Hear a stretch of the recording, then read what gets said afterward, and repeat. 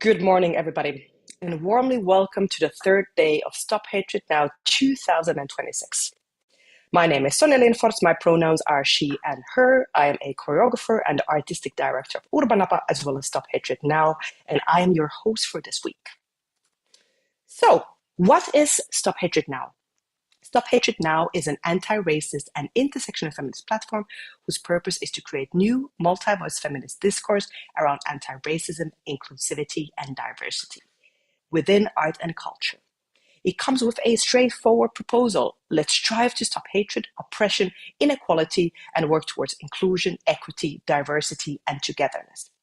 The platform is initiated by Urbanapa, but produced in collaboration with 13 other arts and cultural organizations, and this is a long list: Gatalusti, Culture for All Service, Globe Art Point, Goethe Institute Finland, HIAP, Gila ry, Miklagård Arts, Nordic Culture Point, the Finnish Art and Culture Agency, the Ministry of Education and Culture, UniArts Helsinki, Titanic, and Zodiac Center for New Dance. So even though you cannot see us all, we are actually many. And we have a long list of supporters this year, and we're very, very thankful for your support. So friends, this year, Stop Hatred Now turns 11. For more than a decade, this platform has brought together artists, institutions, activists, educators, policymakers, and cultural workers to discuss, share tools, and work towards anti-racism, equity, and structural change within art and culture. And as we all know, there's still loads of work to be done. We're living through a time of polycrisis, and in recent years, the list of urgent crises has only continued to grow. From the climate emergency to the spread of racist, conservative, and nationalist politics, and the rise in anti-trans violence to austerity politics and ongoing wars, including wars in Iran, Ukraine, and the ongoing genocide in Palestine. Many are exhausted and at a loss for hope. To all of you who are struggling, to artists, activists, communities, cultural workers, we see you, we hear you. Your exhaustion and frustrations are real and valid. We stand with you, and we're trying to do our best to keep pushing towards collective change. That is also why we must continue gathering, listening, learning how to work together, and defending equity, diversity, inclusivity, and human rights. We defend the right to dream, to experience joy, pleasure, softness, and community, to make, to question, to fail, and to grow. We defend the right to exist in difference across needs, histories, perspectives, and desires. Accountability and care. Who do we care for, and who are we accountable to? How do we continue working together during times of exhaustion, conflict, and uncertainty? And how do we build spaces where care is not only discussed, but actually actively practiced? Accountability is not only values written into strategies or speeches like this, it is about action, responsibility, and real consequences. The decisions being made right now in different institutions will shape what kinds of artistic futures become possible and for whom. Who can, for example, imagine or dream of becoming an artist or a cultural worker? Care requires commitment, reflection, and action. Sometimes care means support and softness, but sometimes it means difficult conversations, repair, and transformation. This year's program brings forth a multitude of different voices, a multitude that oftentimes remains invisible in the Finnish art and cultural field. Artists, activists, educators, cultural workers, scholars, and academics that come from different backgrounds and practices, language, and knowledges. We hope that you will leave these 5 days with concrete tools that will lead to concrete actions, as well as more questions, because it is good to stay with the questions and stay with the trouble. And then a reminder that in times of multiple urgencies, we cannot do everything, but you can always do something. So before we go on into the program, let's go through some housekeeping notes. So this is our 7th webinar, and we will try our very best to make it a great experience for everybody. But in case there are technical difficulties, your comprehension and patience are appreciated. As an attendee, your participation is a tiny bit limited. You can participate by sending in questions via the Q&A options and via the chat. You can keep the conversation going on with our behind-the-scenes facilitators, in this case, Lisa Kalkowski and Tuukka Ervasti, when necessary. And we are a small team here of 3 in the studio, so unfortunately, we might not be able to answer all of your questions right away, but again, we ask for your patience. And there is closed captioning by AI available, but you have to enable it from the toolbar yourself. And if you're watching this via the stream, unfortunately, you will not be able to send in questions or access the chat. So please, please, please, if you want to talk with us, please come to the webinar. And also, this session is being recorded. And one more thing, if you like it, please show it. Share our website, share the stream, share the links to the conversations, or give us feedback. We are trying to provide all of this amazing program for you free of charge, but we really need your support. So all of your help is truly, truly appreciated. So friends, now let's go through today's program. We will soon continue into an artist contribution by Shia Conlon titled Smell the Flowers While You Can. We'll take a tiny break after this, and then we'll continue into the first keynote and Q&A of the day by Arla Magga with the title On Indigenous Justice. And then we will take another tiny break. Then after the second short break, we'll continue with a Finnish language discussion titled Muutos on mahdollinen with Savu E. Korteniemi, Sunna Nousuniemi, and Kaapo Riikonen, and I will be moderating this conversation. And friends, then we will break for lunch. After lunch, we'll continue into a panel discussion titled Curating with Care on Power, Context, and Accountability with Ingrid Uhrman, Kanoizile Mbongwa, and Paula Toppila, moderated by Farbud Fakarzadeh. And then we will take another tiny break. After this break, we will continue into the final conversation of the day, Stories Make Worlds, The Power of the Stage by Isa Hukka, Nora Dadu, and Tendai Makurumbandi. And this conversation will be moderated by Gillian Owusu. And that will be the end of today's webinar, but not the end of today. So in the evening, there are still 2 more workshops. One with the title Positioning Workshop, hosted by Nico Werden and Paria Mohajerani. And then one with the title Politics of Producing Across Borders by Karishma Bagani. And this second workshop will take place live in beautiful Suomenlinna. And I think if you are very fast, you can still sign up for these 2 workshops. Please do so by going onto our website, stophatrednow.fi, and signing in via the sheets. And that is the end of the day. So a very interesting yet intense day ahead of us. Then last but not least, let's bear in mind that this is an anti-racist and intersectional feminist platform. So we strive to enable a multi-voice feminist discourse, and this means that we do not aim at consensus.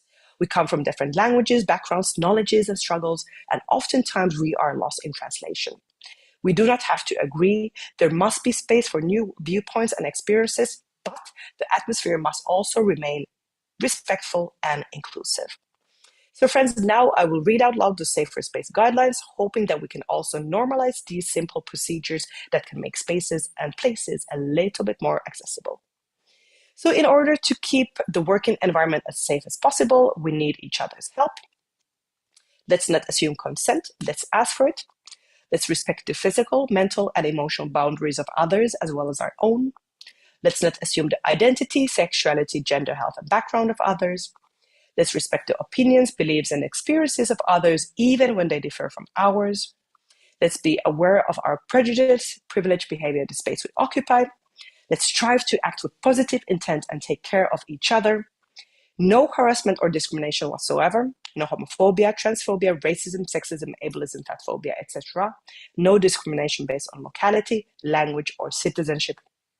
And then let's embrace diversity, complexity, and polyphony. So friends, this is a dream of its own.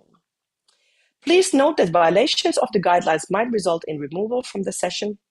And here I also always want to add that even though we're striving for safer spaces, this doesn't mean that we will fail everyone. We will not fail any once in a while.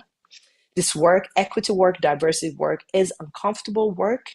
We are doing emotional labor, but that is also the point. So let's try to make and take this week as a practice. If we fail something, please let's help each other. Also give us feedback if we can do somewhere better. Let's try to make this week better. Is there anything that I have forgotten to say? No. So friends, then I have the pleasure to introduce the first our artistic contribution by Shia Conlon. So Shia Conlon is a Helsinki-based writer, artist, and organizer working across photography, film, publishing, and sculpture. He co-founded Trans Library Helsinki, a community space holding regular open days, events, and an annual film festival. In his work, he employs speculative fiction to envision what might have existed in the face of archival absence, treating absence as a material condition and approaching desire as a methodology through which trans people interpret and claim complex, non-linear narratives. And friends, this artistic contribution is pre-recorded. If you're in the webinar and if you, for some reason, can't hear or see the video, Lisa will put also the YouTube link into the chat. So are we ready? Luca, are you ready?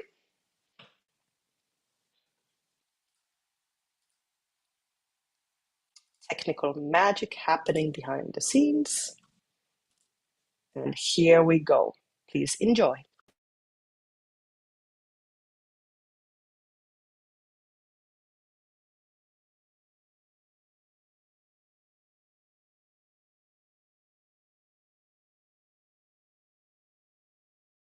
A tiny amount the system. 1 second, let's try that again. Again, as we know, said already in the beginning, sometimes we suffer from minor technical hiccups. No worries, we'll try that again.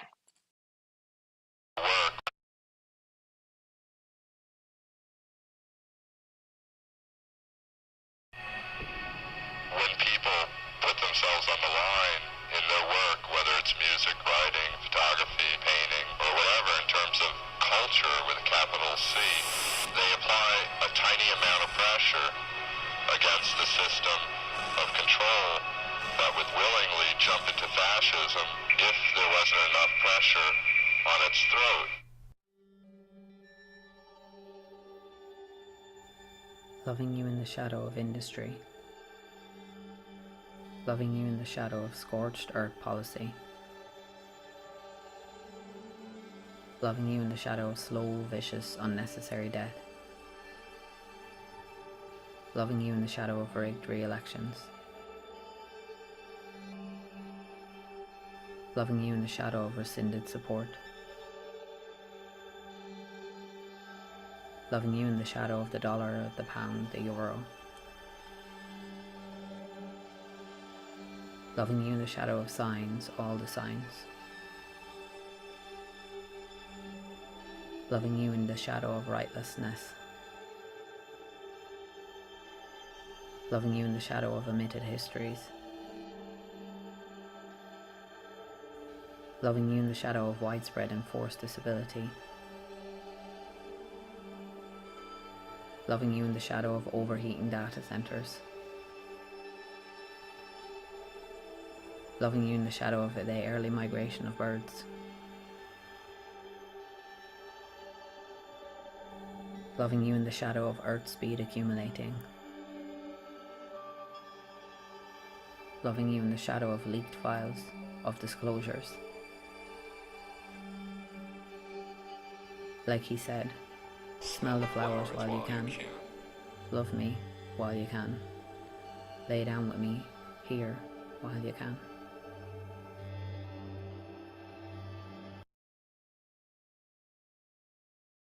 Infrastructure.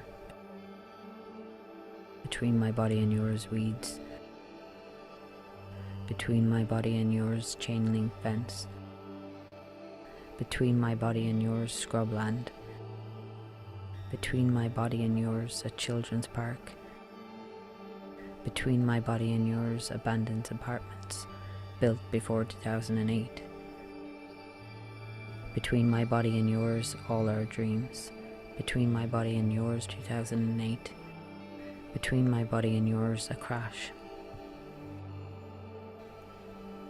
Between my body and yours, markets, metal, coin, car. Between my body and yours, man-made misery. Between my body and yours, skin, sweat. Between my body and yours, zipper, spit. Between my body and yours, hardly anything, really.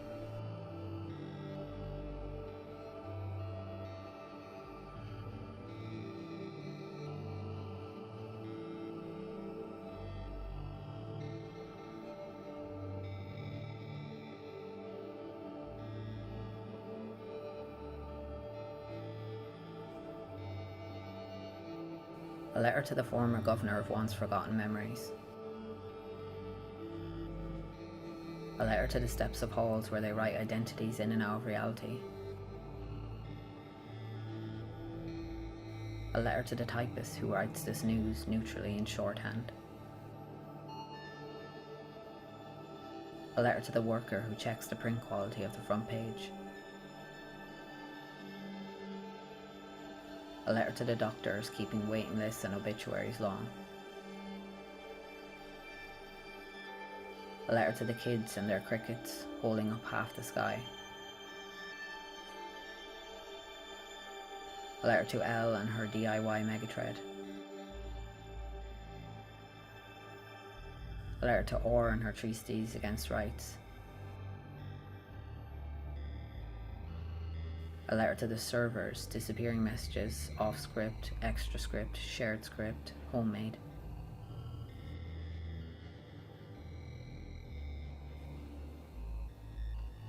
A letter to the injected, the boofed, the swallowed. A letter to the alcohol evaporating off her biceps, thighs, bellies. A letter to closets, streets, libraries, newsletters, community centres, living rooms, pillows, and all the other places we make meaning.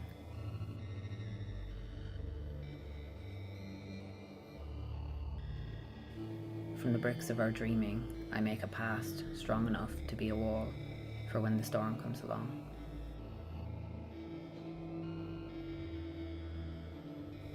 From the debris of our dreamed past, I make a future so fluid it escapes surveillance.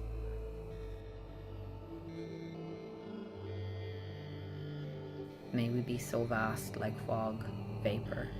May we outrun them so easily like fog, vapor.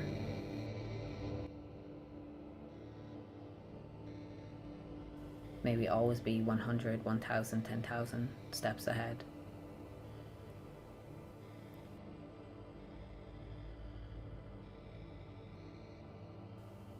May we be rich in allies for the frontiers coming on all sides. May our nature always be known to us. May our knowledge, inherited, find us when needed most. May we seek expanses where they seek restriction. May we climb the scaffolds of their guidelines and tumble them to the ground. May we leave monuments invisible to their eye.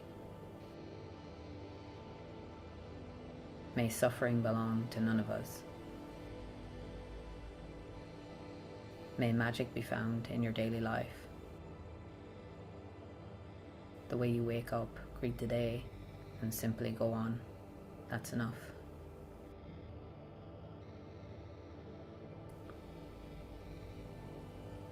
A letter to you reading this. May you have everything you need.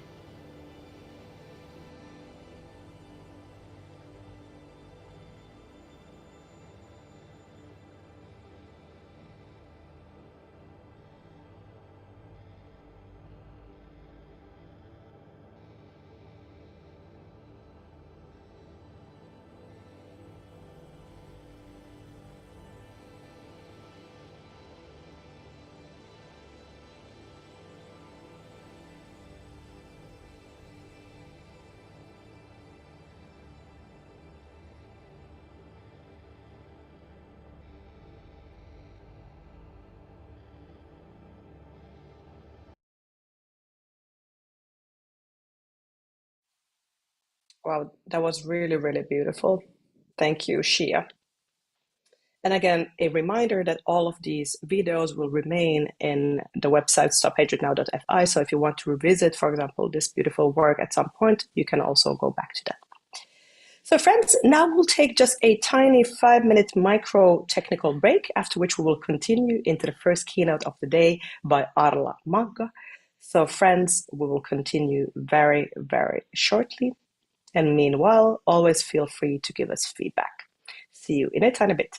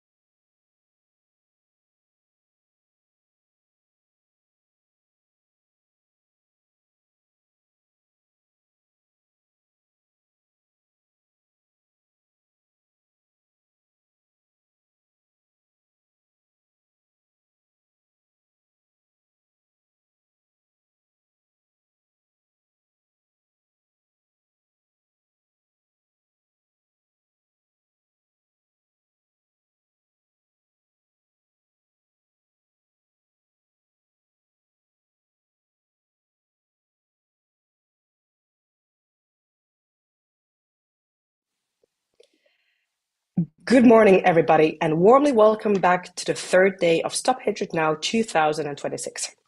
My name is Sonja Lindfors, my pronouns are she and her, and I am your host for this week. And now I have the pleasure to invite our first keynote speaker in. The keynote is titled Indigenous Accountability and Care. So Arla Magga works on as a doctoral researcher at the Gielas Institute, University of Oulu, as a part of a transdisciplinary frontier of Arctic and global resilience research program focusing on community aspects of indigenous Sami people. In her research, Magga is interested in the material and affective elements of Sami craft. The aim of her research is to explore how Sami objects and materials generate and shape affective forces and relationships with people, places, and various temporalities. They are, however, still passed from one generation to another in families and revived and reclaimed, especially in communal working in doji courses. Manga's wish is to develop our understanding of the potential of affecting and being affected, as well as the fabrics of intimate and power-related entanglements circulated around doji. In this way, Arla Magga is especially interested in what affects and emotions do. So now, warmly welcome Arla. Are you here with us? Are you able to open your video?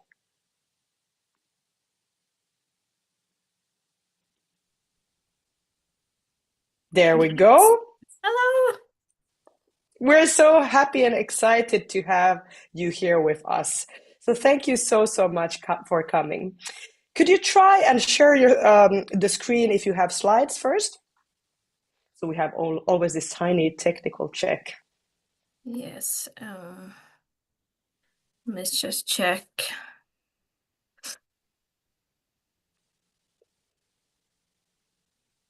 I should be sharing now. Can you see my first slide? We can see it. And can you try if you can change your slides as well? And in case there's any technical difficulties. Okay, that works. Yep. Perfect. So Arla, now I will give the floor to you. As you know, we're here behind the scenes. In case you need any help, you can chat us, or then you can just say to us and we will come and help you. So the floor is yours. Okay, so good morning, everyone. Savam puhkaide pori idihpäivi. First of all, thank you, Stop Hatred Now, for invitation and for this opportunity. It has been amazing to work with you and to prep for this very scary and also very exciting moment. Today, my wish is to share my insights on how I understand and envision Indigenous accountability and care. I would like to suggest that to be able to hold accountability and to take care, we should pay attention to our relationships, how they have shaped and how they are being shaped. And one way to do this is to examine emotions, feelings, and affects. And this doesn't, of course, automatically mean that we can restructure our relationship for better, but it's a willow grouse's step forward, or reusalaukkikkuin, as we say in Northern Sami. So here are the themes I'd like to cover today. So instead of presenting more who I am, I'm just going to show you a picture of this happy bird from the 90s and start describing Indigenous relationality briefly, so you would understand better where my approaches, my interests, and claims are coming from. Then I move to affects and emotions, which I'm hoping to describe better through some examples from my personal life and in relationships between our Sami Finnish nation and also within Sami community.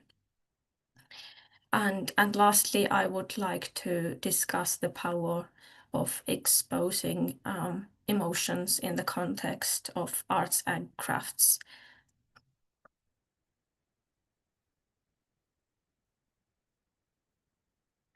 So to begin with Indigenous relationality, it assumes that our relationships and relations, for example, community, ancestral practices, more than human entities. They are the very essence of finding, seeking, sharing, and building knowledge.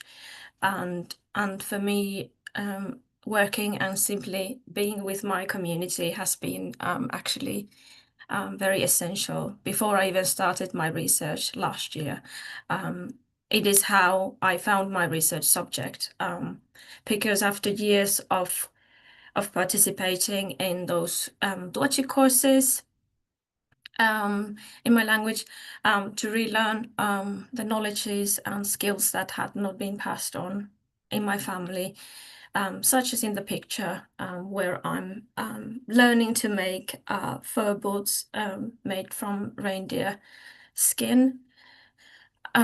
So in those courses where I met other Sami, where I discussed with them and worked with them for many years, I realized that that something very important, special and astonishing happens in those little spaces where community members gather, work with their hands, find their relatives, share their life experiences, joys, but also vulnerabilities they have towards this relearning and reconnecting. And this has not studied before. And moreover, relationality assumes commitment to respectful relationships. So to me, belonging to Sami community and my ethical stance to act require that I, of course, avoid harmful effects and contribute to recovery from colonial violence whenever possible. It also requires that I refuse to remain silent in matters where I see colonial practices and injustices harm us. And of course, I need to be as critical and explicit in what I do, why I do, for whom, as any other researcher. But this is why relationality incorporates both ethical and political considerations.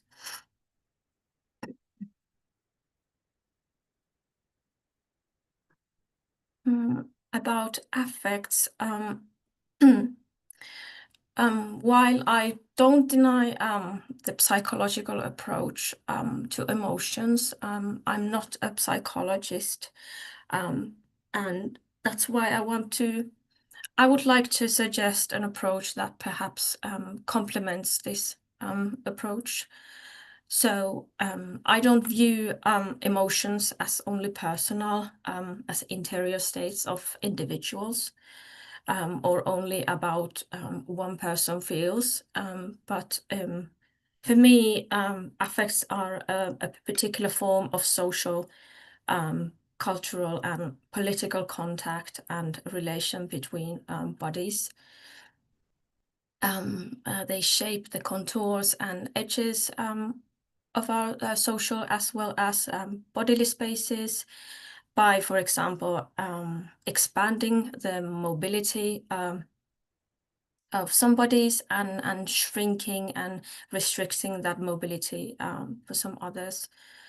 So affects, as I understand them now, I may change and I will learn more along the way. They can contain verbalized and recognized emotions and feelings, but affects are something more. They are more like atmospheres that we don't always even register. We don't. Sometimes we feel so comfortable that we don't even register that something happens, or emotions are doing the workings, which is of course why they can be tricky to find and examine. So affects, in other words, generate effects and movements towards and away from others. And I have an example of fear and love. Very simply put, fear is a kind of an emotion that involves an anticipation of hurt or injury in the future. You experience it now, but it's oriented towards future. Whereas love, very simply put again, is a way of bonding with others. And of course, these emotions can do many things. And affects are also dependent on the histories of associations. For example, that's me in the picture, walking to my Sami relatives' confirmation, or was it graduation party, which for me is invested with happiness, togetherness, safety, and sense of community.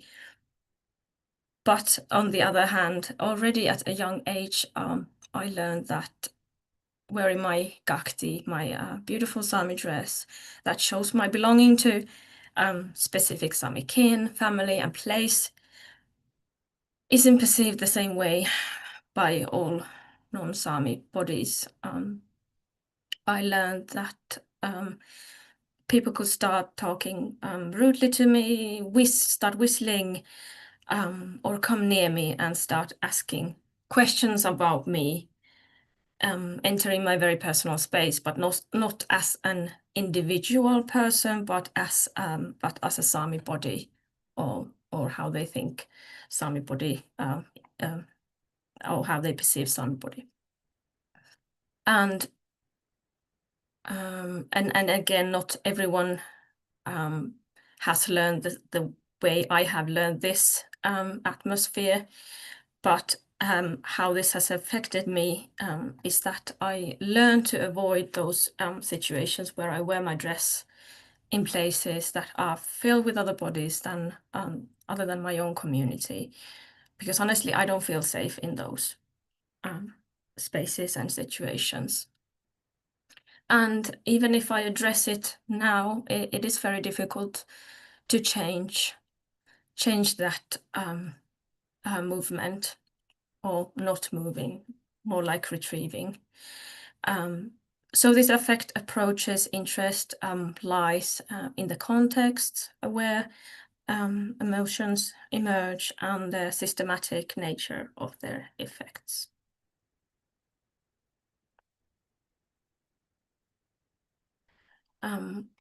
So why they matter, if you want to focus on relationships, in many ways, as I have already started describing, they shape collectives and they shape communities by erasing some bodies from others and aligning some bodies with other bodies. And in the indigenous context, unfortunately, they work to maintain colonial and paternalistic attitudes and practices.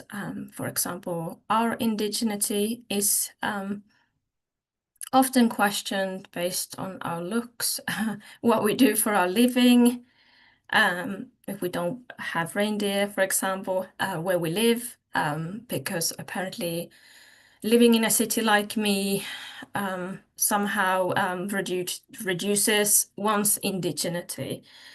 And of course, our capabilities are questioned, for example, to decide for ourselves who we are as people, as has been systematically done and clearly seen in the struggle to Finland to reform the Sami Parliament Act, which took nearly 30 years. And these questionings and stereotypes are connected to emotions because as they have been repeated and repeated again, it has led to the effect that certain attributes are already put in place before our bodies even enter rooms or into institutions. And they also affect the way we think about our bodies. Like, do we feel like we must rearrange our bodies or not? Do we feel being accepted or being strangers in the society or in institutions? And lastly, I would like to say that it is emotional work to manage your body, to not fulfill the stereotypes. For example, you may be familiar with the angry Sami stereotype, often repeated by the Finnish media and even heard in the Finnish parliament. And it has taken me this long to realize how hard I work not to fulfill for example, this expectation and stereotype of me, or not me, but as a Sami, to neutralize my anger inside me and try to be sophisticated and calm in situations where I can't really say what I want to say, but instead I silently just adjust my body to the situation, while, for example, this non-Sami body can expand and move with their prejudices and most likely not registering that the atmosphere like I have done. But yeah, this leads to another important point that affects and emotions can trouble and contest the projects that sustain unequal social relations, hierarchies, and other power asymmetries. But of course, one problem is, though, that with those affective qualities, for example, the Sami have been given are often assumed as without history, although history can be what produced these emotions and effects. So what we need to do is to look at this recent history. So the hardest part begins. And I'm talking about the Sami Truth and Reconciliation Commission in Finland. These TRCs have been established in 40 countries around the world, South Africa, Canada, Sweden, Norway, now also in Finland. And they refer to processes that aim to uncover what has happened. This is the truth part, and to prevent such injustices from occurring again. And this is the reconciliation part. So our commission's work has dismantled historical and current discrimination, including violations of rights and state assimilation policies. And the focus of this process is on promoting the links between the Sami-Finland relationship and among the Sami people, and creating a better future. And this picture is taken on the 4th of December 2025 at the Finnish National Theatre, where our politicians discussed the proposals that the Commission had made, and that would ensure the better future. And this was organized by Baltic Circle Festival. It was great. And the event was organized voluntarily after the Sami Truth and Reconciliation Commission had submitted its final report to the government. And next, I would like to consider why this better future can't be transformed into a manual for good, simply good feelings, a new social bond, why it can be emotionally very complex.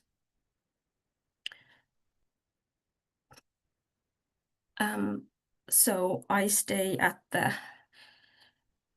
Finnish National Theatre.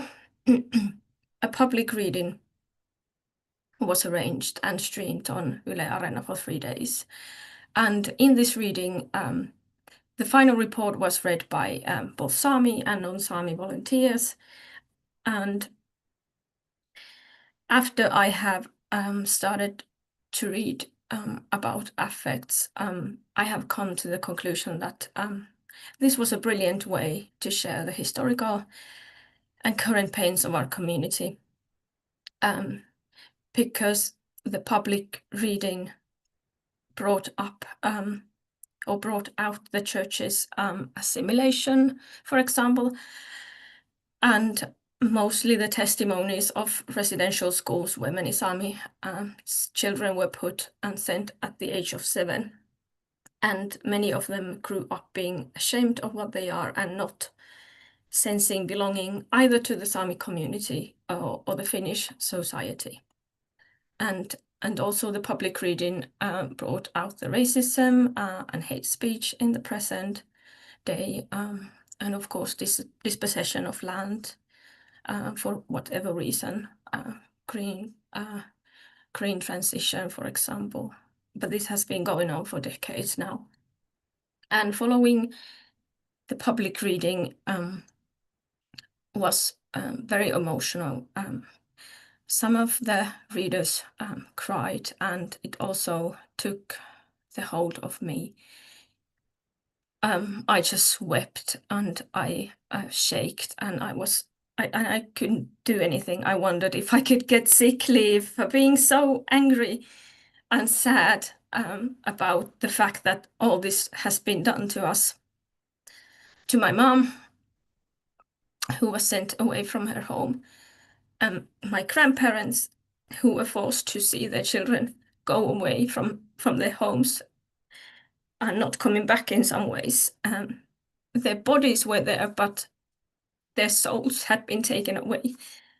And for those 3 days, I read posts that other Sami posted on social media, and I felt like we all mourn together. And I am, of course, truly thankful that I have friends and relatives that I can talk to, and my mom I can talk to about these experiences, as I know that they remain silenced in many families. And of course, I cannot know how others felt this 3-day reading, and I don't assume that we feel atmospheres the same way, but for me it created an accountable atmosphere that I was in, that moved across places, generations and times, and we were somehow aligned.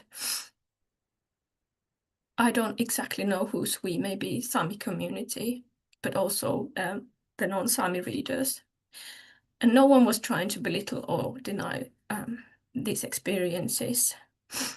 But at the same time, it is very contradictory and disturbing that while the submission public reading meant the world to our community, there was almost no public discussion and hasn't been much since. I don't know for sure, but I believe that silences too are effective and powerful practices where the burden of creating this better future can fall unequally. So Indigenous people tell their personal stories, but non-Indigenous bodies are allowed to disappear from this history, having no part in what was done. And this can be saved for another discussion, but I just wanted to say it out loud.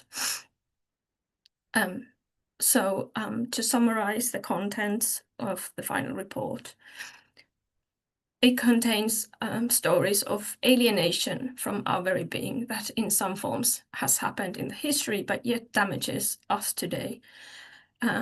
Taking the forms, for example, in the loss of our mother tongues, practices, kinship system, and I claim these to be the very fabric of our intimate relationship with ourselves and each other. And because we have these damages in our community, they keep making it very difficult to form sustainable and strong relationships. But yeah, as I describe a bit the public reading, I would suggest that we can be attentive and moved by others' pain, but what shouldn't be done, what shouldn't be done is to tell the wounded to let go of past pains and this way try to somehow neutralize or absorb their wounds. For that, in fact, the not wounded bodies could move on in their life and just go on like they used to. This can create unjust moral duty to the wounded to fix themselves in order to be a right kind of a subject for this society. And I don't think this resolves or fixes our relationships or makes us move towards each other, but it rather does the opposite. And honestly, I think the request, as for example, a member of Finnish parliament did, in fact, it keeps mimicking the hierarchical relationships we've had, and it keeps shrinking and restricting the mobility of the wounded bodies. So what I think is that better future require time, may require time, and different forms, of course, but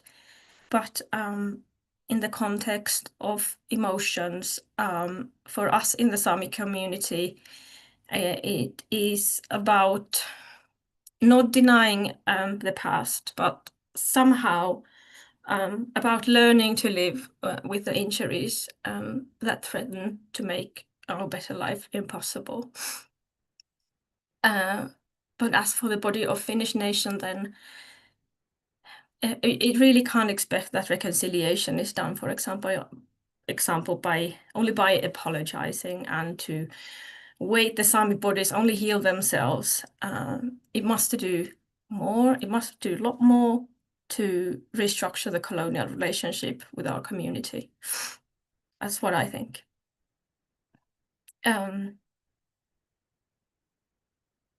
Next, I have another example. I have two memes that are made in young Sami adults peer support groups for those who do not speak Sami, so they can share their emotions, and they have made memes, and I'm really grateful to have permission to use these two memes and analyze them here.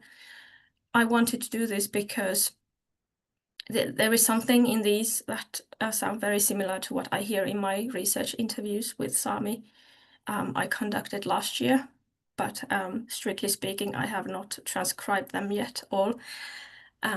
So the first meme, in the first meme, there is this me who is reaching towards Sami languages that I have already claimed to be the core things in our very being. It can be to relearn your language that was maybe not passed on in your family, or to connect with other Sami who speak the language and you would want to join them. That's how I interpret this.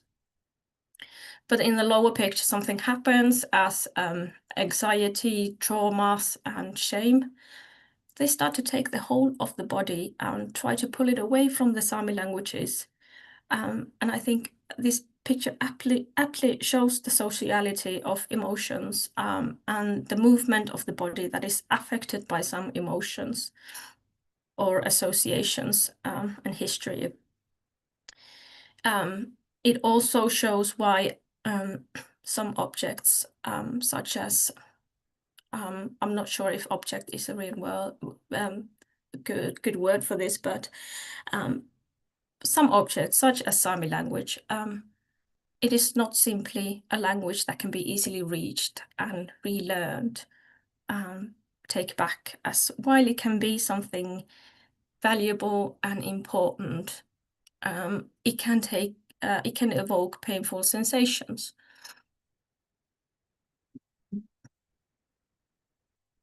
And in this, what's more, emotions, in other words, or affects, they give our body a certain kind of angle on what comes near or how we arrive to different situations, for example, towards Sami languages or our community. And these emotions sound like those expressed in the testimonies in the TRC final report of what the alienation from our being has caused. So many scholars already have found out, and I would also suggest that affects have an intergenerational staying power. as traumatic events of the past manifest in present in our bodies, for example, and are oriented towards future in a way that we may step back or retrieve from something that we fear, or in other words, we anticipate getting hurt. In the next picture or meme, in the left, the ant looks quite unhappy and uncomfortable and goes, when I avoid Sami events due to my lack of Sami language skills, because I think I won't be accepted into the group. And I have already suggested that what we might feel may be dependent on the past interpretations and associations that have not necessarily made by us, but have happened before us. So this is, although this is heartbreaking, this is what I'm really interested also in, is why we don't feel comfortable to be with our community. What makes us feel that we won't be accepted? Of course, something happens in this picture too. And as the ant in the right picture goes, when I'm wrong, everyone is nice to me and I feel a deep sense of community. And this is what I'm really interested about, as I said. What are the energizing motivations and associations behind this action of reaching towards others in the community, despite maybe fear or some other emotions? And so far I have discussed some events that to point out that hurting and past pains connect us in many ways today. But then I think equally important, if even more, is to understand how and where we can find sense of belonging and safety, where we can feel good, to feel to be loved. And that's why, lastly, I would like to say a couple of words of the power of exposure. Which has, for example, the speech maybe, or my lecture has been, I guess, in some ways. So recovery and healing can take a form of exposing the wound to others and in breaking the silences that we have in our community, in our families, and also in the Finnish society, as I already mentioned. And I think arts and crafts is a great form that keeps bringing the injustices up by creating ambivalent feelings.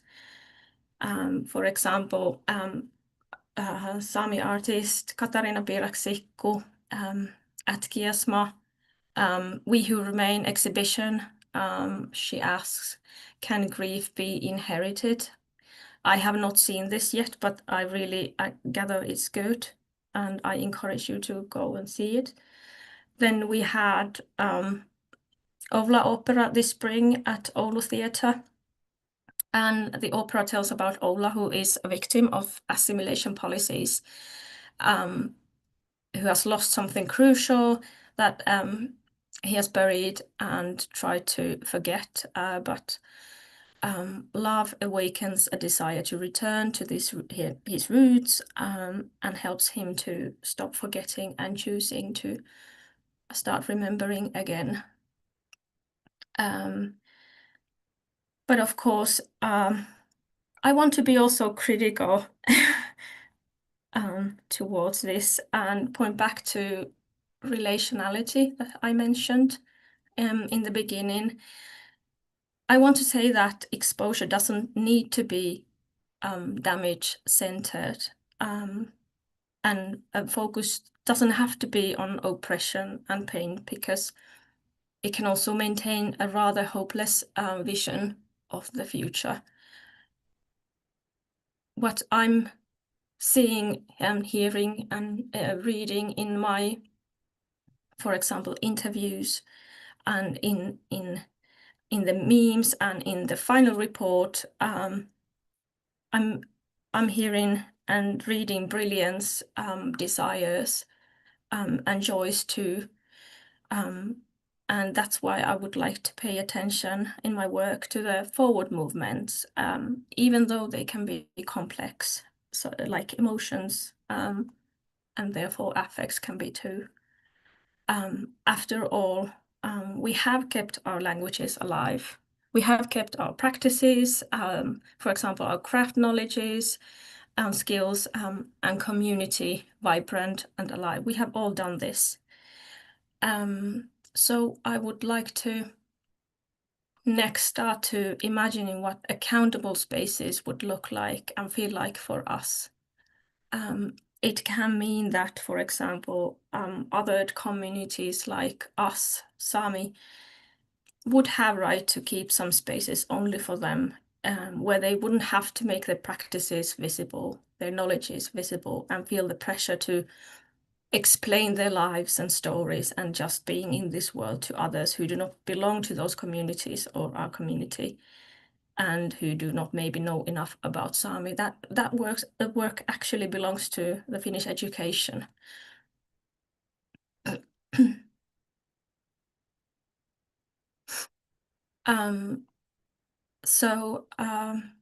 I have suggested that we need to pay attention to our relationships, and affects are one approach to understand them.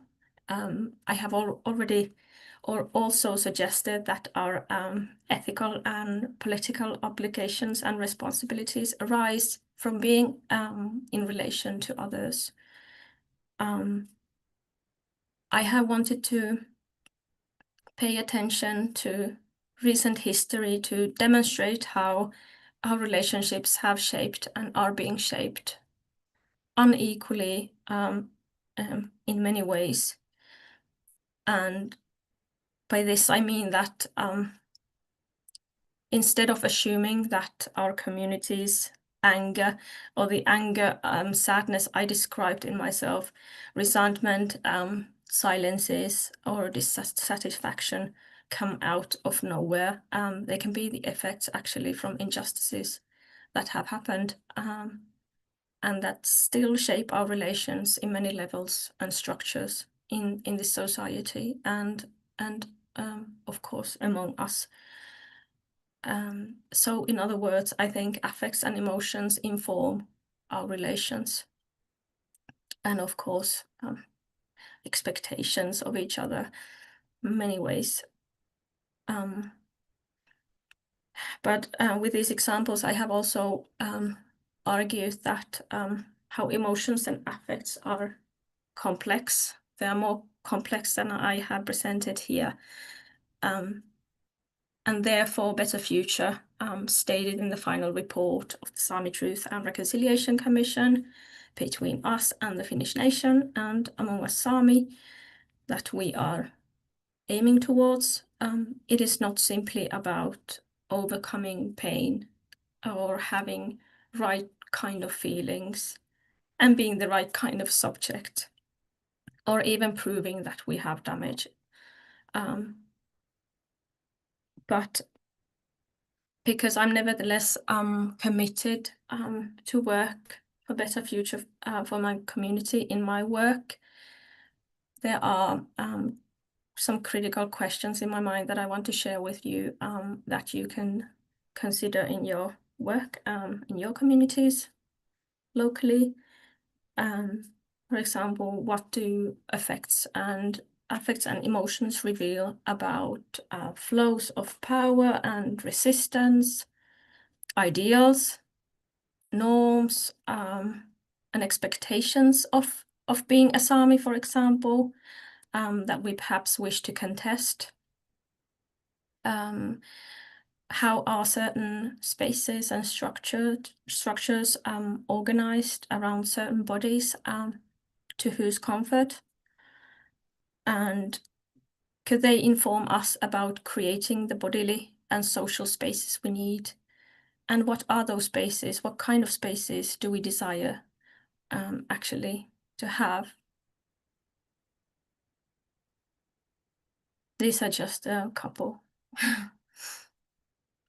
So yeah, I am indebted to many feminist and indigenous scholars and my colleagues who support me in everything I do. Greetings. And here are only some of them. But of course, I'd like to, of course, thank Southern Sami Vignesneja and Aina Helen Jooma, who has made me these beautiful Bielirisike. But that's it. Thank you. Wow, thank you so, so much, Arla. This was such an important and thought-provoking and touching keynote. So thank you so much for that. And again, like coming back to affects, it is also really interesting that it may be important to think about how us who are non-Sami now are affected, what kind of like affects rise from listening to this, and then also how that we can change that into concrete action. So that I'm also really interested about. Arla, there's one question for you in the chat that I have posted. And then maybe we can take a few more minutes also. If somebody else wants to ask Arla a question, you can do so by posting your question via the Q&A or then just posting it into the chat. Can you see, Arla, the question? Yep. Yeah, okay, go ahead. Maybe should I read it aloud or do you want to read it aloud? Yeah, go. You can read it aloud. Yeah, so it's posted also in Sami, but then there's like, hey, Arla, what kind of accountability you would have hoped from the Finnish state and policy makers from Sami Proof and Reconciliation Report? I talked about silences, and I would really like to see that we keep talking about the final report, and most importantly, the proposals the Commission has made. I know that as this parliamentary working group established, Paulina Fedorov mentioned it on Monday, but I don't really know what it is doing, and even establishing the working group was it really evoked critical points from our community, from the Sami Parliament, how it was done. It wasn't done in the manner we would have wanted it to be. So first of all, I'd really want to keep seeing that we talk about these. It doesn't have to mean that we keep talking about the damages or the experiences of residential schools. They are important, and they were a big part of the final report, of course. But we need a systemic change. And today I only talked about this affective, emotional relationship we have. But I believe with concrete, systematic change, they start, our emotional and affective relationships start probably changing. Of course, one problem is, and these are big ones, and I don't assume, that's what I said, it takes time. This unhealthy relationship we have has taken centuries and decades. So I don't expect it to change just like that. It can take many generations. But for example, education, the Finnish society needs and deserves to know more about Sami. That is one, and it can't be the burden for individuals to educate in our daily life, for example. Because I know so many people, they don't mean to harm, they don't mean anything bad, and yet they are harming us. Yeah, and again, as we have discussed earlier as well, that in equity work, diversity work, anti-racist work, decolonial work, intentions might not matter. So you might not be trying to actively do harm and you still do harm. And then we will have a panel discussion after that with the topic change is possible, muutos is mahdollinen, muutos on mahdollinen.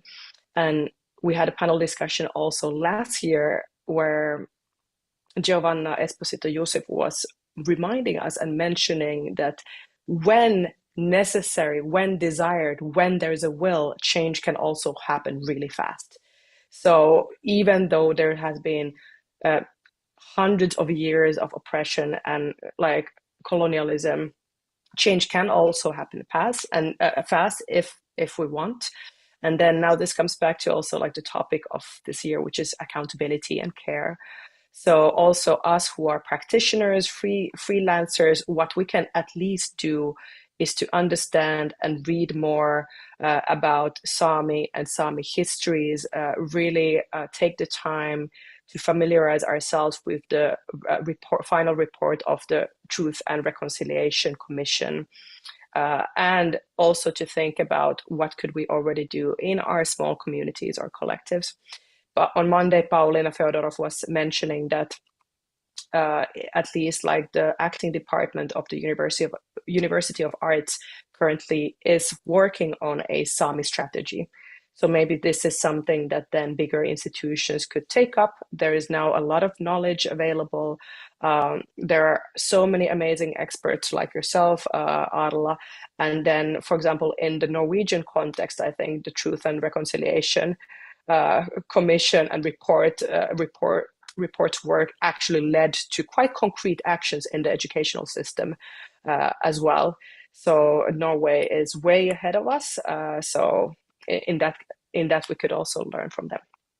And maybe I wasn't clear enough, but I wanted to kind of highlight that meanwhile we're waiting for the official politics to happen, I see a lot of potential in arts and crafts, for example, in art exhibitions. But of course, we need to keep demanding that the structures are made possible to restructure these relationships. But yeah. Yeah. Thank you so much, Arla. Really, really thank you from the bottom of my heart and our hearts here in the studio. I really hope that now whoever was listening and or watching or witnessing will take these matters also to their heart and let that kind of like simmer and affect, and maybe that effect can go into actual action. Thank you so much, Arla. Yeah. And now we'll take a tiny 7-minute break, after which we'll continue into the panel discussion with the title Muutos on mahdollinen, and that conversation will take place in Finnish. So meanwhile, maybe you can move your body or write some notes, maybe take a sip of water, and we will continue in a bit.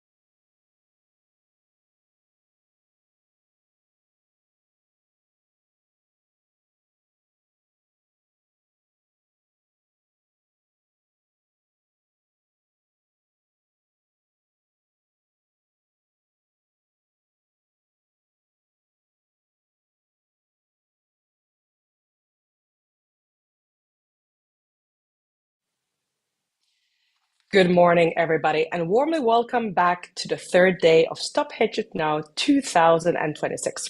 My name is Sonja Lindfors, my pronouns are she and her, and I am your host for this week. And now we'll continue in Finnish, eli nyt taikaiskusta vaihdamme kielen suomeksi. Katsotaan, miten mulla menee, osaako vielä suomea. Mutta ystävät, nyt me jatketaan keskustelulla, jonka teemana on muutos on mahdollinen. Ja meillä onkin täällä linjoilla jo Savu E. Korteniemi, Kaapo Riikonen ja onko meillä Sunna Nousuniemi jo? On. Mahtavaa. Ja mä toimin tämän paneelin moderoijana. Moi kaikki, miten menee? Käydään ihan pieni tällainen kuulostelukierros, niin me saadaan teidän mikkitsekki samalla. Sunna, miten menee? Vähän adrenaliinia kehossa, kun säikehin, että osaanko liittyä linjoille. Sulla meni hienosti. Hienosti meni. Ja ehkä vielä lisään nopeasti sen, että kävi tämmöinen klassinen, että olen unohtanut uusia oman unilääkereseptin, niin tässä on semmoinen 3 unettoman yön rupeama takana. Mut kiva olla. Lähetän voimia.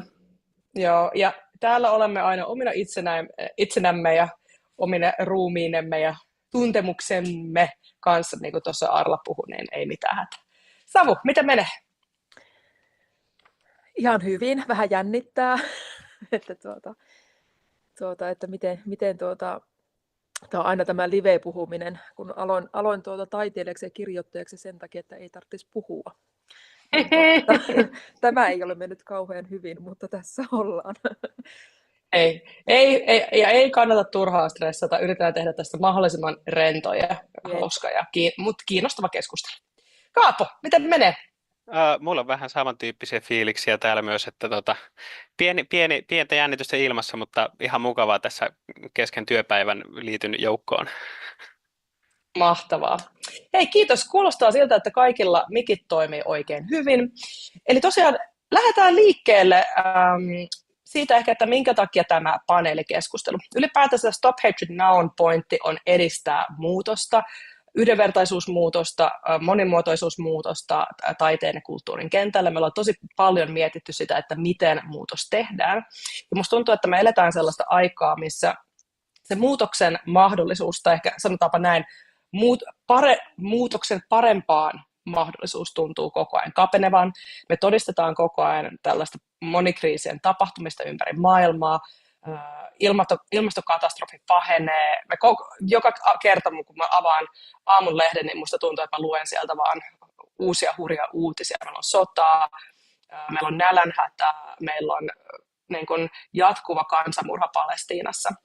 Ja sitten ainakin omassa tässä taide- ja kulttuurikontekstissa tuntuu, että moni kokee sellaista niin kuin apatiaa ja että tuntuu yhä vaikeammalta kuvitella muutosta. Niin tämä oli tavallaan se syy, minkä takia haluttiin tämä muutos, on mahdollinen paneeli, haluttiin puhua siitä, vähän kuulla teiltä, että millaisia työkaluja, ajatuksia, muutos, rakenteellinen muutos, ehkä henkilökohtainenkin muutos herättää. Ja pidetään tämä tosiaan rentona ja dialogisena. Meillä oli oikein kiinnostava ja hyvä tällainen etukeskustelu tätä varten ja luvassa on paljon kiinnostavaa asiaa. Mutta lähdetään liikkeelle ihan tällaisesta lyhyestä muutaman lauseen esittelystä. Haluaisiko Sunna aloittaa? No joo, puures fall puohkaitte, mun ammale radiojussunna ja mulla on Anaris Eereht ja län kullevas Anar johkii käräjäsnjarki, muhtamaittai Oului, a.k.a. Paskakaupungin. Joo.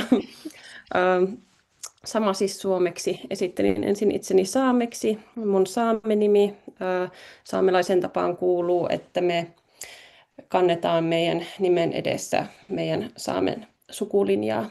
Eli isäni kautta tässä esittäydyin. Ja on tosiaan Inarista kotoisin, mutta kuulun myös Karikasniemelle, Inarijokeen ja myöskin sitten äitin puolelta Ouluun, vuoden Euroopan kulttuuripääkaupunkiin, eli tuttavallisemmin Paskaan kaupunkiin. Ja joo, mä oon elokuvatekijä, saamen käsityön artesaani, DJ ja Skapmakoat elokuvafestivaalin taiteellinen johtaja ja tällä hetkellä myös hapuileva kaavoitusnörtti. Wow, monta hattua päällekkäin. Kiitos Sunna. Savu, haluatko jatkaa lyhyellä esittäytymisellä? Nyt sulla on mikki äärettömällä.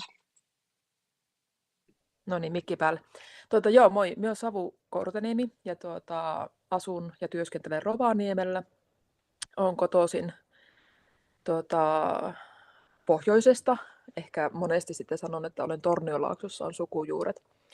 Ja siis toimin myös niin kuvataiteellisen työskentelyn lisäksi myös kuratoriallisesti ja kollektiivisesti. Ja tällä hetkellä ehkä tämmöisiä itselle ajankohtaisia merkityksellisiä verkostoja on muun muassa tämä Mustekala-verkkolehti, jonka kirjoittajakuntaan kuulun. Ja sitten olen viime vuonna liittynyt Mustarinta-seuraan, joka edistää ekososiaalista jälleenrakennusta.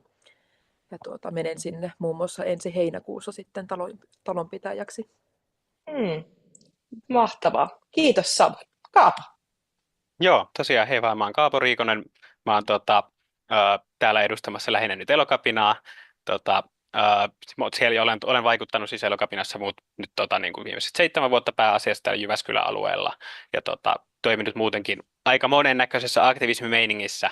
Ja koulutukseltani tosiaan on sitten, mulla ei ole niinkään taidetaustaa, vaan mulla on enemmän sitten yhteiskunnallinen tausta, että olen tosiaan yhteiskuntatieteiden maisteri ja filosofi. Ja vielä niille, jotka ei kuullut, niin mä olen tosiaan Sonja Lindfors, koreografia Urbanapa-yhteisön taiteellinen johtaja, ja Urbanapa on siis antirasistinen ja intersektionaalisesti feministinen alusta, jonka tavoitteena on edistää yhdenvertaisuutta ja moninaisuutta taiteen kentällä, ja Urbanapa on myös liikkeelle paneva voima tämän Stop Hatred Now'n alustan takana, mutta tätä Stop Hatred Nowta sitten tuottaa useampi tekijä. Mutta joo, hei ystävät, nyt hypätään suoraan aiheeseen. Puhutaan nykyhetkestä ja muutoksesta. Ja mä ajateltiin, että olisi tosi kiva vähän kuulla ja kontekstualisoida sitä, että miten te ymmärrätte tämän nykyhetken ja millaiset muutokset on teidän mielestä todella akuutteja tässä ajassa. Ja niin kuin tuossa mun ihan alkupuheenvuorossakin mä kävin listan, on niin paljon asioita, jotka tapahtuu tällä hetkellä, niin mikä teidän näkökulmasta ja teidän kontekstissa, missä te operoitte, niin on se jotenkin tärkein tai akuutein muutos. Eli sun työssä korostuu maa, jatkuvuus, kieli ja alkuperäiskansojen tulevaisuudet. Millaiset muutokset sun näkökulmasta nyt tuntuu välttämättömiltä? Ja myös ehkä kiinnostaa, että millaiset muutokset on ehkä jo käynnissä. Just puhuttiin tuosta, tai Arla puhui tuosta totuus- ja sovintokomission loppuraportista esimerkiksi, niin vähän kiinnostaa kuulla sitä. Joo, no mäkin jäin oikeastaan, tai eilen illalla vielä mietin just, että minkälaista muutosta tällä hetkellä on käynnissä. Ja täytyy sanoa, että mun mielestä tämän meidän keskustelun otsikko on jotenkin tosi ihana ja semmoinen, minkä itse tarvitsin kuulla, että muutos on mahdollinen. Että jotenkin se on semmoinen 3 sanaa, mitkä on tuonut tosi paljon lohtua näihin viime viikkoihin, kun on valmistautunut tähän keskusteluun. Ehkä itsellä on tällainen päällimmäisenä ollut nyt sitten mielessä just meidän maat ja vedet ja myöskin luontokato ja kaikki tämä, että miten me voidaan suojella elämää. Ja tämä nyt ehkä vähän liittyy tähän mun kaavoitusnörtteilyyn, mistä mainitsin, että olen tosiaan taiteilijana työskentelen, mutta sitten olen viime vuosina jotenkin luiskahtanut tällaiseen kuntakaavoitukseen ja siitä niin jotenkin inspiroitunut, että miten sillä tavalla voi vaikuttaa siihen, että miten elinvoimaisina meidän kotimaisemat pysyy. Ja tällä hetkellä mä just mietin sitä, että onko muutos mahdollista. Että meillä on täällä Inaarin seudulla aika paljon nyt ollut viime vuodet keskustelua siitä, että onko turismi täällä kestävällä pohjalla, että tosi paljon rakennetaan uusia hotelleja ja samaan aikaan tulee lisää ihmisiä. Ja no, viimeksi tänään Lapin Kansa on julkaissut tällaisen artikkelin liittyen Jasper Pääkkösen aloittamaan hotellihankkeeseen Inaarijärven luonnon metsään Nanguniemeen, ja itsekin olen siellä kommentoijana. Ja ehkä vielä sen lisää, että mä koin tämän edellisen puheenvuoron tosi koskettavaksi, kun Arla puhui just siitä, että kuinka me voidaan uskaltaa käyttää meidän ääntä. Että mä oon itse tosi paljon tässä nyt viime aikoina miettinyt, että onko mä nyt se vihainen saamelainen täällä, joka sanoo, että vastustan tätä, että tavallaan suljenko mä ovet siltä, että syntyy joku mahdollinen kunnioittava vuorovaikutus eri ihmisten kanssa, niin se on se muutos, mitä mä oon miettinyt henkilökohtaisesti ja paikallisella tasolla. Ehkä tähän vielä sun tällainen lisäkysymys, tai mua kiinnostaa itse toi vastuu. Sä puhuit siitä, että susta on tullut myös tämmöinen kaavoitusnörtti, joka ei ole ymmärtääkseni sun koulutus, mutta sä oot vähän niin kuin joutunut siihen, jotta sä voit edistää tätä muutosta, mitä halutaan. Niin mua kiinnostaa vähän niin kuin, että mikä kenen vastuulla on edistää just tota muutosta. Saamelaiset tekee kohtuuttoman paljon työtä meidän luontokadon estämiseksi, joka kuitenkin koskee ihan meistä jokaista tällä planeetalla asuvaa ihmistä. Niin miten sä näet tavallaan noi vastuunkysymykset? No mä jotenkin olen myös sitä miettinyt, että musta tuntuu välillä, että niin saamelainen on sellainen ihminen, joka on vähän niin kuin kissa, jolla on 9 elämää. Että just se, että sä vaan huomaat, että sulle näitä titteleitä kasvaa, että yhtäkkiä sä ootkin joku asianajaja larppaamassa. Että sitten on vähän silleen, että onko tämä nyt kohtuullista, että pitää osata kaikkea. Et esimerkiksi sitä, että kun olen antanut haastatteluita tähän Naapuriniemen keissiin liittyen, meitä on suuri porukka tekemässä nyt sen eteen, että se luonnonmetsä säilyisi Inarijärven rannassa, mutta sitten mä huomaan, että samaan aikaan mun pitäisi osata tosiaan ulkoa omat perusoikeudet ja alkuperäiskansojen oikeudet, niin se tuntuu tosi paljon vaaditulta, mutta silti se on niin pakko tehdä. Ja ehkä mä myös jäin miettimään sitä vastuunkantoa, että ja myöskin tätä totuus- ja sovintokomissioprosessia, missä yhtenä tuloksena on se todettu, että Suomessa on tosi semmoinen niin kuin järjestelmällinen suuri tietovaje saamelaisista. Ja mutta sitten samaan aikaan Helga West esimerkiksi omassa Puhu Nukke-novellikokoelmassaan kirjoitti hienon esseen siitä, että Saamen kansa on niin kuin yksi maailman tutkittuimpia kansoja, niin sitten mä vaan mietin, että missä se kaikki tieto on ja se muutos. Ja siinä Helgan esseessä myös puhutaan tästä tämmöisestä tutkimusuupumuksesta myöskin. Niin mulla nyt ehkä vähän lähtee rönsyilemään, mutta ehkä olen itse myös miettinyt sitä, että tavallaan omalla kohdalla koen, että se sitten tämmöinen tietovaje näyttäytyy semmoisena yliselittämisen pakkona.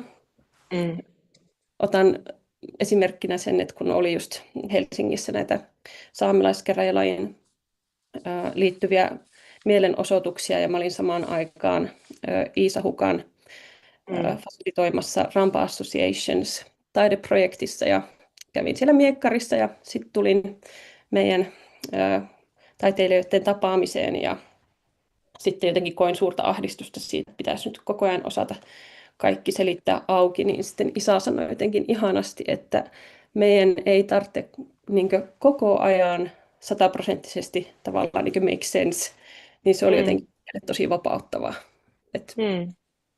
Joo. Niinpä. Kiitos Sunna. Savu, entäpä sun näkökulmasta, millaista muutosta me tarvitaan tässä hetkessä, ja näetkö sä esimerkiksi jossain jo todellista liikettä, vastarintaa tai säröjä vallitsevissa rakenteissa? No mulla tulee tuosta muutoksen tarpeesta mieleen tämmöinen aika totaalinen vastaus, mikä koskee etenkin länsimaita, että me tarvitaan maailmankuvallista muutosta. Että se, että niin kun, jos niin kun tarkennetaan niin kun oireisiin, niin silloin ne syyt unohtuu. Ja sitten se, että niin kun tavallaan, että jos me, niin kun jos, no edelleen niin kuin se tuossa alkubriifissä sanot, niin tässä on niin monta semmoista asiaa. Tässä on niin paljon niin kuin kaikkea koko ajan. Niin mutta kaikki tämmöiset kysymykset, että pitäisikö vähentää lihansyöntiä, pitäisikö vähentää lentämistä, miten mitä meidän pitäisi tehdä toisin, niin ne on kuitenkin tavallaan vaan semmoista kosmeettista, ja sitten se, että yksilö on vaikea vaikuttaa niin kuin oikeasti, niin sitten tavallaan se muutos mikä on välttämätön, niin se on jotenkin lähtee ihan niistä niin kuin perusrakenteista ja siitä, että miten me nähdään maailma. Niin kuin, minkälaisen maailmankuvaa me rakennetaan, koska sitä kautta se tulee myöskin tavallaan, tavallaan että kun meillä on maailmankuva, niin se ohjaa sitä, että miten me toimitaan siinä maailmassa. Ja niin kuin tällä hetkellä länsimainen maailmankuva, josta minä itse myös olen osa ja olen niin kuin tavallaan ehdollistunut tosi monessa mielessä niihin samoihin niin kuin ehtoihin, jotka niin kuin määrittelee sitä, että mitä minä vaikka itse ajattelen, että mitkä minun toiminnan edellytykset ja rajat on. Jos minä mietin vaikka toimintani kuvataiteilijana, niin siinä tuntuu, että siinä on jotakin tiettyjä reunaehtoja, joita on vaikka joku uran rakentaminen tai jotain, että no enhän minä nyt voi keskittyä miettimään jotakin ekologisuutta, kun mun pitää miettiä, että mistä minä saan seuraavan niin kuin näytön jotain, jos tällä vähän karrikoiden sanoo. Ja sitten mennäänkö tämä nyt ohi tuosta sinun kysymyksestä, mutta tässä kohtaa, kun minä olen niin itse miettinyt muutoksen tarvetta, minä olen monta vuotta pohtinut itse tämmöisestä niin kuin mulla kiinnostaa jotenkin niin kuin luomisen olemus, ja sitten minä olen miettinyt semmoista niin kuin näkökulmaa, että kun mulla kiinnostaa niin kuin Itämeren suomalainen runolauluperinne ja kaikki, mikä sieltä kumpuaa, niin minä olen miettinyt paljon tämmöistä niin kuin Itämeren suomalaisessa ajattelussa olevaa käsitettä, joka liittyy siihen, niin kuin, että niin kuin, kun siellä on sellainen genre kuin syntysanat, ja se liittyy niin kuin parantamiseen, ja se perusajatus on se, että sairauden parantaminen alkaa sen sairauden aiheuttajan synnyn tietämisestä. Eli se, joka tietää jonkun ilmiön synnyn, voi hallita sitä. Ja sitten, sitten tämä syntysanat on hyvin tämmöinen nimenomaan niin kuin Itämeren suomalaisille kulttuurille niin kuin ominainen ja aika ainutlaatuinen niin kuin tämmöinen genre. Niin sitten tavallaan tätä kautta minä olen itse sitten niin kuin yrittänyt miettiä niin kuin sitä, ja jotenkin, että se on kulkenut niin kuin omassa muussa tekemisessä koko ajan jotenkin siinä rinnalla ja sivussa. Siis semmoinen niin kuin ajatus, että niin kuin, jos haluaa vastustaa väkivaltaa, siis väkivaltaa kaikissa sen muodoissa, väkivaltaa maailmaa, ympäristöä, ihmisiä, muita elollisia, kaikkea kohtaan, niin se alkaa siitä väkivallan synnyn kysymisestä. Ja tämä on se tavallaan tämmöisenä niin kuin semmoinen, mitä minä olen itse olen kirjoittanut sen muun muassa aika monen hakemuksen, mutta sitten se käytännön toteutus, että miten siitä voisi saada kiinni ja miten siitä voisi tehdä semmoinen, niin kuin, miten voisi luoda väkivallan syntysanat, jotta sitä voisi hallita ja sen voisi tehdä voimattomaksi. Niin se on semmoinen ehkä tämmöinen vähän poeettinen vastaus tähän, mutta sitten myös mietin sitä, että tällä poeettisella elellä voi olla myöskin tavallaan semmoisia muita sovelluksia, jotka voisi olla hyvin käytännöllisiä, tai siis semmoisia niin kuin konkreettisia ja tässä maailmassa vaikuttavia. Että ehkä tämä voisi olla semmoinen asia, mitä mun tekisi mieli vähän joukkoistaa, että voisiko muutkin lähteä pohtimaan niin kuin väkivallan syntysanojen tietämistä. Ja sitä kautta sen, niin kuin, ja siihen tavallaan tähän ajatukseen myöskin siihen niin kuin liittyy tavallaan hyvin voimakkaasti se, että siihen liittyy tavallaan niin kuin tämä niin kuin parantaminen liittyy myöskin niin kuin luomiseen, että ne on aina niin kuin yhdessä jotenkin sille, että koska se synnyn tietäminen viittaa myöskin niin kuin maailman alkuun, että se ei ole mikään niin kuin synty eilen, että miten väkivalta syntyi suomalaisessa yhteiskunnassa silloin ja silloin, vaan se, että mistä se on, kun maailma luotiin, niin syntyi nämä asiat ja ilmiöt. Ja sitten tavallaan että mennään sinne niin kuin perusjuurelle. Eli se luominen ja parantaminen ja myöskin semmoinen, niin kuin, semmoinen niin kuin vahingoittavien asioiden vastustaminen on jotenkin aina niin kuin kietoutuu yhteen. Ja se on semmoinen mikä mulla kiinnostaa. kiinnostaa ja missä voisi ehkä sitten olla, niin kuin, ja miten saako Mm. tästä nyt sitten joku kaarros tähän, että voisiko siinä olla sitten joku semmoinen vastarinnan mahdollisuus myös. Mm. Kiitos. Joo, mun mielestä toi poettisuus, sillähän on valtava voima myös, ja sanojen luomisella, että on tällainen niin kuin väkivallan synnyn sanojen tutkiminen, se tuntuu tosi tärkeältä. Mä nappaan vielä kiinni tuosta, kun sä puhuit maailmankuvan muutoksesta. Maanantaina Noora Karjalainen, joka on siis taiteilija, ohjaaja, väitöskirjatutkija, joka tutkii viittomakielistä näyttämöä, viittomakielistä teatteria, puhuu tavallaan juuri siitä, että kuka saa tässä länsimaisessa taidekäsityksessä, maailmankäsityksessä olla ihminen.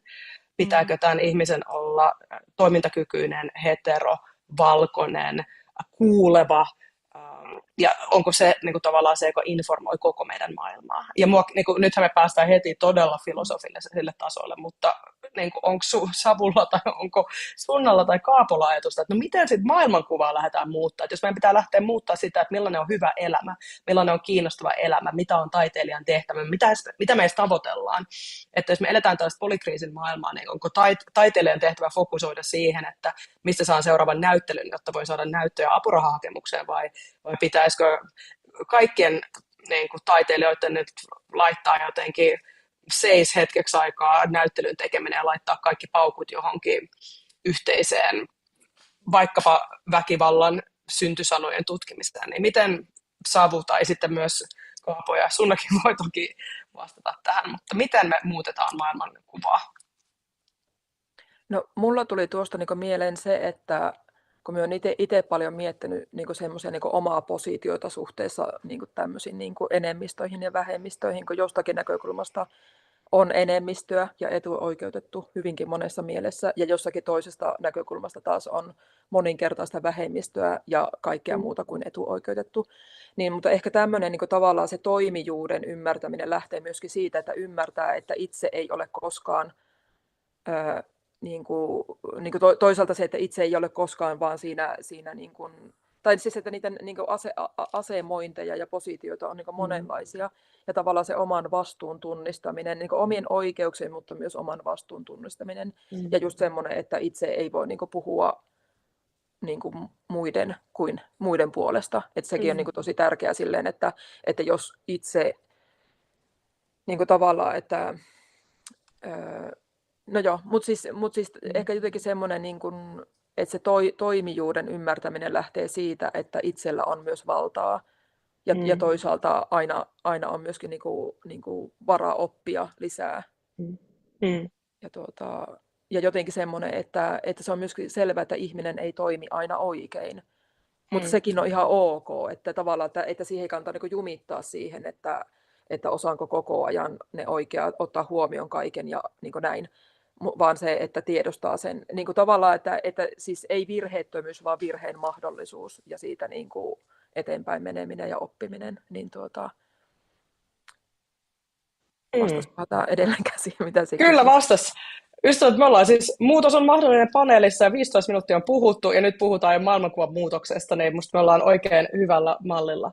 Kaapo, millaisia ajatuksia sulle nousi tästä Sunna ja Savun puheenvuoroista? Miten sä näet jotenkin, onko juuri se niin kuin akuutein muutos juurikin tämä maailmankuvan muutos vai millaista muutosta sä peräänkuulutat sun omasta kontekstista käsin? No siis mullahan tuli noin 1000 eri ajatusta, jotka ovat kerenneet jo kadota tässä vaiheessa, mutta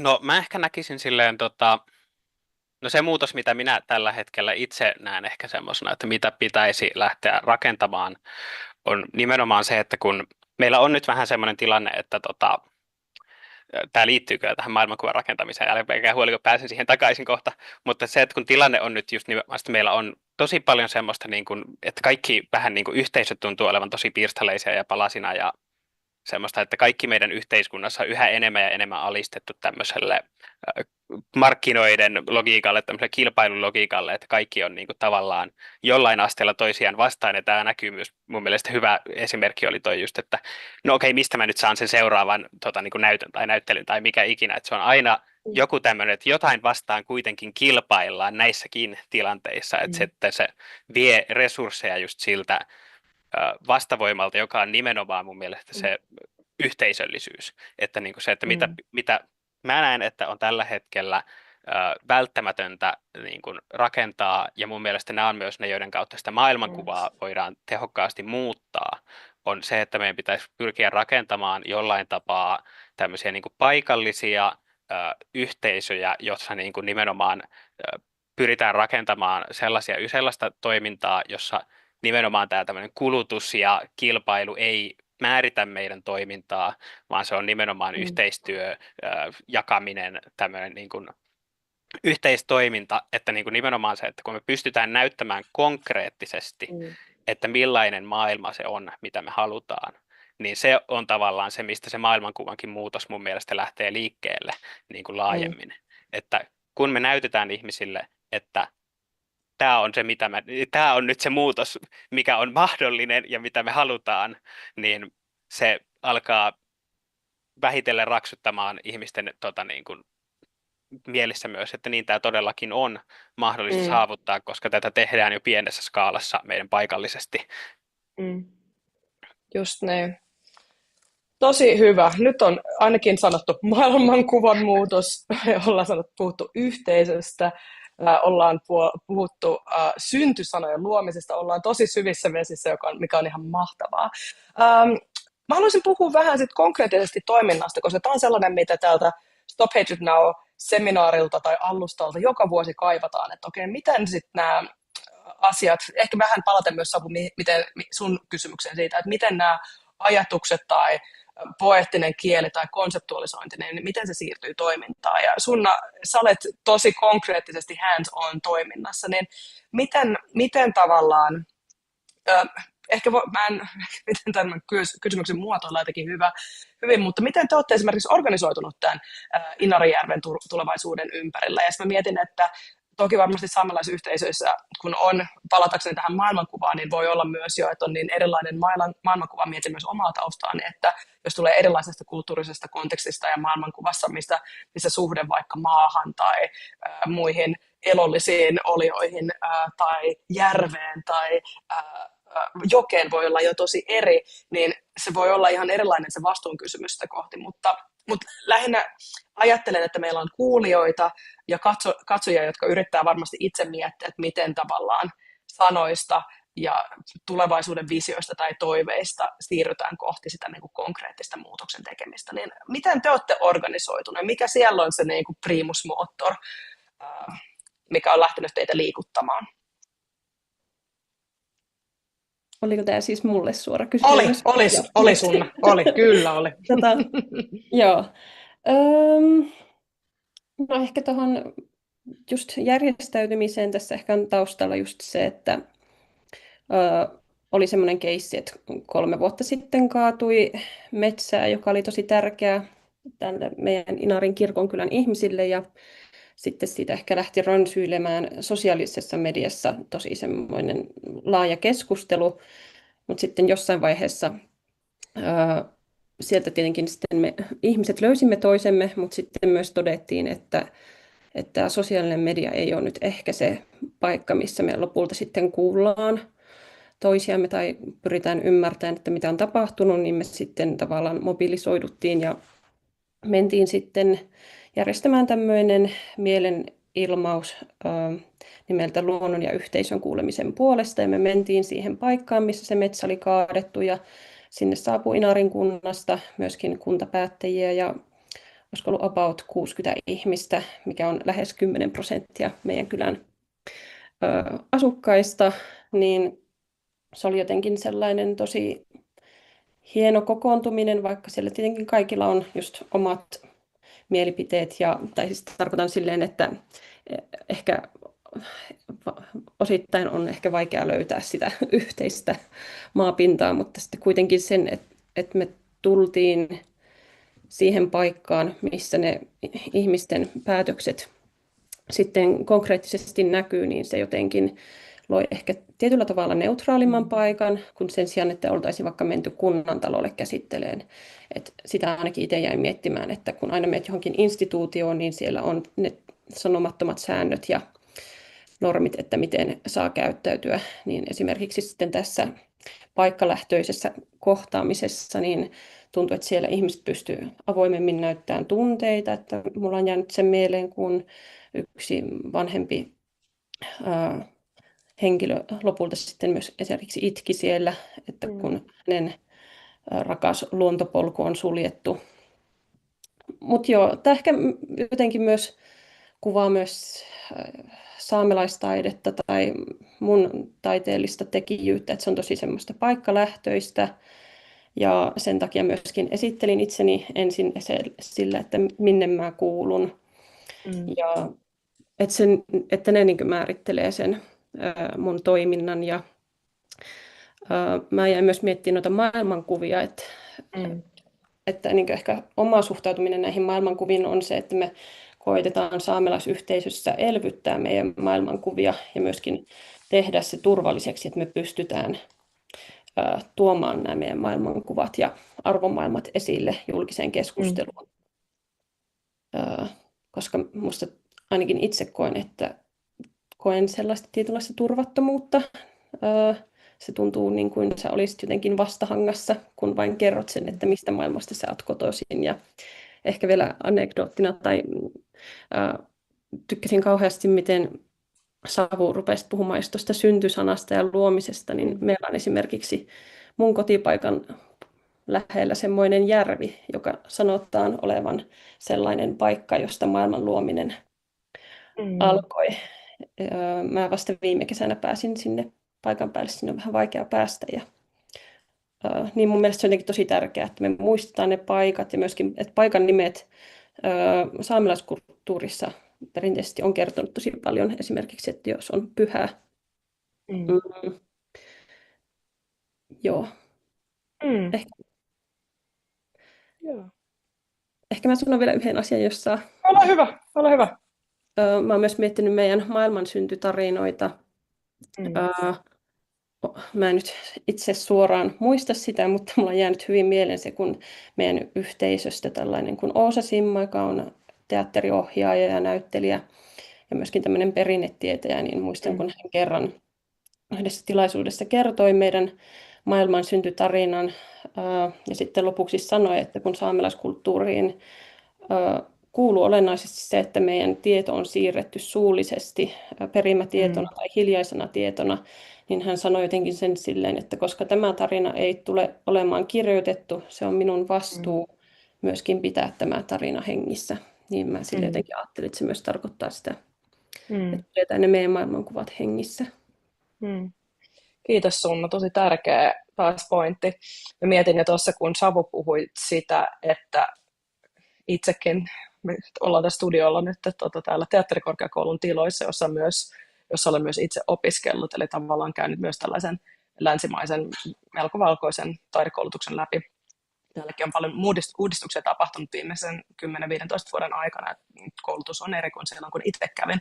Mutta edelleenkin se, että muistutuksena, että valkoisuus ja mustuus tai ruskeus, ne on kaikki kulttuurisia ja sosiaalisia konstruktioita. Eli tavallaan meillä on olemassa vain yksi ihmisrotu, mutta kuitenkin nämä sosiaaliset konstruktiot tekee todellisia asioita. Eli tavallaan sanoilla ja konsepteilla on valtavia isoja vaikutuksia juuri siihen meidän maailmankuvaan vaikka. Mutta tässä maailmassa, missä me elämme globaalisti, niin suurin osa maailman ihmisistä ei ole niin kutsuttuja mustia tai ruskeita ihmisiä. Eli suurin osa maailman ihmisistä kuuluu mustiin tai ruskeisiin ihmisiin, ja valkoiset ihmiset, tai niin kutsutut valkoiset ihmiset, on tosi pieni vähemmistö, 15%–25%, riippuen siitä, miten se lasketaan. Eli sä saatat olla Brasiliassa valkoinen, mutta sitten kun sä tuut Eurooppaan, niin sä et enää olekaan. Ja sitten mä mietin tosi paljon juurikin sitä, Sunna, mitä sä sanoit, että kun mäkin olen käynyt tämän taidekoulutuksen läpi, ja mä olen kuitenkin musta ihminen, ja mulla on puolet mun suvusta tulee Länsi-Afrikasta, niin mä olen myös omaksunut jotenkin tosi sen niin kuin länsimaisen tavan ajatella taidetta, ja sitten on joutunut aktiivisesti tehdä sitä vastaan töitä ja oppimaan uutta asiaa. Ja nyt sä sanoit juuri tuon, että mikä on vaikka, voi olla saamelaistaiteilijan näkökulmasta se vastuu. Mun pitää tämä vastuu mulla on tämä vastuu pitää tämä tarina hengissä, jota ei ole kirjoitettu, jota ei ole kanonisoitu, jota ei opiskella vaikka taideyliopistossa, vaan se on mun vastuu ja tämän yhteisön vastuu pitää se tarina hengissä, joka on tosi erilainen tapa ajatella kuin ehkä sellainen modernistinen taidekäsitys, missä voi olla, että hei, mä oon taiteilijana vapaa ja mä voin tehdä mitä vaan, mä voin tutkia ja sitten mä teen jonkun remakein jostain 60-luvun teoksista ja sitten mä teen vähän sitä ja tätä ja tota. Eli tavallaan taas mun mielestä tärkeä pointti tuotu tähän keskusteluun, eli vastuu, mikä on taiteilijan vastuu ja miten se on sidoksissa tavallaan siihen omaan historiakontekstiin, niin kuin Savu puhui niistä positioinneista, niin hirveän tärkeä pointti. Seuraava kysymys Kaapolle. Ja sä tosiaan mainitsit, että sä oot 7 vuotta toiminut Elokapinassa, niin olet varmaan siellä aika syvällä, sulla on tietotaitoa ja osaamista tosi paljon jo. Ja Elokapina tosiaan toimii 88 maassa. Ja jo vuonna 2020 liikkeessä oli ainakin tietojen mukaan yli 200 000 ihmistä mukana, eli valtava määrä ihmisiä eri puolilla maailmaa. Ja mun mielestä Elokapina on yksi harvoista liikkeistä, jotka on onnistunut aktivoimaan eri-ikäisiä taustaisia ihmisiä mukaan muutokseen myös täällä Suomessa. Samaan aikaan kun moni muu vaikka antirasistinen liike tai feministinen liike tai moni muu liike kärsii tavallaan siitä, että ihmiset ei enää jaksa tai on sellainen niin kuin muutosuupumus. Niin millaisia strategioita tai taktiikoita Elokapinalla on? Onko sulla jotain, tai onko sulla sieltä jotain sisältä salaista tietoa, tai ehkä ei niin salaista tietoa, mitä me voitaisiin jakaa ja oppia, mitä me voitaisiin ehkä oppia Elokapinasta. Ja sitten toinen mun henkilökohtainen kysymys myös on se, että kiinnostaa myös tämä, että miten eri liikkeet voisi toimia enemmän intersektionaalisesti. Eli kun mä kuuntelen Sunnaa ja Inarijärven puolustamista, niin se kuulostaa mun mielestä ihan jotenkin samalta missiolta kuin millä Elokapina voisi olla. Mutta viimeisenä vuosina, kun on ollut erilaisia mielenosoituksia, niin musta tuntuu, että ihmisten voimavarat on myös jakautunut siihen, että ensin ollaan Palestiina-mielenosoituksessa, sitten voidaan olla jonkun puolustamassa jotain metsää, sitten voidaan olla jossain antirasistisessa mielenosoituksessa ja sitten ollaan vaikka Elokapinan kadunvaltauksessa. Niin eli 2 kysymystä, millaisia työkaluja tai strategioita Elokapinalla on, mistä me voitaisiin oppia ja miten sä näet sen, että miten nämä liikkeet voisi toimia enemmän intersektionaalisesti? Joo, mä nyt ihan ensinnäkin haluan, mä vähän rikon tätä kysymystä heti sillä, Ole hyvä, sanon, että, ehdottomasti sanon, että tosiaan vaikka joo, kyllä Elokapina on sinänsä onnistunut näissä asioissa, että ollaan saatu paljon porukkaa, mutta on paljon myös ongelmia. Että niin kuin erityisesti viime vuosina on näkynyt myös sitä, että nimenomaan se just tämmöinen niin kuin, muutosväsymys kautta semmoinen niin kuin tämmöinen niin kuin aktivismin burnout on ollut läsnä aika vahvasti. Mutta mun mielestä niin kuin kuitenkin, kun Elokapinan vahvuus on niin kuin tässä tämmöinen, että miten saadaan eri taustoista ihmisiä liikkeelle, niin se tulee itse asiassa mun mielestä aika pitkälti siitä nimenomaan, ympäristökysymykset koskee käytännössä kaikkia, että niin kuin ihan sama, että kuka sä olet, mistä sä olet, niin se jollain tavalla linkittyy suoraan sinun itseesi, toisin kuin, niin kuin monet tämmöiset, niin kuin just esimerkiksi antirasistinen työ, niin valkoinen väestö niin kuin ei esimerkiksi niin kuin välttämättä koe sitä lainkaan niin kuin omassa arkielämässään semmoiseksi asiaksi, joka vaikuttaa kehenkään niin kuin silleen suoraan heidän ympäristössä, ympärillään, tai joita he tuntevat. Niin sinänsä tässä on tämmöinen niin kuin puoli, mikä pitää mielessä, että ei voida ottaa myöskään ihan suoraan niin kuin kaikkea, mitä Elokapina tekee, ja sanoa, että tämä on nyt se oikea malli. Mutta mä näen, että niin kuin tavallaan Elokapinan yksi vahvuus on nimenomaan siinä, että että miten organisoidutaan todella niin kuin autonomisesti, tosi silleen niin kuin omaehtoisesti, että se, että ei ole mitään semmoista, että mennään, että ylhäältä joku sanoo, että nyt me tehdään näin ja sitten kaikki rumut rupeaa toimimaan, vaan meillä on tosi silleen paikallisesti toimivia tahoja, jotka tekee omia niin kuin kampanjoitaan, omia toimia niin kuin täysin omaehtoisesti, ja se on nimenomaan mun mielestä aika iso vahvuus tässä, mutta sitten nimenomaan tässä tulee ehkä, sitten toisaalta meidän tulee heikkoutena se, että esimerkiksi nämä meidän isot kampanjat, mitä on, niin nehän tapahtuu pääasiassa nimenomaan Helsingissä, että tämmöistä, niin kuin, jossa ollaan niin kuin jotka saa sitten itse ison mediahuomion myös, niin ne on monesti nimenomaan ne, jotka tapahtuu Helsingissä. Niin tavallaan tässä ehkä mä haluaisin nimenomaan vahvistaa sitä paikallisuutta, ja se on semmoinen niin kuin paikallisuuden ja semmoisen autonomian periaatteet on mun mielestä ne, mitkä niin kuin mahdollistaa tämän niin kuin toimivuuden, että pystytään oikeasti tekemään tämmöistä, mutta mä nyt mietin, mitä mä vastaan myös tähän. Saanko mä vielä niin kysyä tuosta, koska toihan Joo. on tosi kiinnostavaa toi autonomisuus tai toimijuuden vahvistaminen tai moninapaisuuden vahvistaminen, mutta mitä sitä on niin kuin, tai konkreettisesti tehty? Ehkä tämä liittyy taas, nämä on niin isoja asioita. Mua ylipäätänsä kiinnostaa ehkä palatakseni vielä tuohon Inarijärvi-keissiin tai tuohon Kaappo, mistä puhuit, tuohon muutosburnouttiin, niin mua myös mietityttää välillä se, että tehdäänkö me muutosta, jollei se tavallaan tule omakohtaisesti meidän elämään. Mä oon joskus kysynyt mun hyvältä valkoiselta cis-mies-ystävältä, että minkä takia hän on antirasisti, että haluaako hän tehdä antirasistista työtä vaan sen takia, että hän on mun kaveri. Ja toi tavallaan siis se, että vaatiiko esimerkiksi liittolaisuus sitä, että sulla on lähipiirissä vammaisia ystäviä, romaniystäviä, saamelaisystäviä, että pitääkö sun todistaa jonkun kipua ja tuskaa jotenkin läheltä, jotta sulla voi olla niinku solidaarisuutta. Ja sitten, no joo, mutta tämä on niin isompi kysymys, ja tämä totta kai liittyy myös siihen kuvastoon, miten vaikka kun Punainen Risti tai muut on ollut sellaista niin kuin kauhukuvastoa, missä näytetään nälkiinnytettyjä lapsia, jotta ihmisellä, jolla ei ole vaikka taustaa Länsi-Afrikassa, niin voi jotenkin saada jonkun osallisuuden kokemuksen siitä, että miten tuollakin kauhu voi olla tärkeä.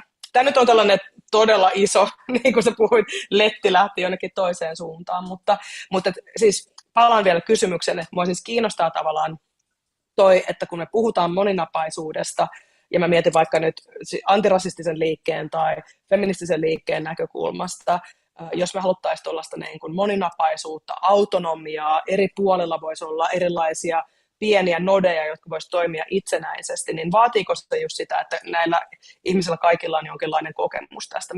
Miten se toimii niin kuin Elokapinan kontekstissa, että onko nämä kaikki on ihmisiä, jotka on tosi huolissaan ilmastokriisistä ja ekokatastrofista, ja se on niin kuin onko se sitä, että he kokee sen omassa arjessaan, vai miten tätä oikeasti aletaan organisoimaan? Sori, kauhean kysymyslista.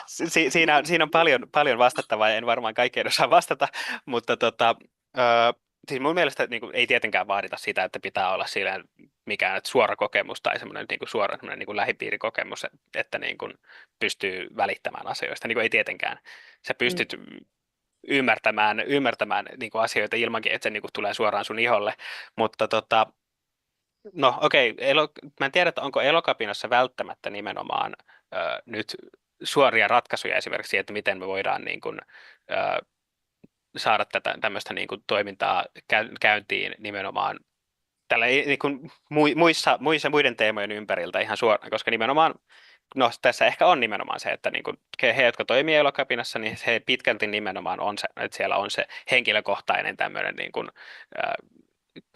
kriisi niin kuin ympäristöteemojen kohdalla, mutta se ei tarkoita, mutta niin kuin esimerkiksi mitä me täällä Jyväskylässäkin tehdään, me ollaan tämän kevään aikana ruvettu nimenomaan pyörittämään tämmöistä, meillä on tämmöinen solidaarisuusklubi nimellä kulkeva tapahtumakonsepti, jossa nimenomaan kootaan eri porukoiden aktivisteja yhteen, silleen keskustellaan, niin kuin, keskustellaan teemoista, mitkä liittyy, mitä aktivismiin liittyy, rakennetaan siellä nimenomaan tämmöisiä yhteistyökuvioita, että se vaatii jälleen kerran niiden niin kuin paikallisten yhteisöjen siis niin kuin rakentamisen, että koska useimmiten kuitenkin ihmiset, jotka toimii esimerkiksi niin kuin, toimii yhden tämmöisen niin kuin, aktivismiporukan sisällä, niin he on valmiimpia hyppäämään myös seuraavaan siitä mukaan.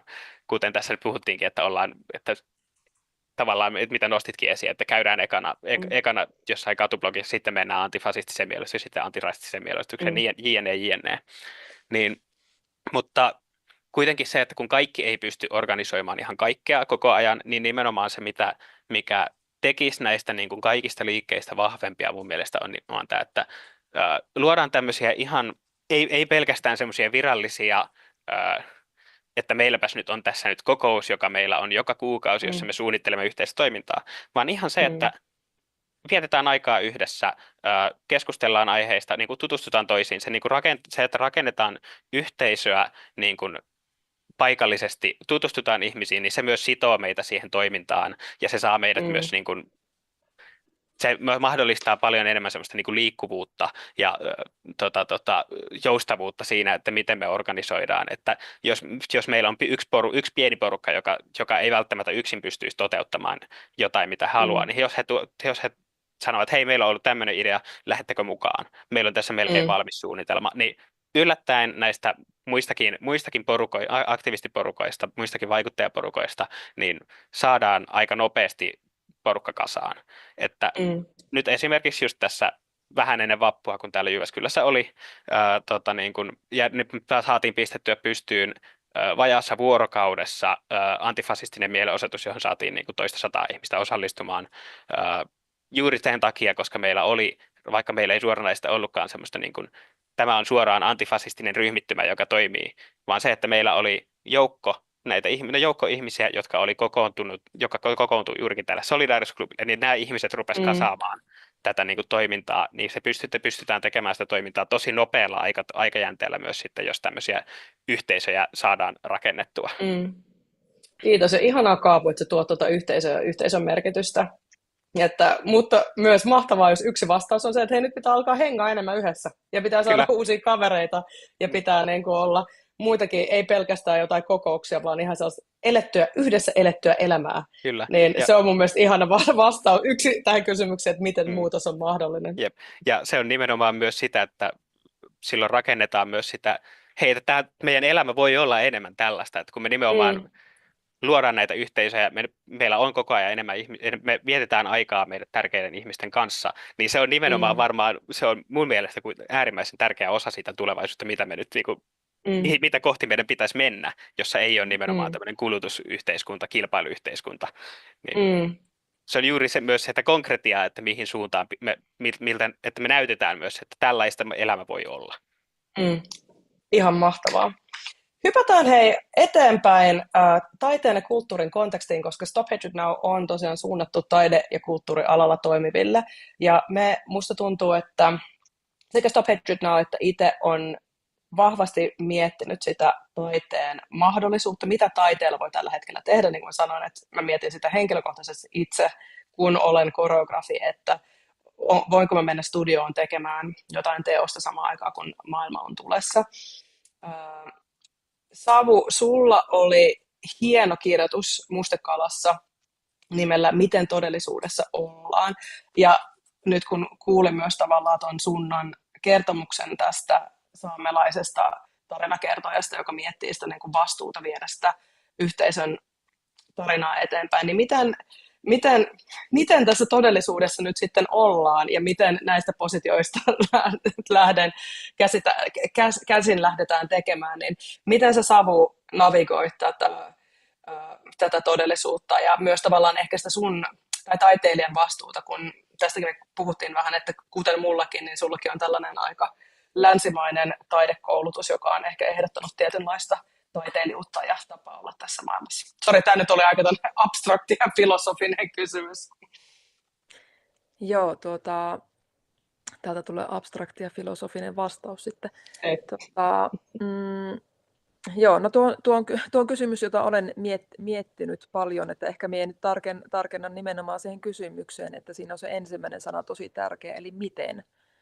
Että jotenkin minä koen, että se on tämä ihan praktinen lähtökohta, että miten me täällä ollaan. Ja se on mulle näyttäytynyt paljon merkityksellisempänä kysymyksenä kuin se, että miksi ollaan tai miksi tehdään jotain tai mitä se sisältö sitten olisi. Että jotenkin se aina niin kuin palautuu siihen hyvin praktiseen peruskysymykseen, että no miten.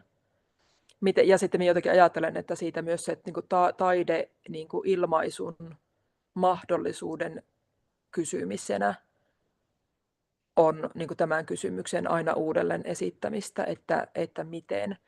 Ja siihen tavallaan kiteytyy myös semmoisia niin kuin, No mitenhän sen voisi sanoa? Siis vaikka tällä tavalla, että niin kuin vaikka tämmöinen näkökulma, että jos joku asia on tosi kipeä ja haavoittava tai semmoinen asia, että sitä on niin kuin vaikea näyttää, kun tässä viitattiin vaikka siihen, että, että jonkun tietynlainen kuvasto kauhistuttaa tai että on vähän semmoista, että sitten mennään niin kuin järkyttymään. Ja mitä niin kuin länsimaisessa, siis tämä on nimenomaan länsimaisen taide niin kuin piirin ilmiö, että mitä näitä nyt on näitä teoksia. Valetaan 3D-mallinnus kuolleesta pikkulapsesta ja viedään se taidegalleriaan. Miten tämä yksi, onko se nyt minä en sano taiteilijan nimeä, koska minä en muista, mutta tai jotain tämmöisiä vastaavia. Roudataan joku syyrialainen pommitettu raunio länsimaisen taidekontekstin. Ja sitten tavallaan, mun mielestä Otso Kantokorpi joskus kirjoitti siitä, että tämmöinen niin kuin tavallaan tavallaan tämmöinen niin kuin eettisyys, niin kuin taideyleisön, että kun niin kuin länsimainen hyväosainen ihminen menee taidenäyttelyyn näkemään näitä eleitä, ja sitten se kauhistuu, sitten se kokee semmoisia tunteita, että no onpas järkyttävää, ja kylläpäs on, ja kylläpäs maailma on niin kuin pielessä. Ja sitten se kokee sen jälkeen. Hän sai siitä semmoisen tunteen, että minä olen hyvä ihminen, koska minä kohtasin ja minä näin tämän asian ja annoin sen vaikuttaa itseeni.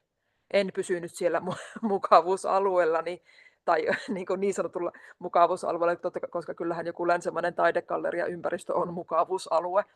Mutta tämmöinen, että ehkä tässä se voisi olla yksi paikka niin kuin taiteilijalle miettiä sitä vastuuta, että onko se semmoinen niin kuin, tavallaan semmoinen, että niin kuin, koska minä olen itse kohdannut niin kuin lapsena ja nuorena jatkuvasti semmoista kauhistelua ja toiseuttamista siitä, että miten niin kuin oman tämmöisen konservatiivikristillisen perhetaustan vuoksi, että ihmiset eivät voi ymmärtää, miten minulla voi olla sellainen perhetausta tai sellainen kulttuuri tai jopa kulttuurin puuttuminen, niin kuin joskus olen, että kun joskus tämmöisiäkin ajatuksia on heitetty ilmaan, ja siihen, niin kuin mitä kaikkea muuta siihen on liittynyt, niin minä olen niin itse sitten niin kuin ajatellut tosi paljon sitä niin kuin ilmaisun mahdollisuutta sitä kautta, että miten niin kuin ohittaa se semmoinen, että miten päässä sen, niin kuin sen vastaanottajan sen jonkun oletuksen tai kuoren tai defenssin tai jonkun läpi. Ja tämä koskee myös mua itseäni, että silloin kun kohdataan ja käsitellään joko henkilökohtaisesti tai yhteiskunnallista tai jotakin niin sellaisia asioita, jotka saa lähinnä itkemään. Ettei tekisi mieli vaan niin kuin olla hiljaa ja itkeä tai jotain. No, mutta miten me saadaan niin kuin ylitettyä se ja siirrettyä, että ylipäätään ilmaisu on mahdollista ja toiminta on mahdollista, niin silloin se tavallaan palaa aina takaisin siihen miten-kysymyksen ja siihen niin kuin tavallaan niin kuin muodon antamisen kysymyksen. Tämä ei ehkä ole tällä hetkellä kauhean semmoinen niin kuin ajankohtainen kysymys muodon antamisesta, koska se monesti jälleen kerran länsimaisessa taidekäsityksessä liitetään tämmöiseen modernistiseen juttuun, mutta mun mielestä se on, niin ehkä voisi olla jo korkea aika irrottaa se tämmöisestä patriarkaalisesta taiteilija-heeros-ajattelusta, jossa henki antaa materialle muodon, että irrotetaan se siitä niin kuin diskurssista ja siirretään sen tämmöisen olemassaolon ja niin kuin elämisen mahdollisuuden piiriin, jolloin se tulee se on niin kuin näyttäytyy elintärkeänä kysymyksenä eikä tämmöisenä niin kuin yläpuolelle asettuvana niin kuin kykynä nähdä jotain, mitä muut eivät näe. Mutta vielä tuohon semmoinen ajatus myös, mitä minä tässä vähän niin kuin liittyy tähän ilmaisun mahdollisuuden ja sanomisen mahdollisuuden ja muodon antamisen mahdollisuuteen. Että minä olen niin jotenkin hahmottanut sitä myös sillä tavalla, että on tämmöisiä erilaisia sanomisen tapoja ja vastaanottamisen niin kuin konteksteja, että tietystä mielestä voisi ajatella, että taide niin kuin puhuu minulta sinulle, jos me mietin vaikka runoutta, niin siinä on tosi monesti, ja se on tavallaan semmoinen, niin kuin se on myös eettinen väite, että siinä kuuluu minä ja sinä, eikä vaikka me tai hän tai te, vaan siinä on niin minä ja sinä, ja se pysyy niin sillä tasolla, että kun minä puhun minusta, niin minä puhun minusta, ja kun minä puhun sinulle, enkä jollekin kolmannessa, niin kuin, että en tee toisesta kolmatta persoonaa silloin, kun mutta sitten toisaalta, tämä on ehkä kysymys näistä erilaisista rekistereistä myös jotenkin että sitten toisaalta joskus voi olla tarpeen puhua niin meiltä meille. Niin itse olen joskus kyllästynyt siihen, että miksi minun pitää tulkata vaikka omaa maailmankuvaa, niitä transponoida sitä aina jollekin enemmistön kielelle, mikä se ikinä se enemmistö sitten onkaan. Mutta toisaalta minä olen joskus törmännyt tämmöisenkin ajatuksen vuosia sitten, mutta jostakin syystä tämä on jäänyt mulle mieleen jotenkin vähän häiritsevänä niin näkökulmana, koska tähän törmää tosi harvoin. Että joskus minä olen kuullut jonkun väittävän, tai esittämään tämmöisen väitteen, että taide puhuu enemmistöstä enemmistölle. Ja se kun minä olen monesti miettinyt, että mitä ihmettä tämä tarkoittaa, että eikö se ole juuri päinvastoin tai jotain. Mutta sitten minä jotenkin hahmotan ja jotenkin minä olen tavallaan itse jotenkin minä huomaan, että jos minä vaikka, ehkä sen mulla näkyy sitä enemmän kirjoittamisessa, tämmöisessä esseekirjoittamistyyppisessä kirjoittamisessa, että ehkä tämän ajatuksen ehkä voisi kääntää niinkin päin, että taide puhuu aina vallasta vallalle jotenkin. Mutta nämä kaikki näkökulmat on yhtä aikaa olemassa olevia, läsnä olevia, ja niillä on vähän erilaisia, niihin sitoutuu erilaisia vastuita ja eettisiä väitteitä, ja niillä on ehkä vähän erilaisia tehtäviä tai semmoisia, että millä tasolla ne sitten vaikuttaa. Joo, vallasta vallalle, todella kiinnostavaa. Me ollaan edelleen Muutos on mahdollinen -paneelissa. Nyt meillä on 13 minuuttia aikaa vielä. Tämä on ollut todella kiinnostavaa. Me ollaan puhuttu ihan konkretian tasolla, ollaan puhuttu toimijuudesta, maailmankuvan muutoksesta, tarinoista ollaan puhuttu myös jotenkin filosofisella ja maailmankuva- tai ontologioiden tasolla, niin tämä on ollut todella kiinnostavaa. Mä olisin seuraavan kysymyksen esittänyt vielä Sunnalle liittyen juuri tähän taide- ja kulttuurikontekstiin. Sä olet myös taiteilija, sulla oli nämä valtava määrä hattuja, mutta sä olet taiteilija, sä olet elokuvan tekijä, ja sä käsittelet sun töissä myös niitä tulevaisuuksia. Mitä sä ajattelet itse ton taiteen merkityksen tässä ajassa, ja myös mua ehkä kiinnostaa kuulla, että millaisia tulevaisuuksia sitten kuvittelet tai luot näihin sun teoksiin? Joo, mistäköhän sitä lähtisi?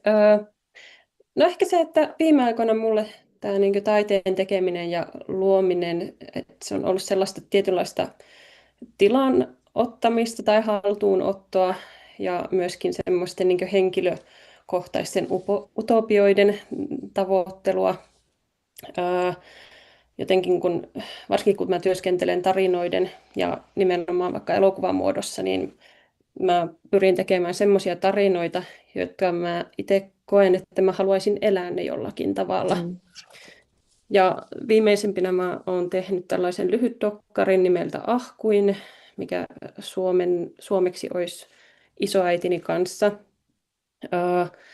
Ja tämä projekti oli mulle henkilökohtaisesti tosi tärkeä, kun mun ahku oli kotoisin Karikasniemeltä ja siellä mun esivanhempien maat, ja se on ollut mulle tosi tärkeä paikka mun lapsuudessa, mutta sitten jossain vaiheessa yhteys on katkennut, niin jotenkin mä koin, että tämän taideprojektin turvin mä pystyn vähän palaamaan siihen yhteisöön. Ja tämä ehkä vähän myös liittyy tuon edelliseen puheenvuoroon, Arlan puheenvuoroon, että tavallaan just se, että kolonialismin haavat usein ehkä näyttäytyy sillä tavalla, että ihmiset kokee olevansa ulkopuolisia paikoista, jonne kuuluu, niin mulle jotenkin se taiteen tekeminen on just sitä kuuluvuuden tunteen palauttamista, ja tämä Ahkuin tosiaan oli semmoinen yhteisohjaus Kulttuurniljas Rita Tuomiksen eli Tuomas Kumpulaisen kanssa, ja tosi olennainen osa sitä elokuvan tekoa oli se, että me vietettiin aikaa Karikasniemessä, ja mitä enemmän me siellä kuljettiin, niin tuntui just silleen, että ei me kirjoiteta tätä tarinaa, vaan että se paikka rupesi puhumaan meille. Että mitä enemmän me vietettiin vaikka aikaa mun sedän kanssa tai kierreltiin eri paikkoja. Ja, et jotenkin sitten siitä, niin kuin, tai että tämä on ehkä myös kuvaa myös sitä ylipäätään niin kuin saamelaista näkökulmaa taiteen tekemiseen ja tarinoiden kertomiseen, että tarinat aina kuuluu paikkaan ja sitten samaan aikaan meidän vastuu on myöskin ylläpitää sitä suhdetta, että ei vaan käydä tekemässä ja hakemassa sitä tarinaa eikä enää ikinä palata, vaan just sitten, että sitä yhteyttä pidetään vaikka sillä tavalla, että järjestetään tämmöisiä yhteisönäytöksiä tai jaetaan kaikkea muuta tietoa, mitä me ollaan sitten sen luomisprosessin aikana kerätty. Esimerkiksi tässä projektissa kerättiin tosi paljon tietoa meidän niin perheenjäseniin ja joikuperinteeseen liittyen. Ja ehkä nopeasti sanon vielä sen, että en tiedä kuinka hyvin ihmiset tuntee joikuperinteen, mutta se on semmoinen meidän osa sitä suullista perimää ja ehkä voisi jollakin tavalla sanoa myös lauluperinteeksi. Ja joiku on esimerkiksi siltä kantilta mielenkiintoinen, että kun esimerkiksi me joikataan, tai jos minä vaikka joikaisin nyt minun isoäitini tai kotijokeni, niin silloin minä en omista tätä teosta, vaan se kuuluu sille ihmiselle tai paikalle, joka joikataan. Niin mun mielestä sekin on hyvin mielenkiintoinen, että se on jotenkin erilainen sitten se omistussuhde tavallaan, mitä me tehdään. Ja se on ehkä myös sellainen asia, mitä koitan vaalia omassa taiteellisessa työskentelyssä, että se on ihan yhtä aikaa myös semmoinen lahja, minkä haluaa antaa yhteisölle. Ja saanko vielä sanoa yhden jutun? Saat, ehdottomasti, ole hyvä. Mulla aina pelottaa, jotenkin ei hahmota ajankulkua, mutta siis ehkä haluan palata myös tähän mun alkuun. Tuntuu, että mä en ehkä ihan saanut sanottua. Koitin puhua nyt tästä tämmöisestä niin ehkä kroonistuneesta uupumuksesta, minkä itse niin aistin meidän yhteisössä, että kun pitää täyttää tätä tietovajetta ja myöskin se, että pitää olla koko ajan sitten reagoimassa erinäisiin vaikka maankäyttöpaineisiin, niin mä oon jotenkin itse kokenut, että taide on tavallaan semmoinen tila, missä me voidaan hengittää ja olla ja elää myös semmoista hyvää saamelaista elämää. Et mun mielestä, tai mä itse koen, että me ei päästä elämään sitä hyvää elämää, joka me tiedetään, joka elää niin kuin meidän arvomaailmoissa ja muistoissa. Niin mulla on myös tämmöinen audiovisuaalinen performanssi nimeltä ASAP, As Slowly as Possible, mikä on siis semmoinen yhteinen kollektiivinen niin kuin, lepäämisen ja unelmoimisen tila. Ja tätä työtä on tosi paljon myös inspiroinut Tricia Hersin luoma kirja Rest is Resistance. Et joo. Mahtavaa. Tämä on tosi kiinnostavaa juurikin taide, tulevaisuus, tarinat, se mitä Savu puhui maailmankuvasta, mikä on hyvä elämä, mitä on kiinnostava elämä ja myös millaisia toistoja vaikka taide luo tähän maailmaan siitä, että millaista on hyvä tai tavoiteltava elämä.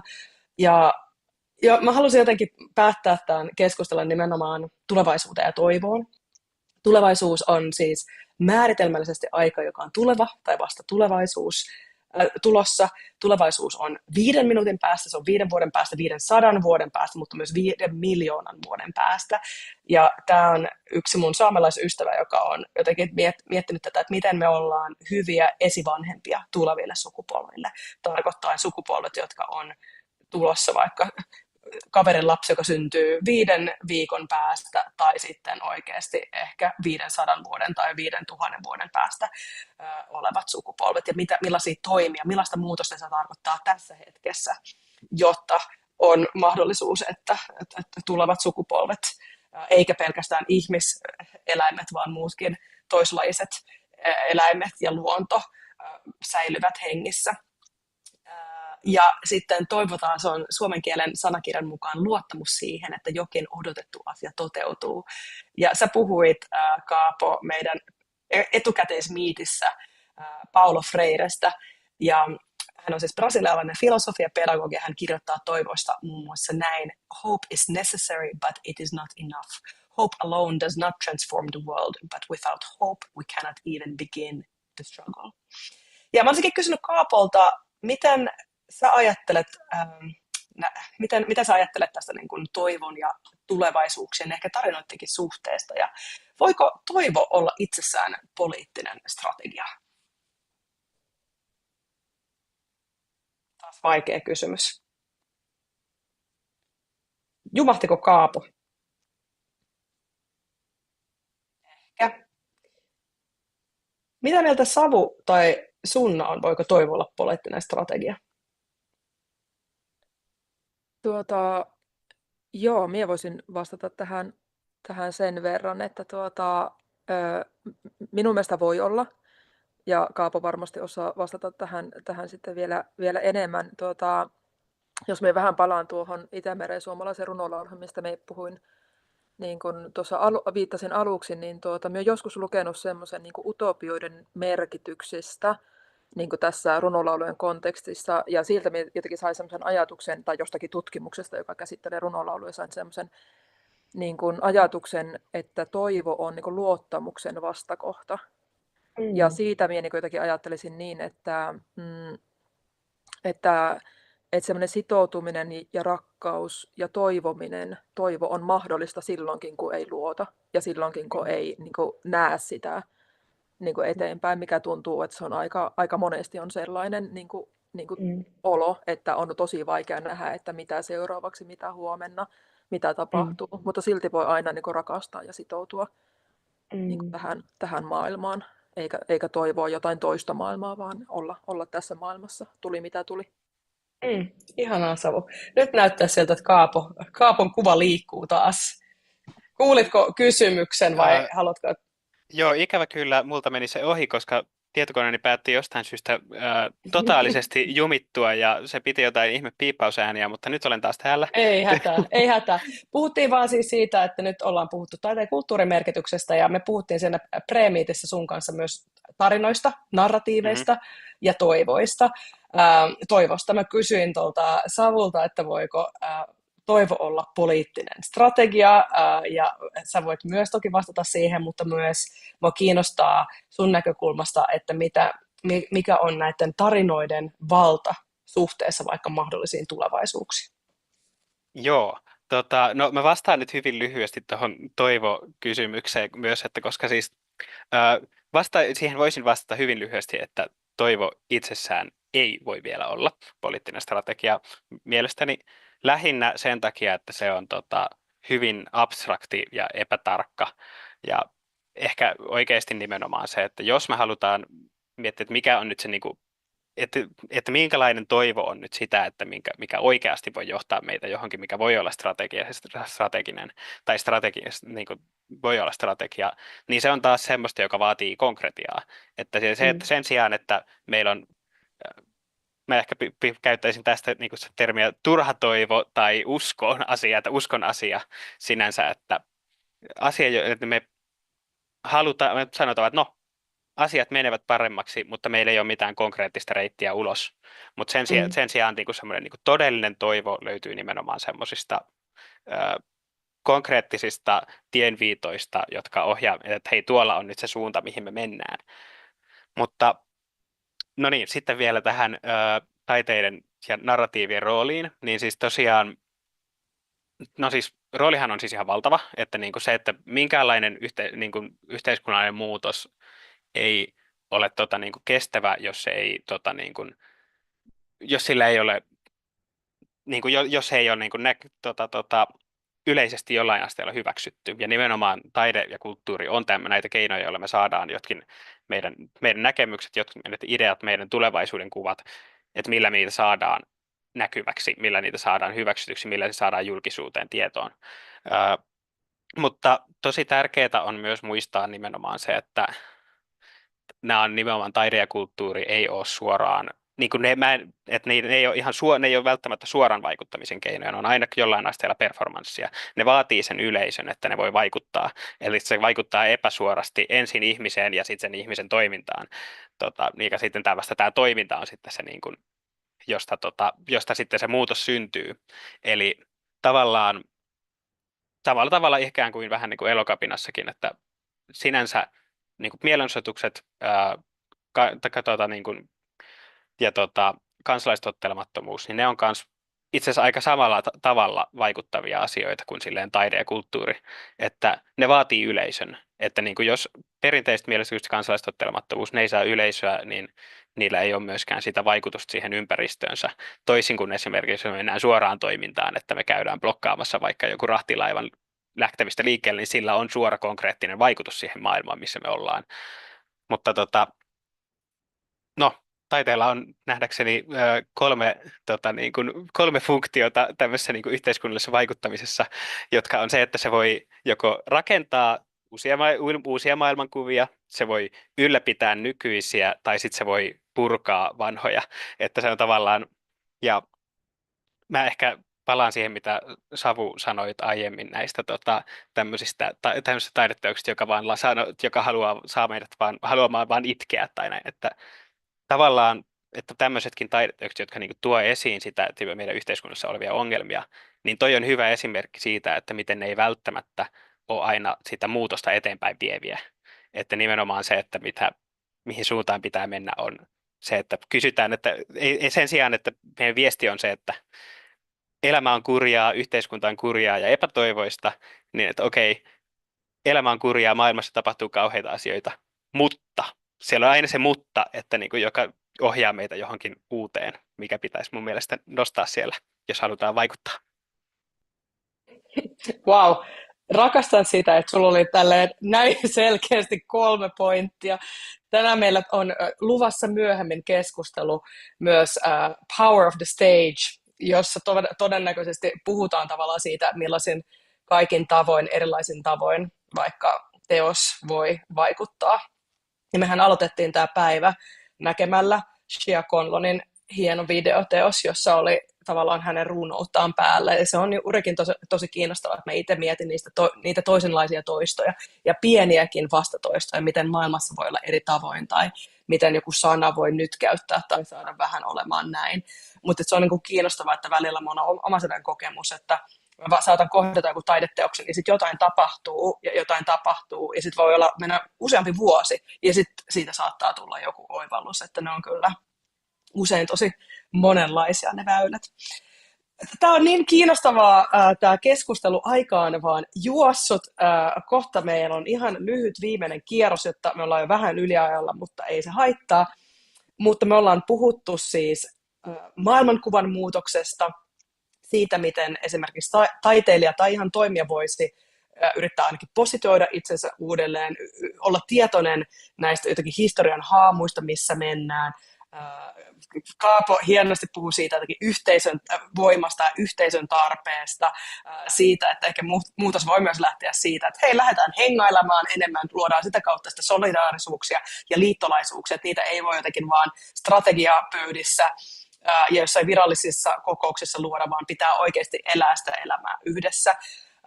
Oli tosi tärkeää ja hienoa kuulla Sunna vaikka juurikin tuosta omistussuhteesta ja siitä, että me muistetaan, että täällä on niin monenlaisia erilaisia maailmankuvia, on yhteisöjä, joissa ei ole vaikka sanaa individualistinen minä, vaan että aina kun sä puhut itsestä, niin se onkin jo maa ja tämä ilma ja tämä vuori, ja miten yhtäkkiä se voi vaihtaa koko maailmankuvaa, että kun sä joikaat sun jostain, mikä on vaikka järvestä, niin se ei olekaan sun oma, ja mitä tarkoittaakin taiteilijuus siitä käsin.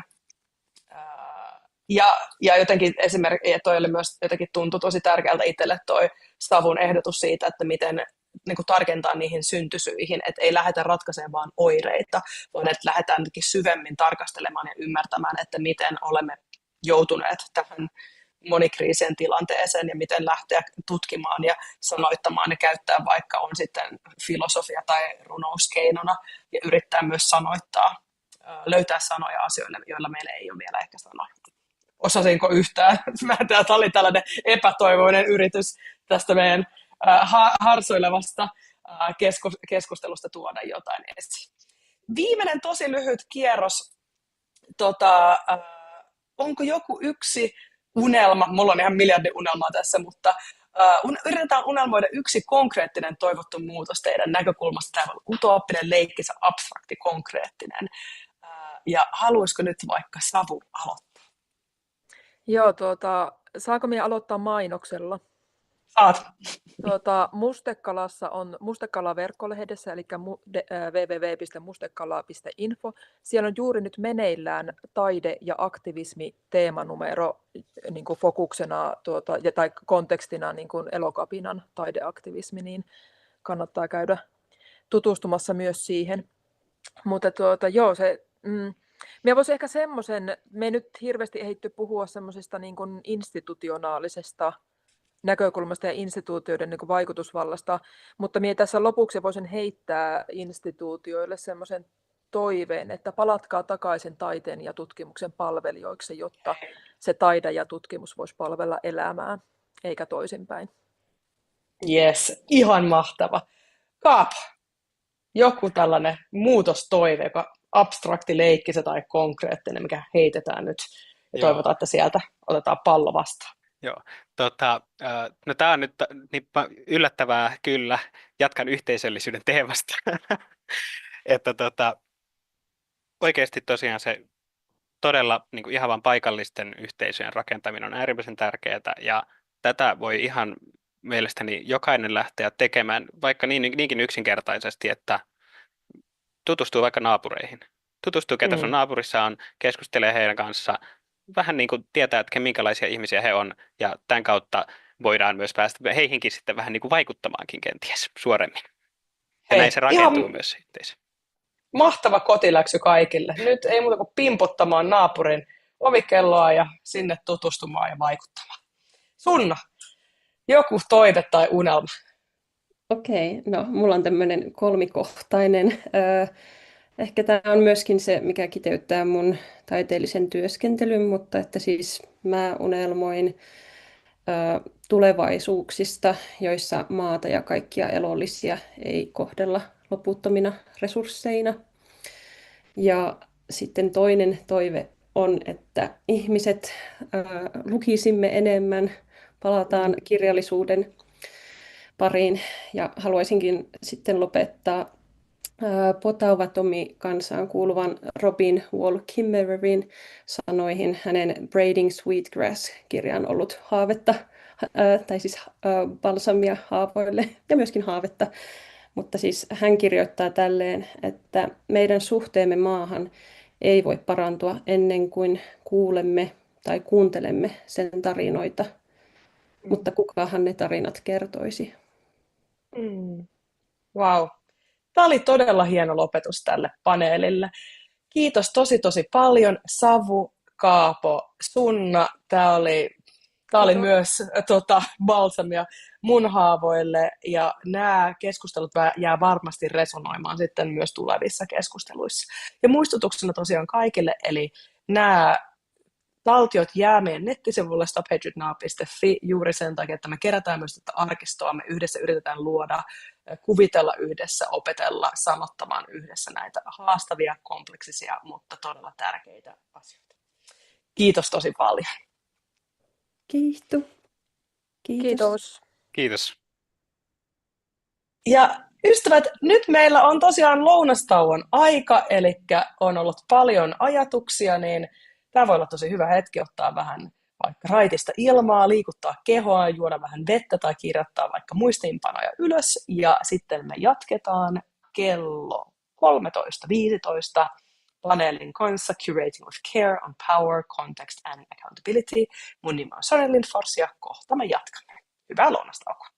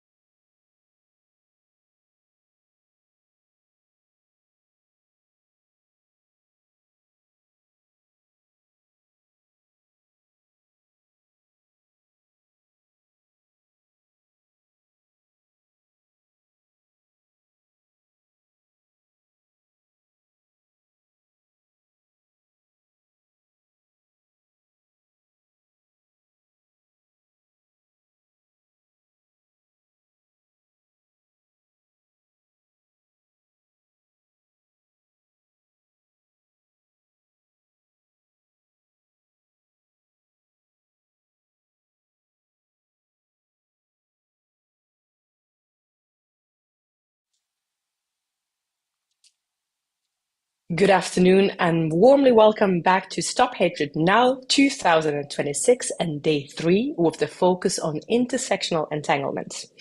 My name is Sonja Lindfors. My pronouns are she and her. I am the artistic director of Urbanappa as well as Stop Hatred Now and your host for this week. And friends, now we'll continue with a panel discussion titled Curating with Care on Power, Context and Accountability. And I should have here Ingrid Uhrman, Kanizile Mbongwa, Paula Toppila, and then moderator Farbud Fakarzadeh. Hello, Ingrid. We have Farbud. Welcome, welcome, welcome. Do we have Kanizile? Warmly welcome. Amazing. And Paula.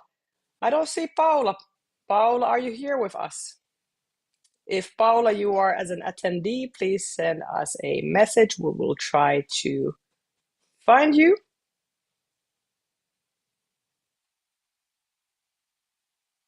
Meanwhile, Farbud, how are you doing? Maybe tiny mic check. How is it going? Hello. Are you in Turku or in I Helsinki? am currently in Helsinki, actually. Quite sick, to be honest, but Oh trying my no! best. So apologies if, I have a bit of fever and my voice is not the best or my mental clarity, but I'll do my best to, have a good conversation and looking forward to it. But I'm in Helsinki. Farbud, if you need support with anything, please let us Thank know. you. We'll try our best to also help you. Thank you. Ingrid, so good to have you. How are you doing? Thank you. I'm doing really well. I'm currently located at Emma in Espoo, so I'm really looking forward to the talk and be part of this Stop Hatred Now program. It's fantastic this year, as it has been in the past. So thank you for organizing this. Thank you so much. Kanizile, warmly welcome. How are you doing? Hi guys, I'm okay. I'm good. It's nice to put faces to the names. Sorry to hear you're not well, Fabod. Thank you. Yeah, I'm just exhausted from Venice and yeah, my everything hurts, but I'm here. Sending so much energies. Are you already here in Helsinki or somewhere Yeah, else? no, I'm back in Helsinki. Yeah, I'm back. So warmly welcome also from all of us who are Finnish. Thank you for coming, and we need all of your expertise here as well. Have we found Paula? I'm here, but I don't become visible. Just a second. Paula, let me try to ask you to start video. Oh, look at this magic. Wow. Hello, Okay, everybody. how are you doing, Paula? I'm good. I'm good. Also recovering from Venice marathon, but fine. Thank you. Amazing. So, Farbud, I will now give the floor to you, but in case you need help or you run out of energy, we're really here to help you. But sending loads of energies, and we are looking forward to this conversation.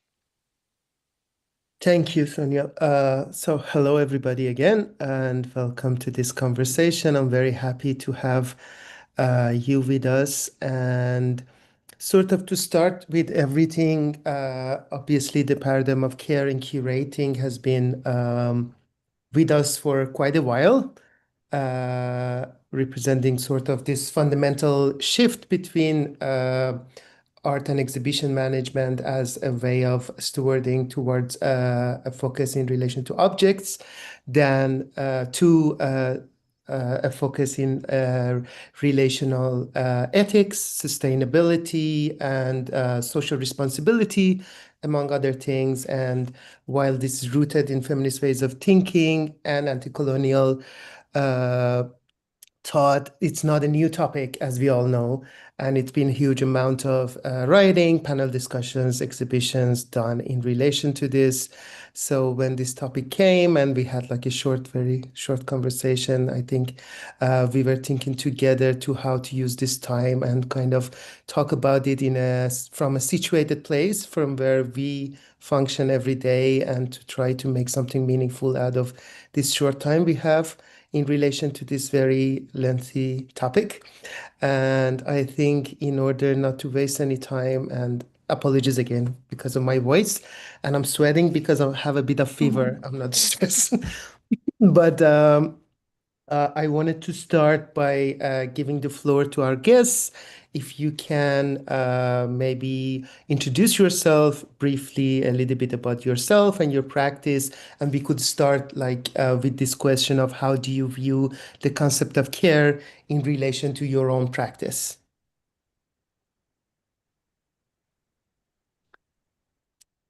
Shall we start with Paula? Okay, thank you.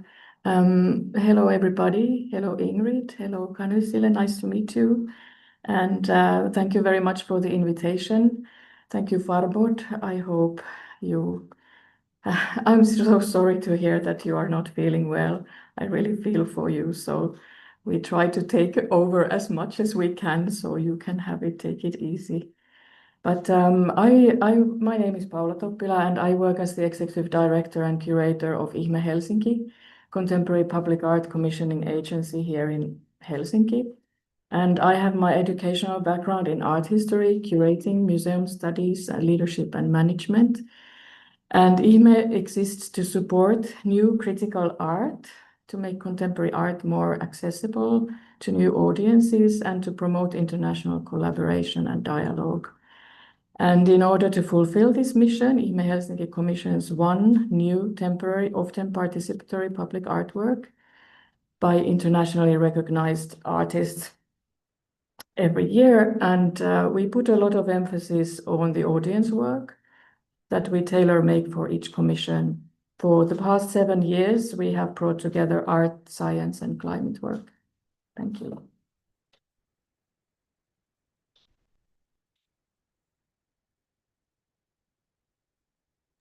Ingrid, would you like to follow up? Yes, thank you. That was a good introduction into this conversation. So thank you, Farborg, for that as well. My name is Ingrid Orma. I work as a chief curator and head of exhibitions here at Emma Espoo Museum of Modern Art. So the museum is located in Espoo, very near to Helsinki capital region. So it's easy to reach here as well for international visitors when they're visiting Helsinki, just if there's somebody who doesn't know the context. And our museum was opened in 2006. So in a Finnish scale, it's quite a young museum. We're turning 20 this year. And our museum profiles in contemporary art, modern art, and design, and the dialogue between all of the three. So that's quite a core thing in our practice and way of thinking.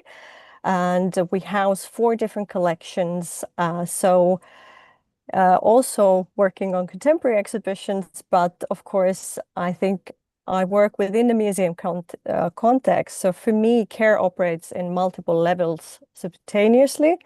It means care for the collections, artworks, but also care for the people working within the institutions, for collaborators, for stakeholders, and for the artists whose work are present. So care also connects to research, to how we engage with artistic practices, and to the responsibility of contextualizing work through thoroughly and ethically. And from this side, I see curatory practice as a form of creating and holding space, offering a platform for art. And that's what museums quite often do, and our platform for dialogue and for multiple voices and perspectives. And in that sense, care is embedded in how exhibitions are developed, how relationships are built, and how audiences are invited into the conversation with the work. So the mediating, I think, is a crucial part of this, and also the selection of who we give the platform to and who do we operate on work with. And so I went into the first question a bit deeply as well, because this was very, I think, an important question to really think about in the everyday practice as well. Of course. Thank you, Ingrid. I think you can go as deeply as you want into the questions, because these are just to open the discussion. So they're not here to kind of keep us imprisoned in this kind of specific tight space or corner, but it's very welcome to, lead the conversation to places that we find important and we want to talk about. And shall we move on with Hanisia? Good afternoon, everyone. Thank you for the invitation and being here. So my name is Kanyisile Mbongwa. I just moved from South Africa to Finland into a new role as a curator of art in the public realm at Amos Rex. I come from an independent practice, so this is my first institutional permanent job. I've worked obviously with institutions through festivals and biennials.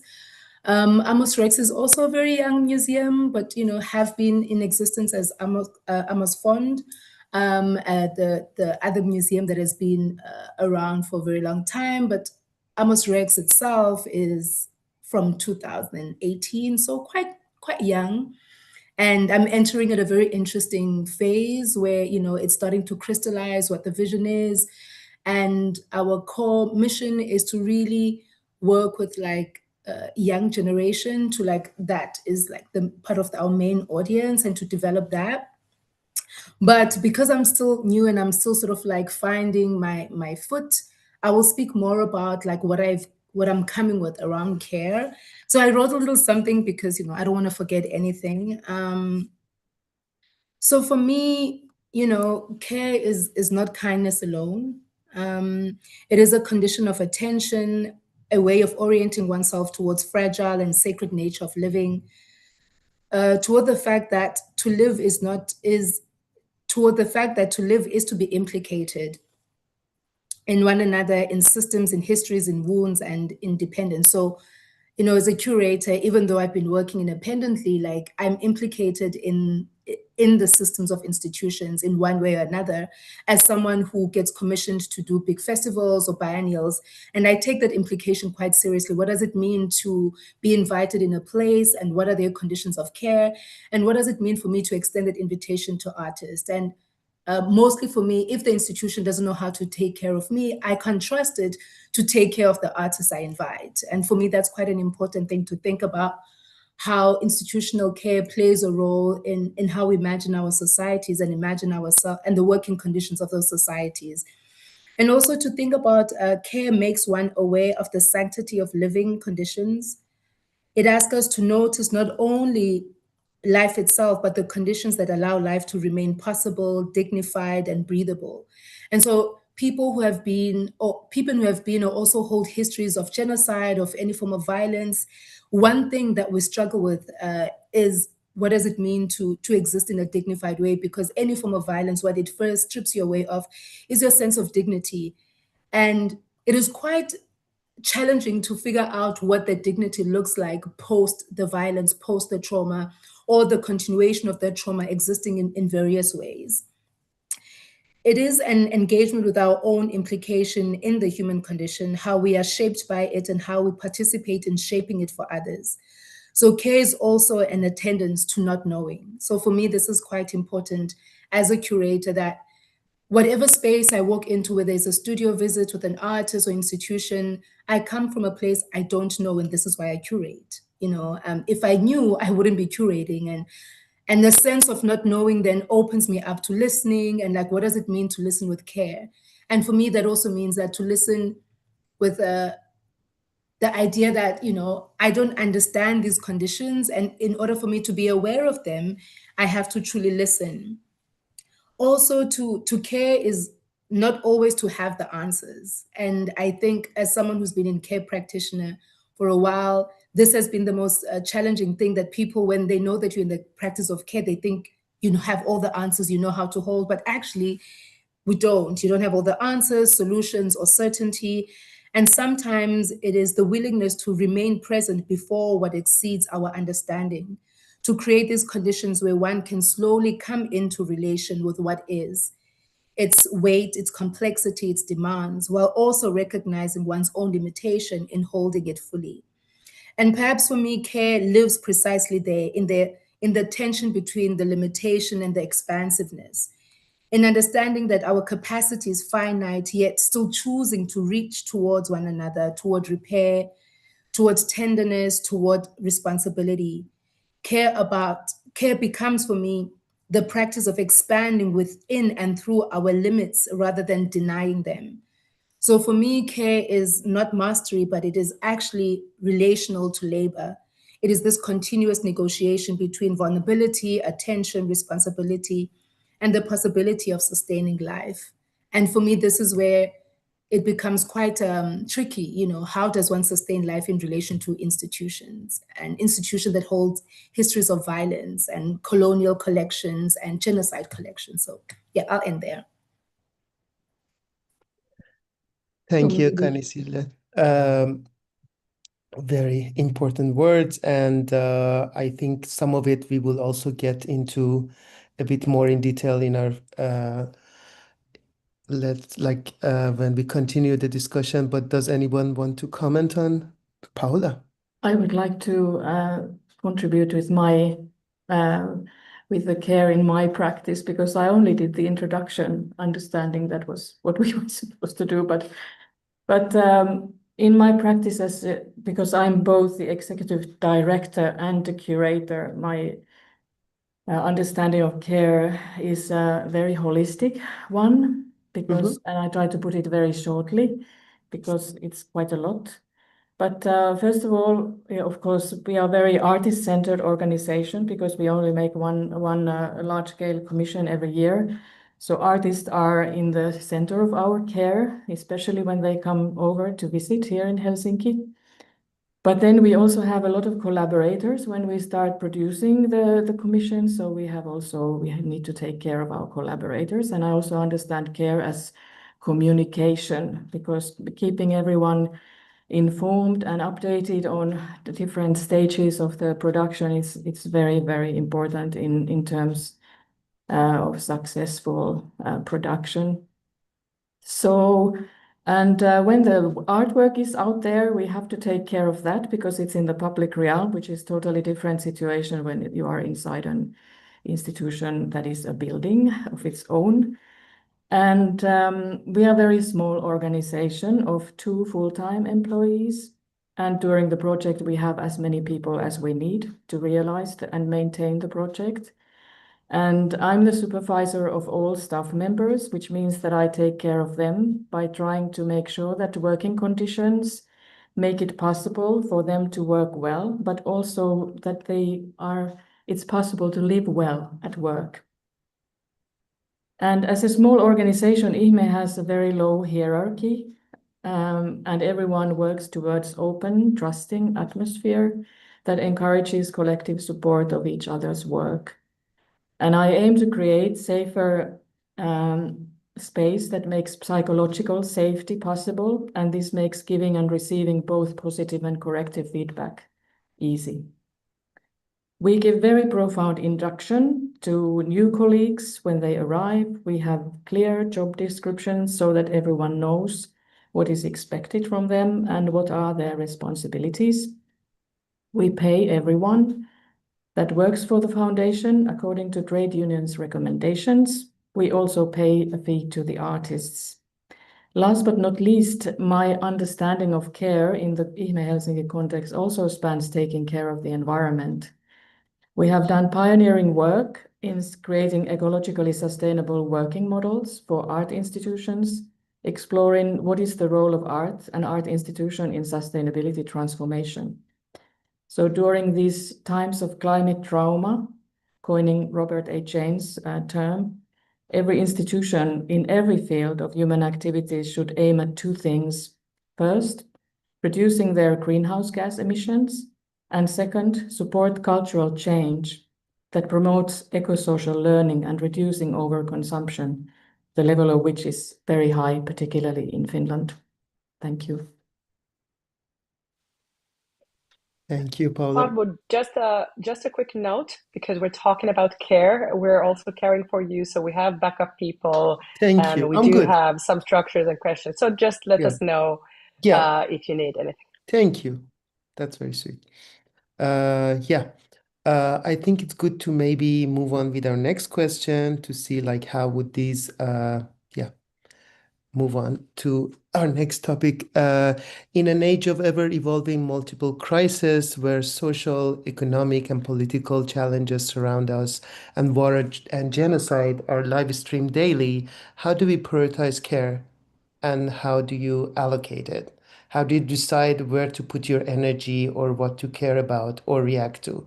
Because, of course, every day there is this sort of almost, sorry, um, we are facing this genocide, war, disasters, and this dystopian world around us every day.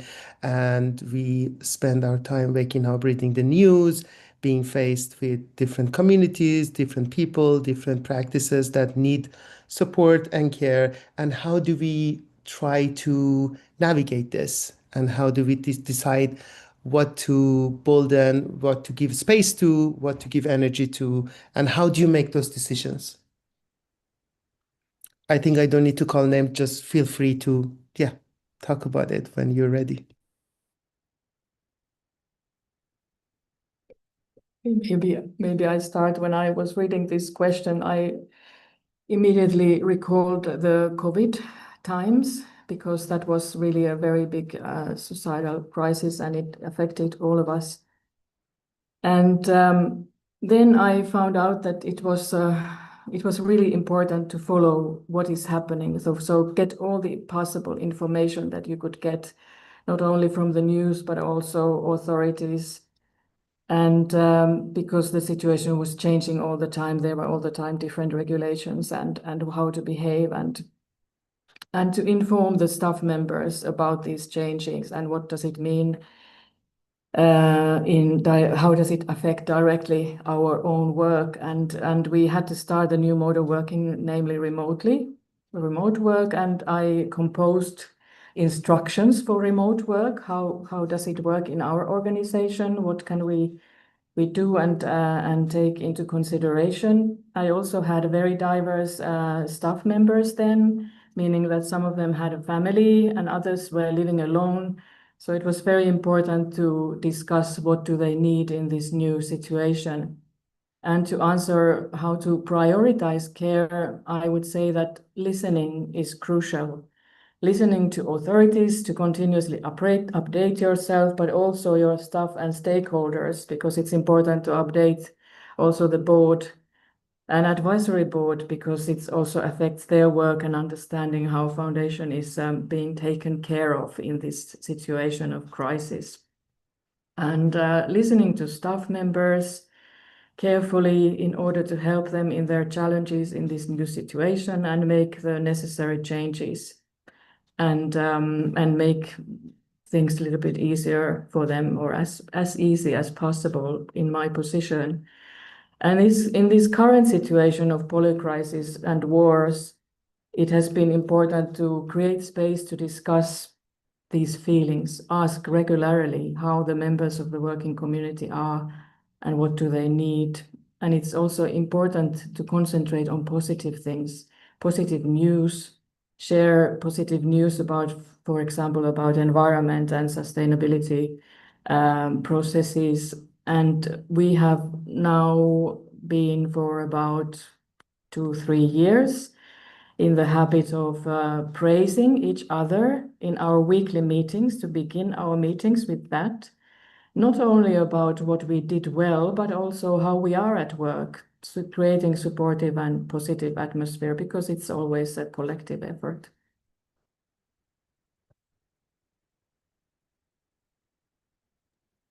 Thank you, Paula.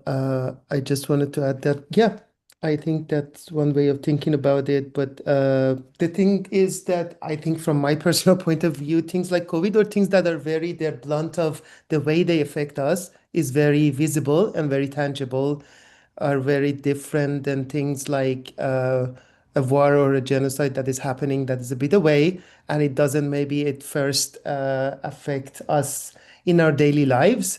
But then if we kind of view it towards the sort of this ethics of interdependence, where everything is sort of related and something that is happening that doesn't maybe change our daily life, it is sort of very much embedded in to the way that we are working, in the way that we are living in our sort of joint future. So it's also very interesting to me to know that how do we relate to those.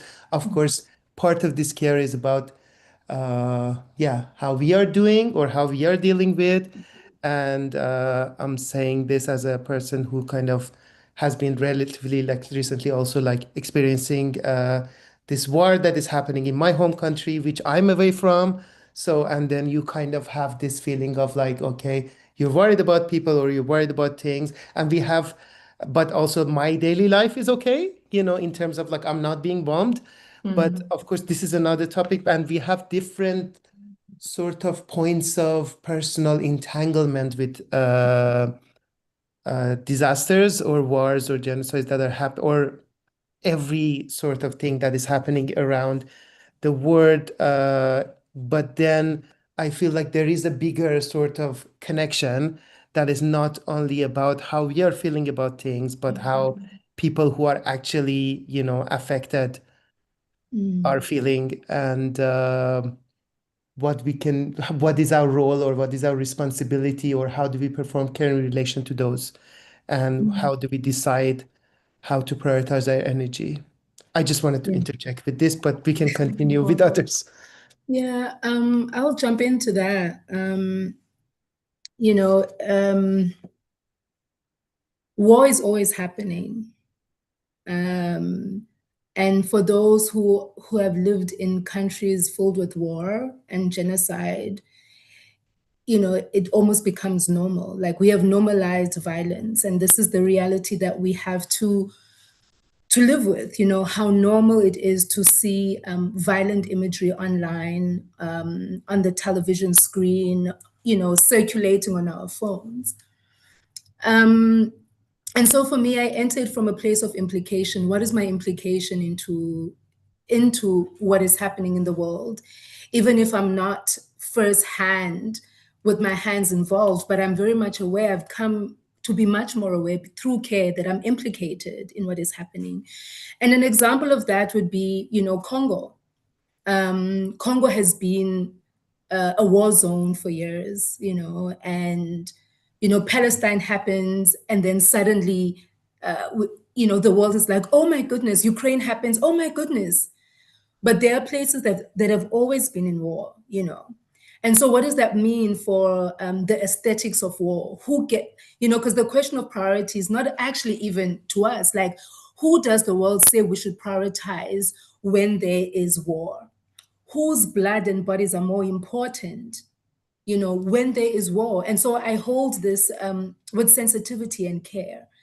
And also the limitation, my physical limitation of knowing that, like, I can't hold it in its fullest breath, right? So that's one. The implication part for me is where I think I can be more active, you know, and think about those implications. And this, by this, I mean, all of us have cell phones, all of us have laptops. It all comes from Congo. Congo makes all of this possible. So all of us in the world are implicated in the violence that is happening in Congo. Whether we want to admit it or not, this is a fact. We can think about countries with oil and how we're all implicated because we drive, we have things that are operating through oil. So we are implicated. So when I read this question, I was just like, what is actually made visible to me as something violent and what is not? And, you know, what am I told to care about? And what am I told that it's normal? It's just everyday life. And I actually don't have an answer to how one prioritizes care. I think we happen to care about the things that we feel close to us. You know, I have friends in Iran. So when that is happening, I'm texting everyone to find out how they are. I have friends who are from Iran who have moved years ago. And so it's just like extending that of like, what can I hold for you while you hold yourself and hold your people? Having been someone who moves around the world a lot, and now I'm situated here, back home recently, there's been like a storm in Cape Town. And all I can do is send a text message. And that's what we have to also just hold, that like sometimes our care cannot be tangible. Our care cannot even reach, you know, like the resource of care as a tangible, tactile, physical thing cannot reach the place. So what does it look like to care spiritually? what prayers, or whatever spiritual practice that you do, like how do you meditate to create an incision point that disrupt the continuous cycle of just violence and bodies dying, and knowing that like physically there's a limitation, but spiritually we can hold things otherwise. Like what kind of language can we use to make the situation softer and tender for us to hold it? But I think in terms of like thinking from an institutional level, like what can an institution like Amos Rex do in situations of deep violence? One of them is like we can invite artists, and any practitioners from those regions to make work, because we are an art institution. That's the resource we have. We can divert the resource to do something else rather than produce work, but that comes from a hierarchical perspective. And so the institution functions in a particular frame and system, and as a curator one has to constantly figure out how that system can work to hold the reality of the world. And from a resource perspective, that's institutionally, yeah. And also to like ask questions of like, how is this institution, the institutions we work in, and this one implicated in what is actually happening in the world, and how are they dealing with that implication with the resources that we have? Yeah, I hope that makes sense. It makes a lot of sense. Thank you, Kanisile. Yeah, these are very good points. And I wanted to also ask Ingrid if you want to comment on this briefly before we move on to our next question that kind of also connects to what Kanisile was saying. Yes, I thank you, Kanisile. You brought out very, very important points. And I think it's very crucial to really navigate these issues and really think about what the institutions can do. Of course, we can be a platform, we can support artists, we can organize dialogues between people, we can organize events where we can have discussions and kind of like through that try to influence and share knowledge, and maybe sometimes as well share knowledge about what's actually happening in the world through art. And that's something that we should really take seriously as well and consider in our program. But I think sometimes as well, bigger institutions, because you program and you engage in things in long term, which means as well that the urgency might be hard to do sometimes, that you're not able to maybe react as fastly as maybe the situation needs. And then I think there's the personal or institutional in this side. Sometimes personally you might feel that let's react to this very fast. What can we do? But the institutions don't necessarily always move so fast. Of course, there's people in there, so it's people who in the background are making decisions and try to navigate these issues. But at the same time, this was one of the points that came to my mind as an extra point to this. But thank you, because I think Kanisile, you brought out fantastically all of the struggles that we're living in at the moment, and what can we do as curators and as institutional curators especially. Yes, thank you, Ingrid.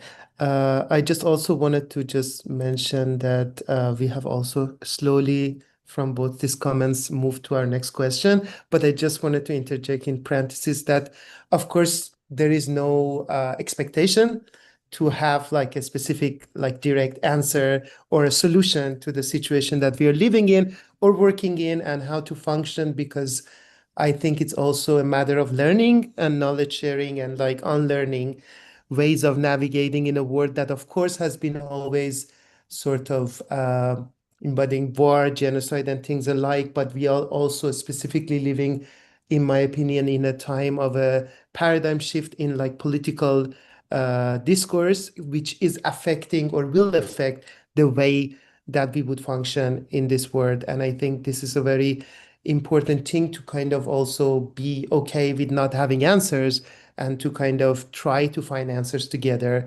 And I think this kind of panel discussion or a situation like this or any sort of conversation around these topics can be a start point, because also I feel like a very important struggle is that also we are always in this space of, or like in this sort of capitalist economy, we are always in this space of reaction. where there is a disaster, there is a problem, there is a situation where we need to react to, and very rarely in the space of imagination or a space of thinking like what would be a different way or a different word or a different way of working or a different way of thinking. But I guess this is a bigger topic. But moving on to our next question, which was also touched upon by two of our guests, I wanted to ask, as someone that is working in the context of an institution, how do you navigate this sort of possible discrepancies between your personal view, your mode of response to a specific situation, than that of an institution that you're part of? And how do you sort of make a dialogue between these two? Maybe I can continue right away because I was coming to this in some ways in my points. So I think working within an institution always involves negotiations and dialogue as well between, because the institution have their own history, structures, responsibilities, and limitations, which always don't align seamlessly with the individual positions or responses. I don't see that they have to be opposite, but maybe the need to react might be sometimes stronger on the personal level. So for me, it's really important that there's a dialogue that makes it essential in navigating these tensions. So there's ongoing dialogue within the institution, maybe with the supporters or stakeholders, and so if there's need, we can find ways. I see institutions not as fixed entities, but as spaces shaped by people working within them. As I stated, there's also people behind it. It's not just institutions standing on its own as a building, but rather a group of people that are responsible for these things. So curatory work can create opportunities in introduce critical perspectives, question established narratives, open conversation internally as well as publicly. Sometimes this happens through exhibitions and programming, sometimes through slower internal processes and discussions. So sometimes it's not so much as what is visible for the audiences right away, but rather something that is developing in the structures or the institutional positions or negotiations with the funders, for example, or something that takes a lot more time than is maybe obvious from outside perspective. But at the same time, I think it's really important to remain self-reflective, reflective about one's own position within the institutional framework. Because, for example, I've worked at Emma for 10 years, so sometimes I really have to reflect on this, because you sometimes adapt the identity of the institution as well, and then you have to really step back for a moment and look at where the line is. So rather than imagining a complete separation between personal and institutional perspectives, I see the relationship as an ongoing process of negotiation, mediation, and collective learning, and collective maybe unlearning as well. So it's an ongoing process for me, at least.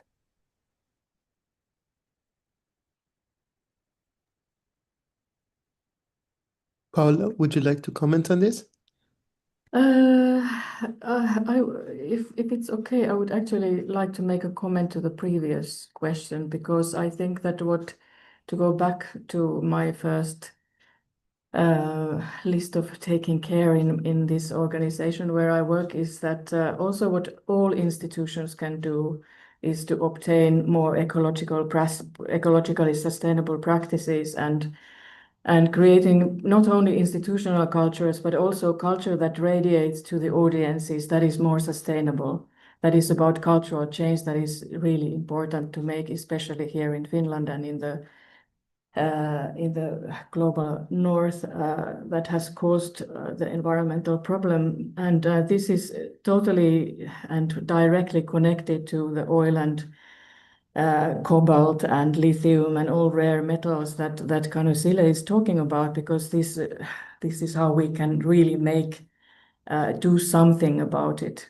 It's really important aspect, and I think that there's a lot of work that also art institutions can do in this perspective. But coming back to this question about the personal view and the institutional values, I'm in a privileged situation that I have been able to direct a change in this organization.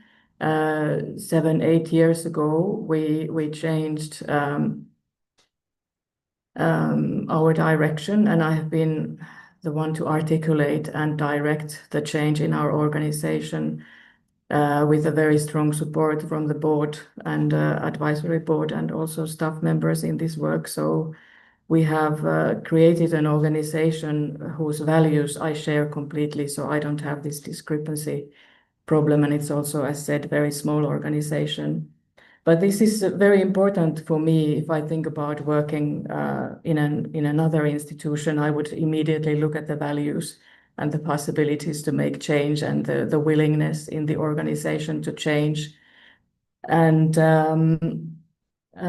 it's important that we can work along these values that are important to us and not making things worse in terms of environment, but instead it's possible to create hope and possibilities also for others to be part of the positive change in the world, not only when we are hiring people for projects, but also we have found it very important to share everything we have learned so that there is a model of working for everybody else as well. Thank you, Hulda, also for connecting to the previous question and the things that were discussed. I think it was very important. Kanisila, would you like to continue? Yeah, I mean, I think I'll start responding to this question from a curatorial perspective. Curating is an institution in itself, and how, for me at least, I enter curation as an inherited institution that is quite violent and colonial. The history of curating comes from a part of the colonial expedition and enslavement. And so what does it mean to inherit a practice or be called into a practice that is historically violent and continues in many ways to be violent? And what does it mean? What does one do with that inheritance, this institutional inheritance of a practice? And for me, it has been about finding a language of soft tending and to make language malleable, particularly this colonial language that I'm speaking right now, that sits within and between the intimacy of my mouth. Like I speak English every day. It is not my language. It's part of a colonial language that is tied to how I, operate within curatorial practice. And so rather than resistance, I'm always trying to find language that is soft, that is tending to the practice. I'm trying to always insist that I can do this otherwise, that there's other ways. And so for me, it has been about moving within the practice as a form of remembering. Like what happens when I think of curating as a form of remembering? And that completely shifts how I enter then the institution as a site, as a history, as a building. And to see entering an institution as an invitation into what the institution actually is and what kind of ethics the institution holds that might not actually be the ethics that I hold and function. And so what does it mean to remain in my practice within an institution? And that, coming from working with collectives, I come from a collective background and trying to see like what collective process an institution can hold. Because institutions, even if you're a young institution, you are sitting in an institutional culture. Even if you're 5 years old, 3 years old, you're sitting in a particular institutional culture. And so where I'm at right now because I've just entered an institution, is that institution actually is process work. And sometimes the process does not favor you. It favors what the institution wants to become. And one has to learn how to hold that tension. And sometimes what the institution communicates publicly is not something that you personally hold, but because you've made the decision to entangle yourself to the institution, you are implicated in how the institution positions itself. And so one has to figure out in one's own practice where one then situates themselves in. This is what I'm currently negotiating. So this question is coming at an interesting time where I'm like, okay, I've entered an institution, there's histories that this institution is sitting on. What does it mean to be in my practice within Amos Rex? And, when, because there's always tension, like, or like, this is my belief, there's always tension.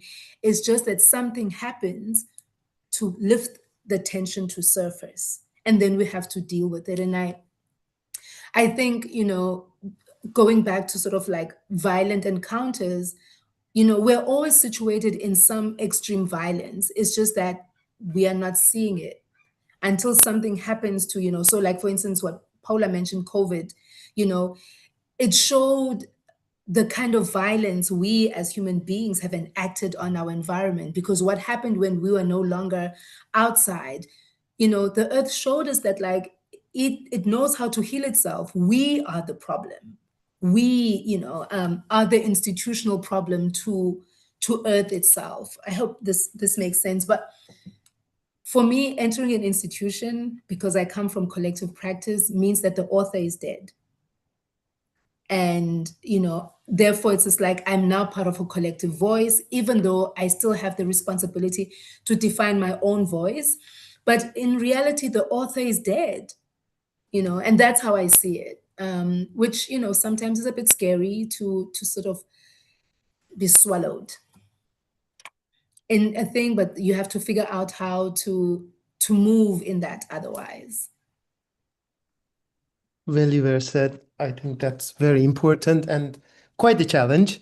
And I would say a lot of things that you talked about in this moment, just from of course, there's different institutions, different cultures, different spaces, and they work all very differently, but sometimes also similar. Just as someone that has lived in Finland now for around 13 years, and has been also through a variety of institutions, not necessarily being let's say, employed by institutions, but working in relation to like institutions, bigger or smaller, from museums to galleries to other art institutions, to like going through this sort of institution of education and university in this country. What I've kind of learned and experienced a lot, and what we talk about a lot in Finland, like amongst especially people who move here and are working and living here, is that it's very much, and of course there is no like, overarching facts ever, but like it's very much a culture of non-confrontation, where confrontation or asking difficult questions is usually frowned upon and usually works not to your benefit, because it's kind of very much a culture of like kind of keeping the status quo and keeping things with no problem. So like whenever, and it has happened to me and many, many, many other people a lot of times while working and living here, that like when you are kind of trying to kind of create these moments of confrontation, which is like also, of course, moments of understanding and moments of learning, then you kind of get into kind of, it's kind of labeled as an attack, or it's kind of perceived as an attack, and is perceived as like something negative rather than something that has this potentiality of growth. So I think this is also something that comes a lot of times as an issue or as a kind of a challenge while working within different institutions in Finland, or within sort of the field in Finland, that is like how to kind of normalize confrontations, how to normalize this sort of like maybe uh, because also like, confrontation, then when you spend this energy and time and effort to create this kind of difficult question and formulate it and put it out there, you are bringing a lot, you're putting a lot, it comes from a space of care. If you don't care, you don't bring this, you don't do the work. But when you're doing the work, it's kind of almost always comes from a place of care, but it's also not always culturally perceived as, an act of care. So I think it's also important to kind of, for us, yeah, as a scene, as a country, like, to also learn how to be comfortable with confrontation, how to be comfortable with uncomfortable moments, because that's the only way that we can learn and we can grow communally, collectively, and to kind of see maybe this effort as an effort, as a work of care. rather than a work of like, oh, this person just was to make problems. Yeah, just wanted to put this out just from personal experiences and like struggles. But shall we are almost, entering our last 10, 15 minutes of this talk. Unfortunately, I mean, I feel like this is like such a big topic and so many different angles that can be discussed much more in detail. But I just wanted to like finish with something that I personally struggle a lot with because I have a very big background working as a freelance curator, but then now I'm like in a small organizations where like I'm always kind of trying to navigate this, and it's a very new word to me. So I wanted to put this question out on know that you're working in relation to bigger or smaller uh, organizations, but as people working in organizations of varied sizes and resources, how do you navigate the balance of care? And by this, I mean like we work with artists and art workers, most of whom are living in rather precarious socioeconomic conditions, more precarious than us a lot of times. And these kind of people see a lot of times institutions, and rightfully so, as an accumulation of resources upholding colonial legacy, but also the resources in be it in time, in finances, and a lot of other ways have limitations. So of course, some of these limitations are much bigger and some are way less. But how do you make sure to take care of the people who you work with, as in artists and art workers and freelancers that you work with, and at the same time taking care of your colleagues, staff, and environment? And how do you take care of yourself in this situation?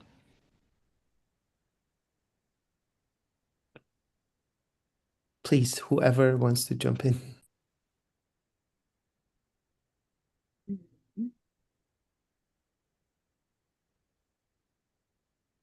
Okay. I thought Ingrid was going on. I saw you like And then I no, well, go, Ingrid, whoever. go. I just wanted to comment, Thought as well, that I think it's a good observation of Finnish and maybe Nordic attitudes as well, that trying to avoid conflict or these type of situations. But there was one of my one of the curators in my team actually said as well that actually it's hard to develop or grow without friction. And I think that was a good attitude towards curating as well, and the processes that go into it, that sometimes you need friction to go forward and develop something actually meaningful and new.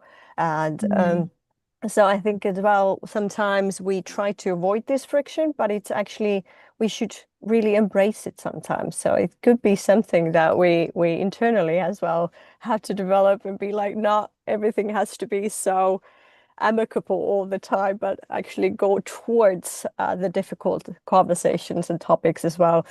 And just wanted to state as well, because I was born in Soviet Union, so my parents grew up in the Soviet context, which was really interesting as well, because you end up having two different worlds. One is the official art world that's supported by the state, and then you have the secret art world that actually happens. And I think that actually contains the friction, and it really contained both of the narratives simultaneously. One was kind of like hidden away and was a comment towards the official state artistic world. And I think, of course, we're living in Finland in a very different type of world where we try to I don't know how to explain my thoughts exactly at this point, but I think it's very different because it's not against anything, and we try to be very agreeable with everybody, and sometimes that doesn't work out so well. Or do we actually learn from that? Do we develop from that? But yes, I can maybe go to the actual question and answer that, because I do agree with you that this one is a central tension of institutional work today. Many institutions are expected to respond ethically and critically while operating within financial, structural, and temporal constraints. At the same time, artists and cultural workers are often working under increasingly precarious conditions, as you stated. Institutions themselves are frequently understood as part of the broader historical colonial system of power and resource accumulation. So I think we're more and more aware of that officially as well, and really considering that. For me, care begins with transparency and honesty about what is possible and where the limitations exist. This includes trying to build fair and respectful working relationships, acknowledging labor, communicating clearly, and creating conditions where artists and collaborators feel listened to and supported. So active listening, I think, is very key element in this. Even when resources are limited, the way people are treated matters greatly. So it doesn't matter what the resources are, it's also about the people and how you treat them in the end. And equally important is recognizing that care must extend internally as well to colleagues, production teams, staff who are often balancing heavy workloads and emotional demands. Sustainable care cannot rely solely on individual goodwill or self-sacrifice, so it requires institutional structures that support the people over time. So this is something that I'm in my work been developing a lot as well, that we would have structures that would support people and make the work life easier, and also partnering with others and working with others easier for them to understand how we also operate. So personally, I try to approach care as a collective practice rather than individual responsibility. Taking care of oneself is also part of maintaining the ability to continue working meaningfully and responsibly in the long term. So finding solutions that would help us to work as long and happily as possible. But at the same time, going back to it doesn't mean that we would always avoid the friction itself, because it does help us. Thank you very much, Ingrid. Well said. I just wanted to interject here for 1 second before going to Paula and Canicile. About Q&A, I was told by Stop Hatred Now to remind the audience that if you have any questions that you want to put forward to the panel, now is a good time, and you can type it in the Q&A section. Thank you. Please. Would you like to continue, Paula? I think Hannesile was waiting. It's okay. out. Take your time. But I would also like to thank Barbot you to bring up this situation that you very well described, trying to bring up different kinds of questions that challenge the status quo, and the situation that we have often in Finland. I think we need rehearsals around these questions, really. We need to have more situations where we are faced with this lack of knowledge and possibility to learn from others. And I hope that these will be created. These are also one of the institutional structures that could be improved. They could be more regular so that we get used to them. And I think it's also important how you articulate. I really liked the way you articulated this idea or this situation as a process of care. These questions come out of care. And I think this is a perfect way to articulate it also when you want to discuss it. And also that because people take things very easily, very personal. And this is also important that we kind of separate the issues from the people in a way. Of course, they cannot be totally separated, but it helps people to be able to have a conversation around them. But I really appreciate that you brought this question up, and it's really important, and rehearsing is important. What comes to this last question, I don't want to repeat what has already been said by myself or fellow panelists, but I think that It's very important to be a caring colleague at work, just to be a human being. And be attentive to the moods and atmosphere at work in order to take care of your colleagues and artists that you work with. For me, for example, this friction, or how you call it, tension, kan du sille use tension? I have had my learning lessons with many of the public commissions that we have done with artists, because then you have to negotiate about so many things. It's so many things when you work in public space and when you have an artist coming from abroad and not necessarily knowing the context.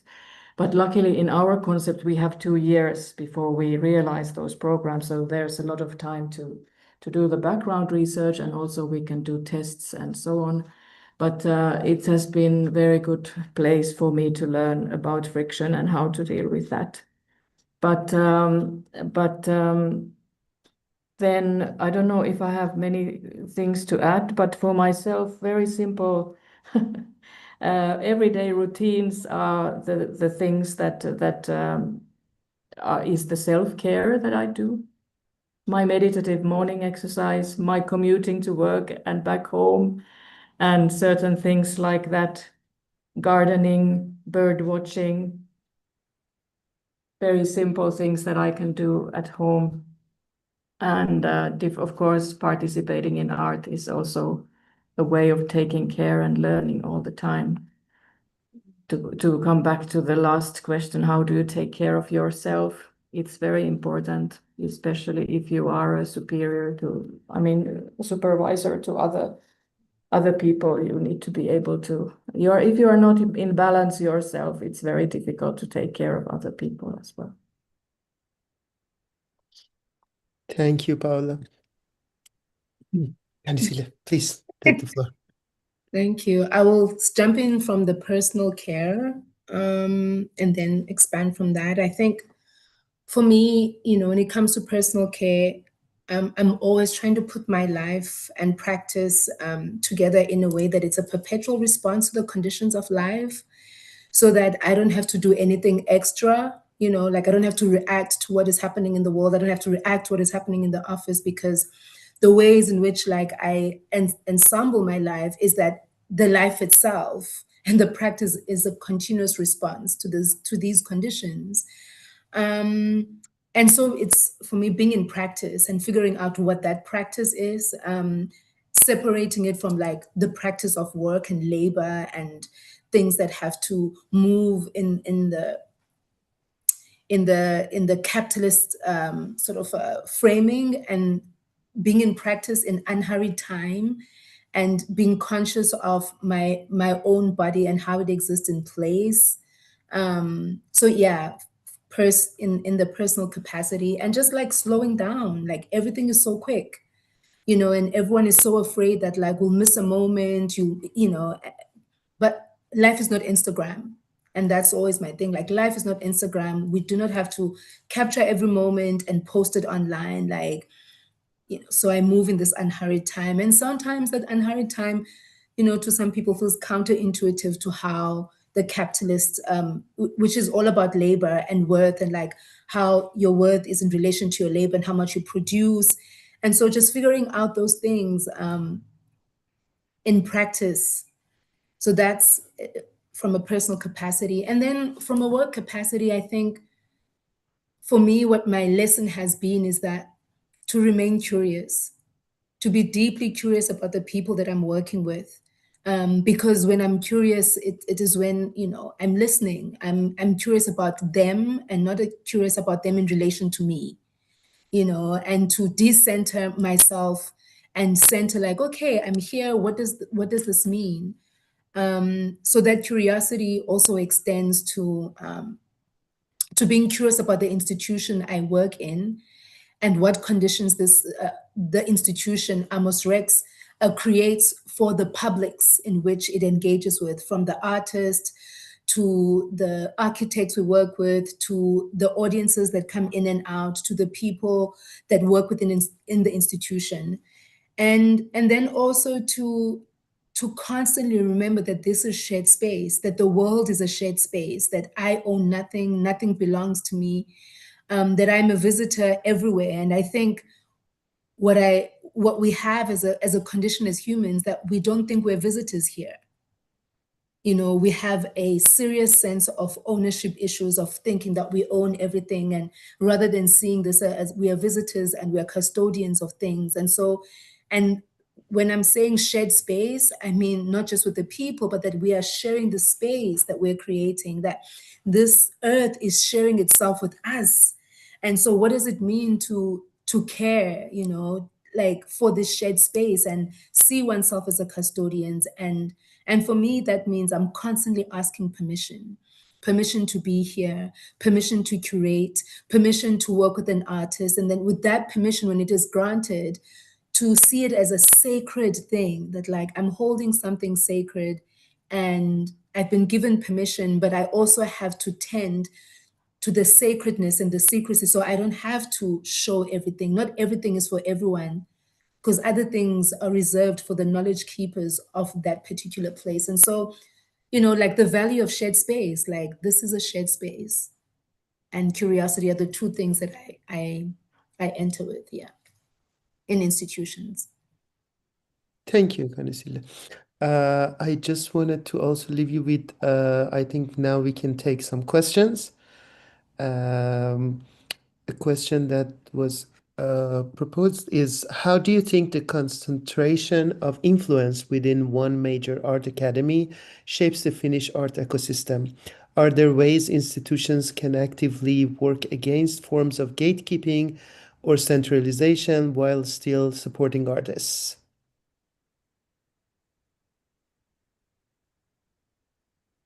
Wow. Ingrid, would you like to start?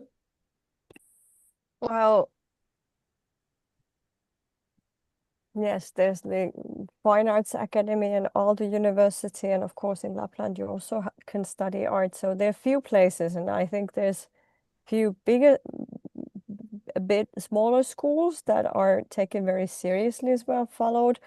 That Vapaa-taidekoulu, for example. So I think it's not only one big institution that, for example, in museum institutions, we take seriously and follow who is studying there and who then is finishing the school. Kuvan Kevät is opening today, so I think it's a very timely question in that sense, that this is the biggest exhibition that a fine arts academy or school houses annually, where I think quite a lot of different curators go to see who is now graduating from them and what are they working on.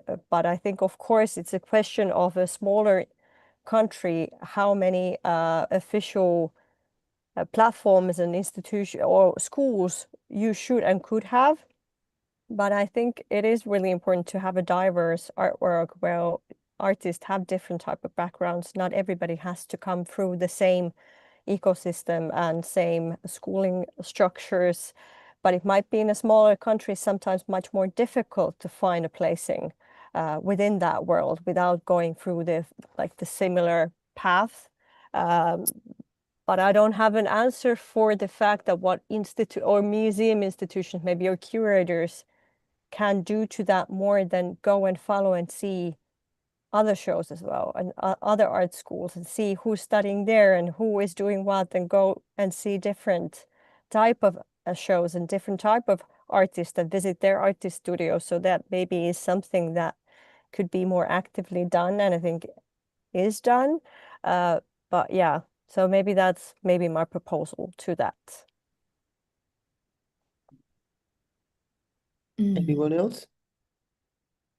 I mean, I would be answering this from a very different positionality as someone who's new in Finland. Perfect. And maybe flipping it a little bit, and asking like, when you don't have a studio, are you an artist? And these are questions that I ask all the people I work with. When no one comes to you, if you have a studio, no one comes to your studio, are you still an artist? what is the thing that defines you, that you use to define your practice of being an artist? So, you know, that's where I would start. And also to a lot of artists, I think internationally, you know, usually, particularly if they've gone through some system, educational system, revere this idea of a hierarchy, you know, that there's the school that is top notch, and then there's all these other things. But my experience of being an independent curator is that one can have all the skills, but not the talent. One can have all the talent, but not the ambition. One can have all things, but not be clear about the purpose. One can have all things, but not be clear about the passion. And so for me, it's always like, what do you desire? Dare to live in that desire. Even if everything structurally seems to not be in place, even if the system doesn't seem to, when you close your eyes, you're like, this is impossible, live in the impossibility of your desire. Because to be an artist, to be in the creative space, you need a different kind of faith. Not even religious faith, you need a different kind of faith to move through the creative industry, because it is, one day you're the best thing and the next day you're not. It is so, you know, I will say it's so porous in how it just pours in and out. And this is why you have to, as the practitioner, live in the impossibility of your desire and then figure out how to move towards it, even when you look at your situation and it doesn't seem possible. And that is a very hard thing to do, because one has to learn the practicality of that. And the other thing would be that there is not one way to be an artist. There are multiple ways. Everyone usually wants to show in a museum or a gallery. You can be a residency artist and like have a full blooming career as a residency artist. You know, you can be a research artist. There are so many streams. And so one has to learn how to pivot beyond just like, I want to show in the museum, I want to show in a gallery, because you could be an artist that shows in festivals and biennials. There is no one stream, but you have to be willing to pivot. So that's how I can respond to that, like, because resources are always finite. Thank you, Kanisila. Did you want to add something, Paula? Yeah. Yes, I could just, what Kanisila said resonates with me, and also what Ingrid said, because of course the University of Arts is the art school that has the most resources. That's the fact. But it doesn't guarantee that all who come out of there are successful artists. And like Ingrid said, there are other art schools also in Helsinki, but there's also academy in Turku.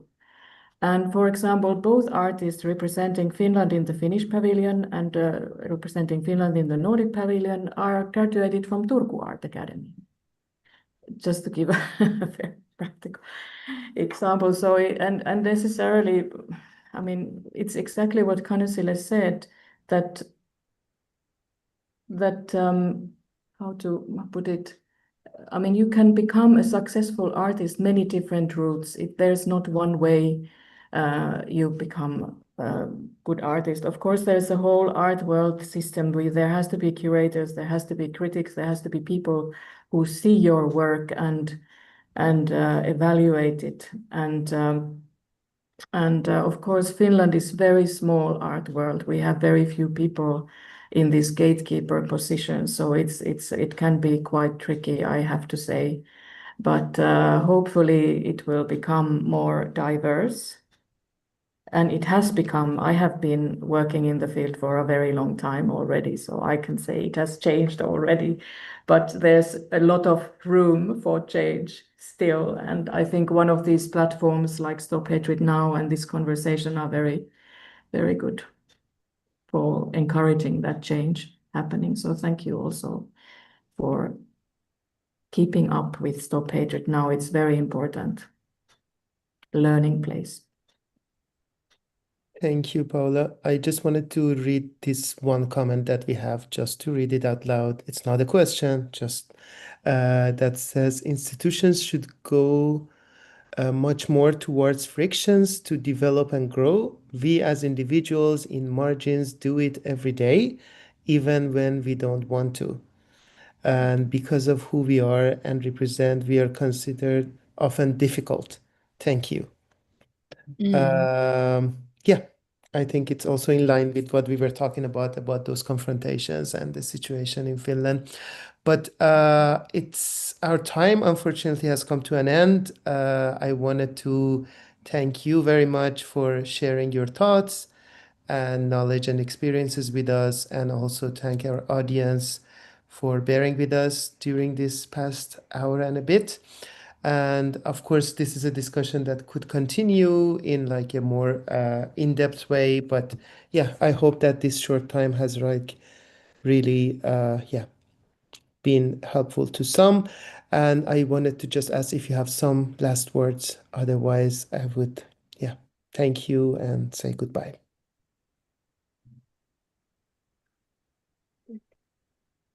I would like to thank you. Thank you, Ingrid. Thank you, Kanisila. Welcome to Finland, by the way. You are rather new. So welcome. And Farbod, get better soon, I hope. You. And thank you for the invitation and possibility to join.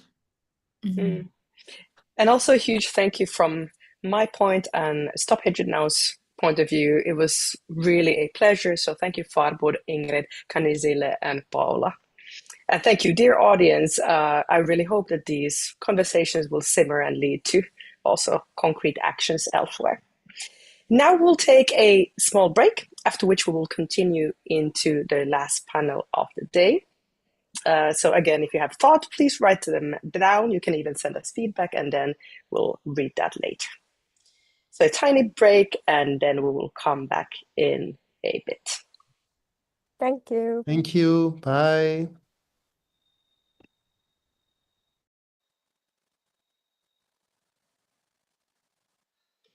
So we will continue quarter 2-3 with the conversation, Stories Make Worlds, Power of the Stage. See you in a bit.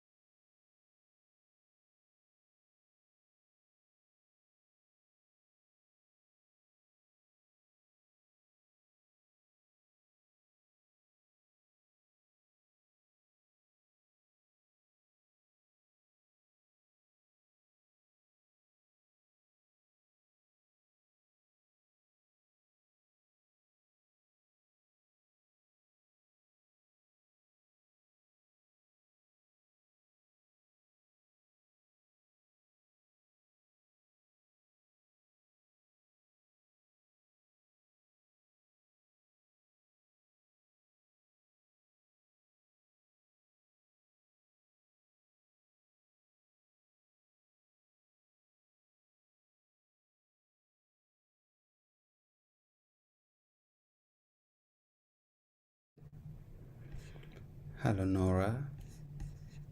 Hello, everybody, Hello, Sonia. and welcome back. And also for our audience, is warmly welcome back to the third day of Stop Hatred Now 2026. I'm still Sonia Lindfors and hosting this week, and we already have Tenda and Nora here, and now we have Julian as well.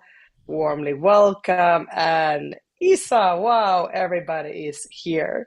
So friends, now we'll move on to the last panel discussion of the day, Stories Make Worlds, The Power of the Stage, with Isa Hukka, Nora Dadu, Tendai Makurumbandi, moderated by Julian Ovusu, and this will be in English, and we have print interpreting available. So whoever is in the webinar, you have to enable the print interpreting from your own tool panel. And unfortunately, those of you who are watching this via the stream, you cannot access that. So please, please, please come to the webinar via the link in our website, stophatrednow.fi, if you are needing that. I'm so happy and excited for this panel discussion. We have had a really great and interesting day. So this will be a lovely ending to the day. But now I will give the floor to Julian, and I'll be here behind the scenes in case you will need my help. Thank you very much, Sonia. Welcome, and thank you all for being here, and also thank you everyone on the webinar as well. It's been a really interesting day. A lot of very interesting insights going through the day. It's got me thinking about a lot of things, and I'm really happy that we get to have this chat here. So hello, my name is Julian Owusu. I use the pronouns he and him. I am a light-skinned black male with cornrows in my hair and a white t-shirt. In my background, there is a Zoom background which is pink and says Stop Hatred Now. Welcome to the Stories Make Worlds, The Power of the Stage panel. I am joined by three amazing speakers today, or panelists today, Nora Dadu, Isa Hukka, and Tendai Makurumbandi, and they will introduce themselves shortly as well. Welcome, friends. So I will now pass on the mic so you can give a short introduction, let the people know who you are. And we can start with Nora. Oh yes, and I forgot to say also, whilst you introduce yourself, could you also share a story that has affected you in some way, or what stories mean to you, just to get the ball rolling? Wow, right there in the beginning. Okay. Yeah. So hi everybody. My name is Nora Dadu. I am an actor and director, playwright, and activist. My home base at the moment is Teatteri Takomo, but right now I'm working in City Theatre.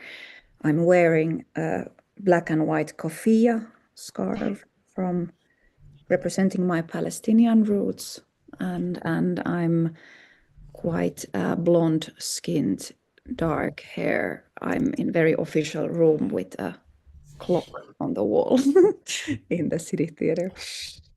I'm also one of the founders of Sumud, the Finnish Palestinian network.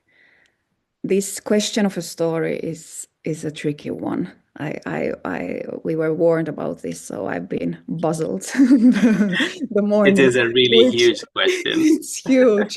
Which story to choose? So I had three in the last row. One of them was a story that leaves a lot of questions about who am I or who is anybody.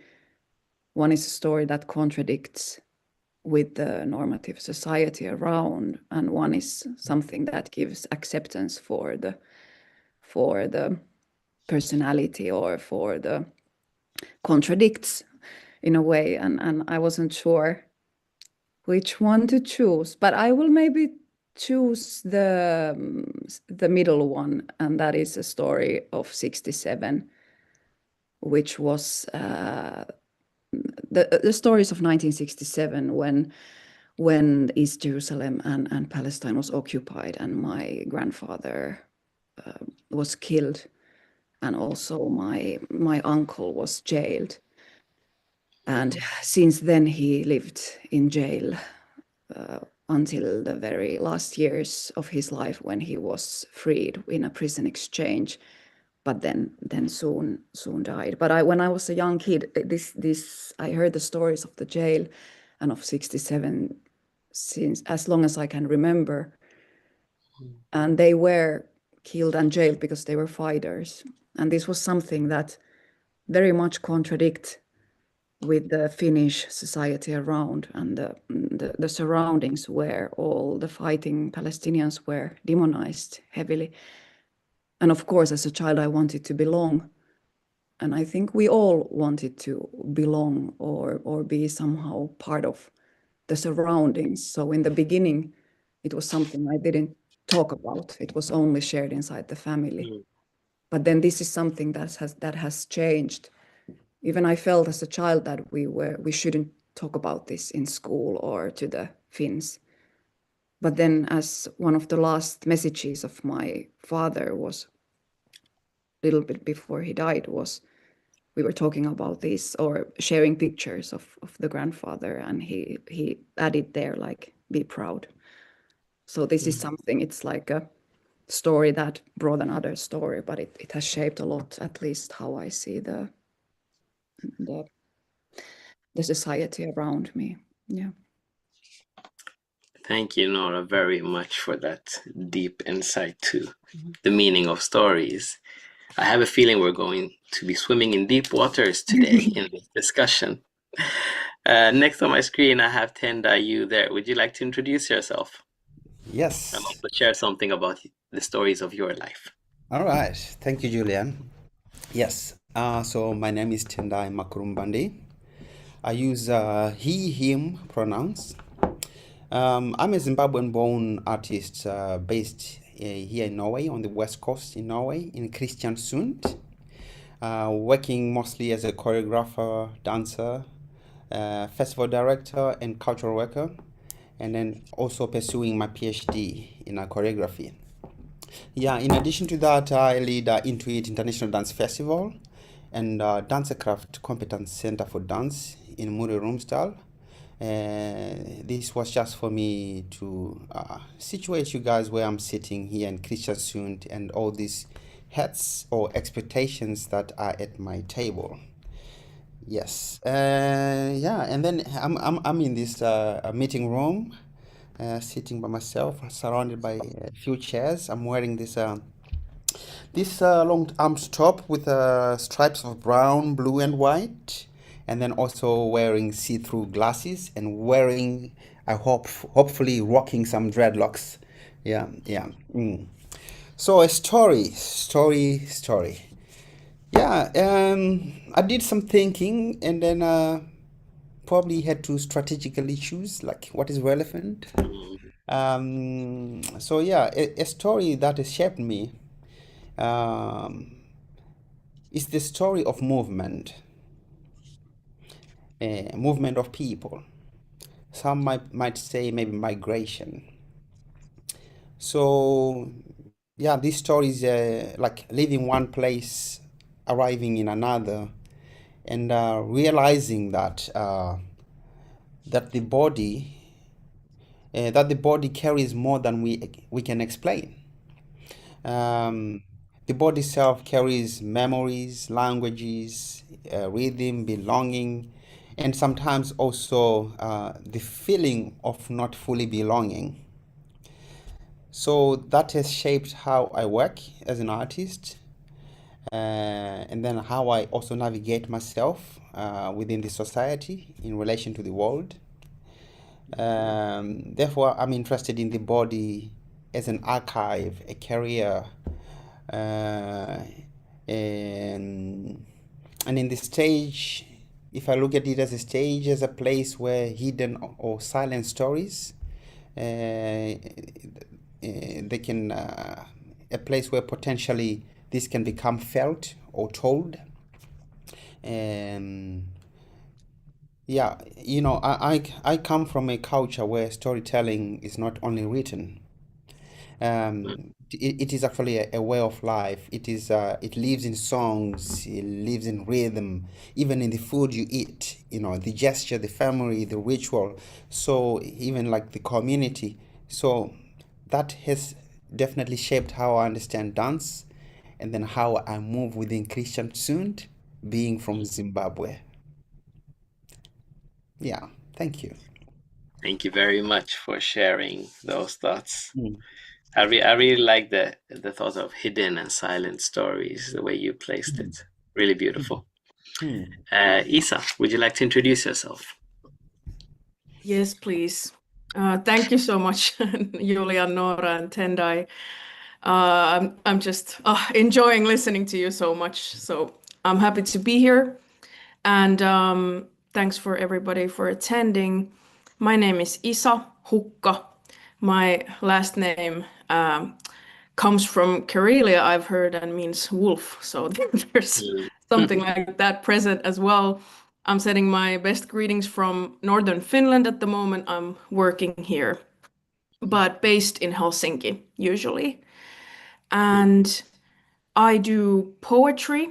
I sometimes call it crip poetry, this holistic, critical, disability approach to poetry and language and writing and stories. But I don't know because I want to share my story, which is in relation to identity. And I know we all have worked, right, to an extent with identities and what is identity? What does it mean?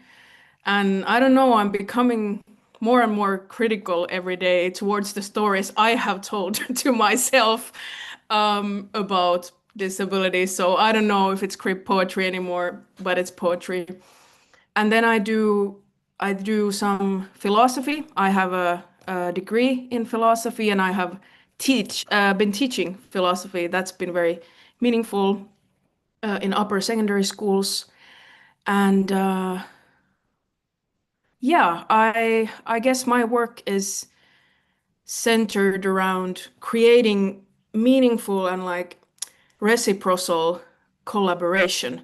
How could we really work together and be included and have this real exchange instead of, tokenizing or ticking boxes or objectifying people and groups of people. So lots of these kinds of questions.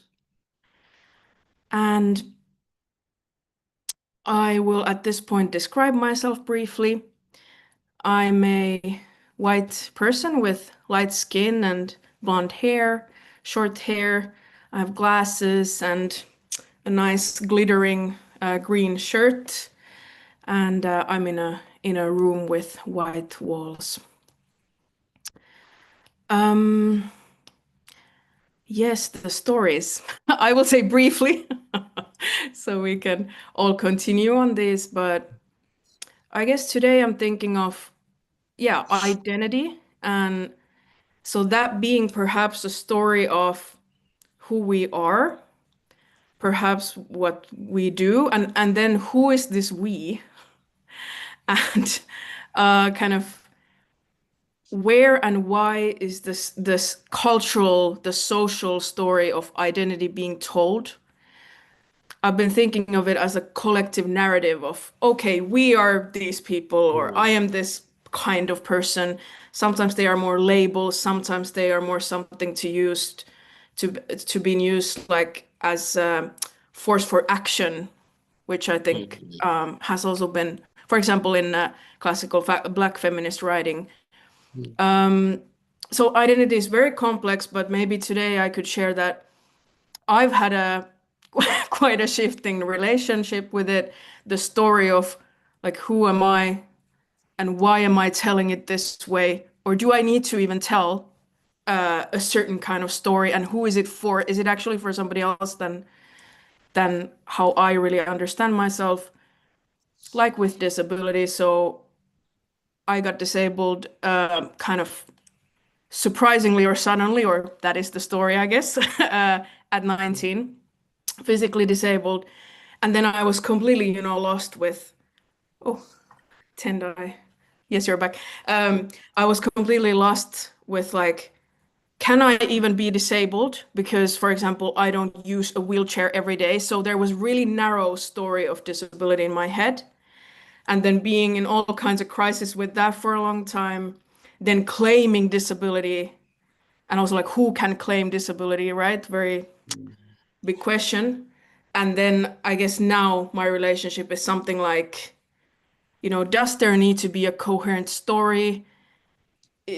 Or am I disabled because is anyone non-disabled? Like, yeah, we can go into that, but thank you. Thank you very much. Wow, such even in just like with three people speaking, we hear so many different perspectives of what even a story is, not to mention what the story does. It's I find it interesting what Yilisa said, the way you started talking about identity, how there are stories that tell us about our history, and there are stories that shape our identity, but stories also sort of show us where we're going. So we also tell stories about the future, which also then impact the present. So like all time seems to be present in our stories, and that is, I find it also very beautiful how they sort of move from the past and directly into the future and sort of back and forth. And as we tell these stories about ourselves and the world around us, we create a reality that we act upon.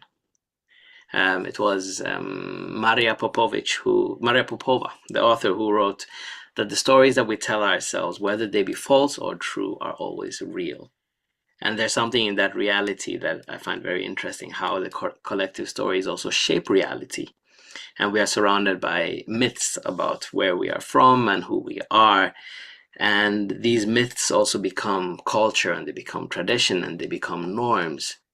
And in many ways, it makes me also think about how these stories that were just sort of like not made up, but were in some way manufactured out of real things and out of imagination and out of dreams, and all sort of amalgamate to create something that then in turn also becomes real. If I may ask you, Isa, you were talking about this disability and non-disability, that who is even not disabled, and I feel that there are a lot of myths surrounding the way we talk about disability and non-disability. Would you like to maybe share something about that? Yes, thank you, Julian. And I agree with what you said about stories being real, whether they're true or yeah. And I feel like identity, that applies to identity as well. I think it's Linda Martin Alcoff, a very famous feminist and decolonial researcher, who has said that like identity is real, like how it affects, for example, her life and her father's life in South America, like and in the US is like it's very real. But then exactly like how it is manufactured and how does it play out? Those are a bit different questions. And in the case of disability, yeah, identities and stories of it. I guess, it's a big question. So thank you for it, Julian. But I guess I could say I see disability, vammaisuus in Finnish, as a fact of life.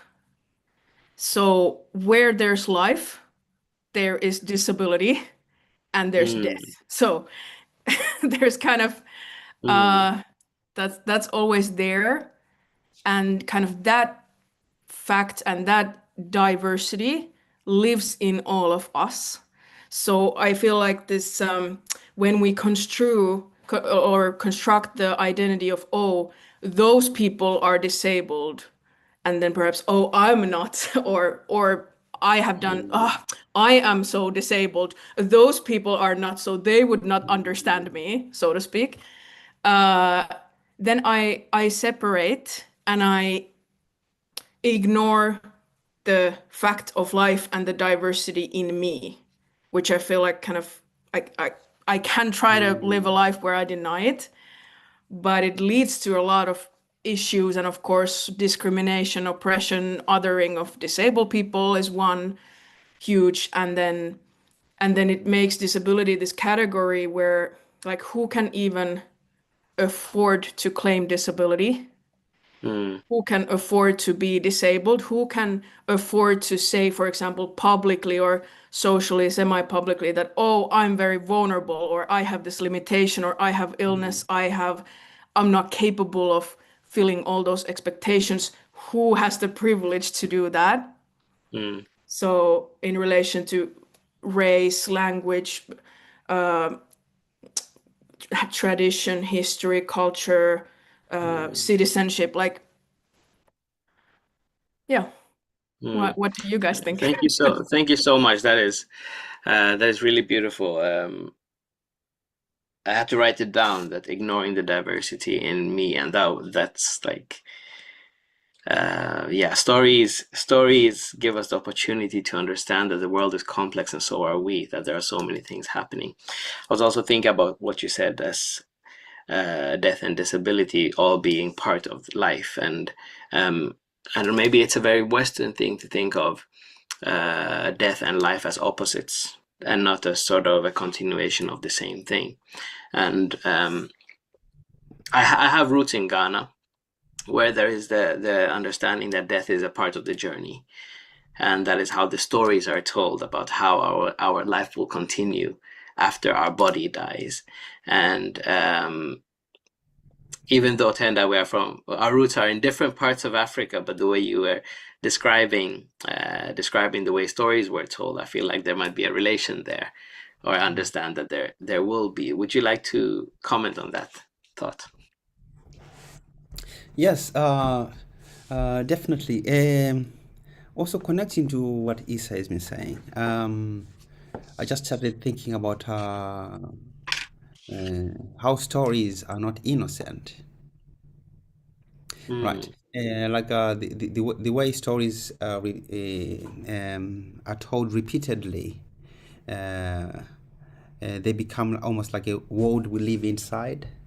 So if a society keeps telling stories where the bodies are foreign, bodies are dangerous or exotic, invisible, yeah, it's like those stories begin to shape how people are treated in real life. Myself as a BIPOC living in Norway, my body can be read before I speak. So people may already carry stories about who I am before I have the space and ability to actually tell my own story, or to tell the story that I would like to share. So yeah,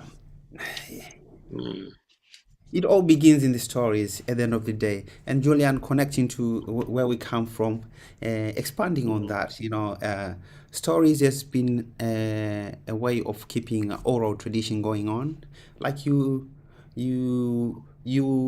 gain knowledge from hearing somebody else's story, not because they have walked that line, but they are also speaking from embodied experience. So that kind of knowledge, specifically in the Western culture, is something that is not read as knowledge. So therefore, when we are telling stories in different continents, in Zimbabwe it carries weight, and then in Norway it's something else, needs to be scientifically proven. Yeah, you see. Yeah, so definitely story carries different weight, but also stories are good, and they can also be dangerous depending on the context. Yeah. Yes, no story is neutral, and everything we do, everything we choose, everything we say has ideology behind it. Yeah.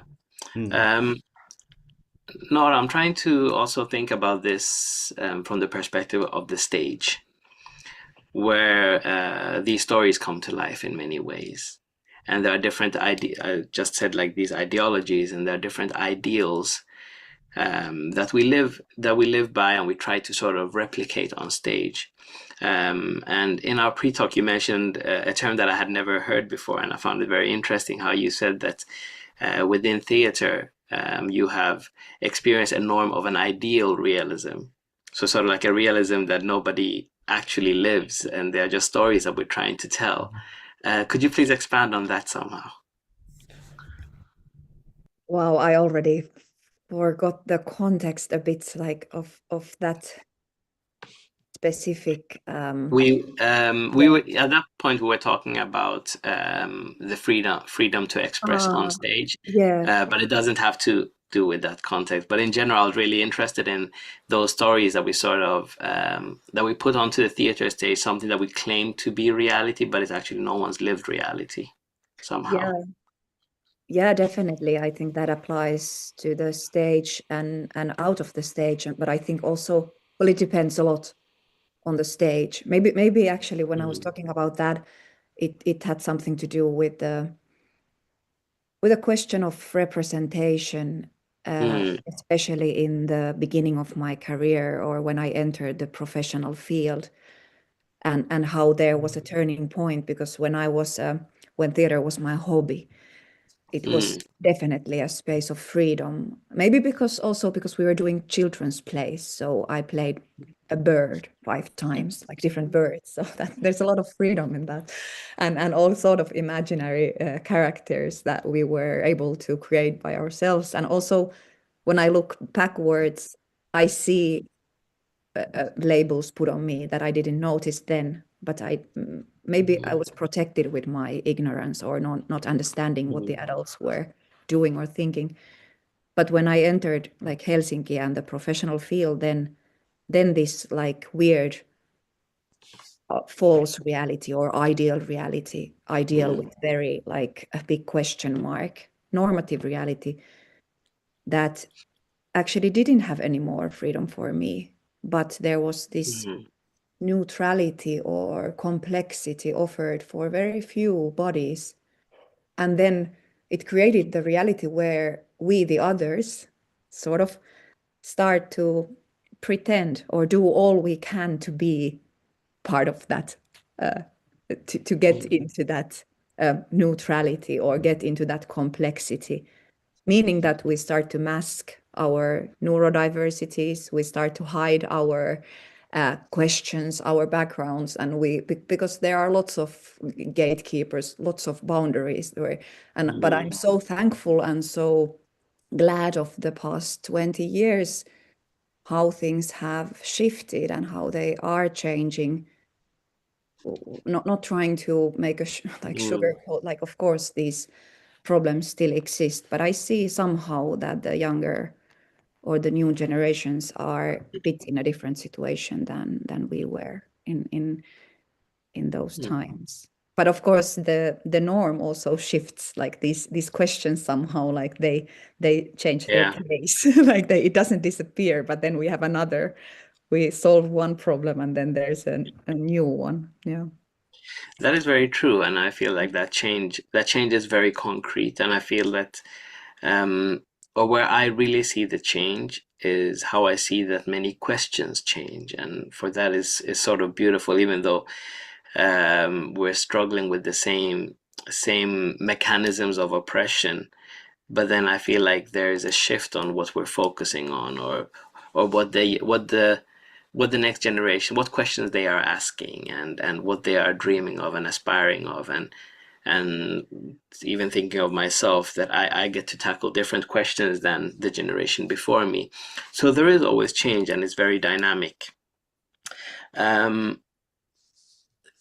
Isa and Tenda, you work also with a bit of different medium. Tenda working very concretely with your body and putting your body on stage, and Isa working with words, both written and voiced. How do you see these stages and the sort of realism or would I say non-realism and dreaminess and possibility for freedom in these spaces?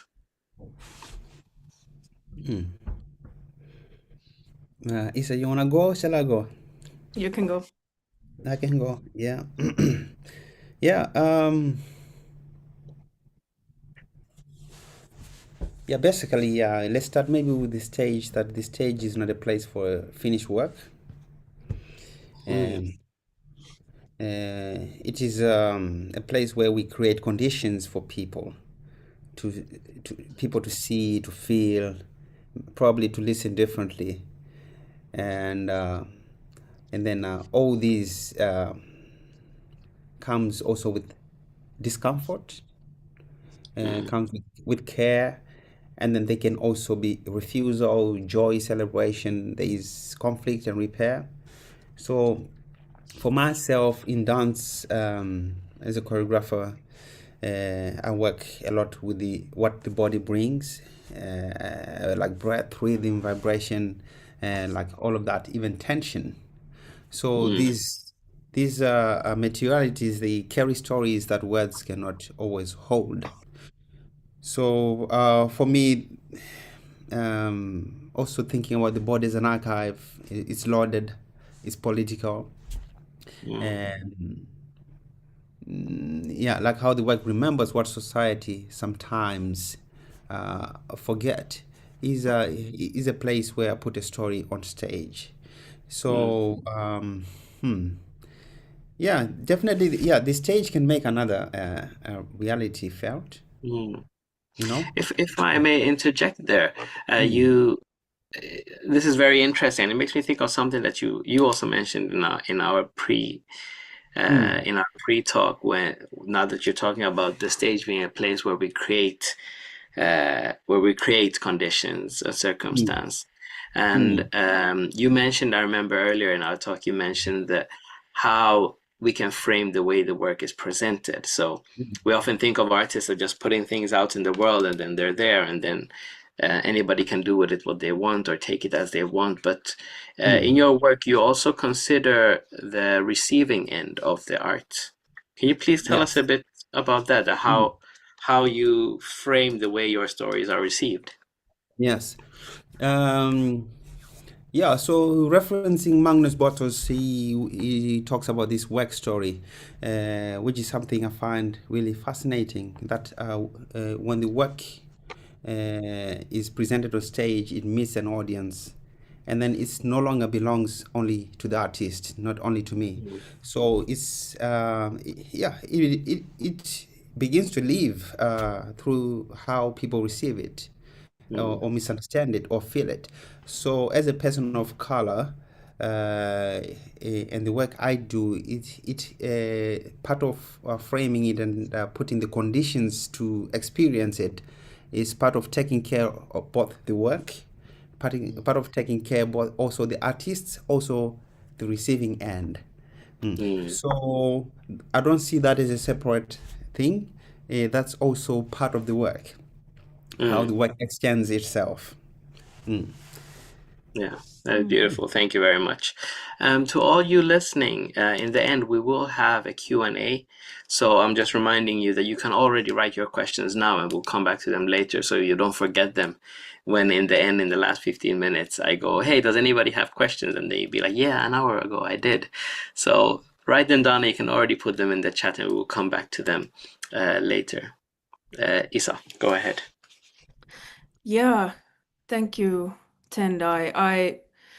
Wow, like I was a bit like, ooh, when you said this conditions, the circumstances creating them, because so I've been working in performing arts and literature with cripping, rampauttaa in Finnish, cripping the process of making a performance or cripping the stage. So what does that mean? And of course, I've done it in working groups, so we all probably have even different ideas what that has meant to us and how it looks like. But in any case, so I would think during those for example, a project at the Baltic Circle International Theatre Festival where we did 2 different works as part of the Coming Stage project. I exactly think that if we want to do something, if we want to change what we see, what we experience here on stage, and how people are presented and represented and so on, and how that affects our reality. I feel like we need to, look at exactly the circumstances, the conditions of the whole process where the performance is happening, where, for example, theater, dance, poetry, stage poetry is happening. Who makes the decisions? Not only who is on stage, who makes the decisions? Why? What's the intention there? Where does the money go? Are people burnt out after 2 weeks of rehearsal? Like there are so many things to look at, and I feel like I want to work in a way where I believe that the end result will also show how the process was. Like it is visible in ways that is maybe hard to put into words. But like, are people, for example, taken care of? Is it accessible enough for people working, doing a performance together? I think it shows in the end result. So I guess these kinds of things I'm thinking. And then I want to say briefly that I guess, what do you think, Nora? You have, for example, made this performance. I've also seen back then Minun Palestiinani, or was it Minun Palestiina? Yes. Niin. Yes, good. So my Palestine. So like, I think Tendai and Julian, what you talked about, how to frame these performances or performers. I've also thought a lot about like, what if I just say, hey, I have this show, whatever, it's poetry, come and see it. Versus I say, oh, this is now disability art, like, so what is the expectation immediately? And then let's say I say that it's crip art or disability art, but then I walk on stage with no mobility aids. That also has caused for a lot of people, which I love, a bit of confusion. And, so any thoughts? So, Yeah, definitely. I think of framing matters, like who presents the work and how the work is introduced. Yeah, who feels invited, and then also language. What language surrounds it all also shapes the reception.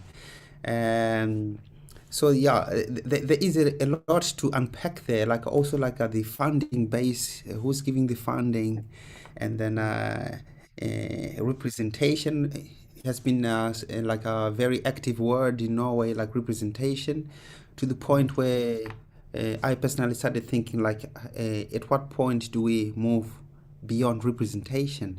Because representation is not liberation. It's also performing. It can be performed.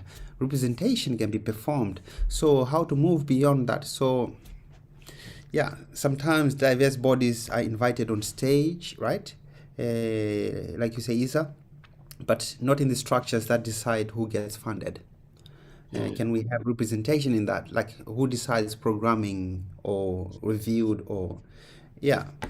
Yeah, thank you. Yeah, I'd like to veer back to Nora and the question that Isa. So, or if you have any other thought or comment, please go ahead, Nora. yeah, I have some. But what was the question? I guess, what are your thoughts on, and like, would you like to share something about the processes where you think of how you frame your work and performance and yourself as a professional? Okay, yeah, good.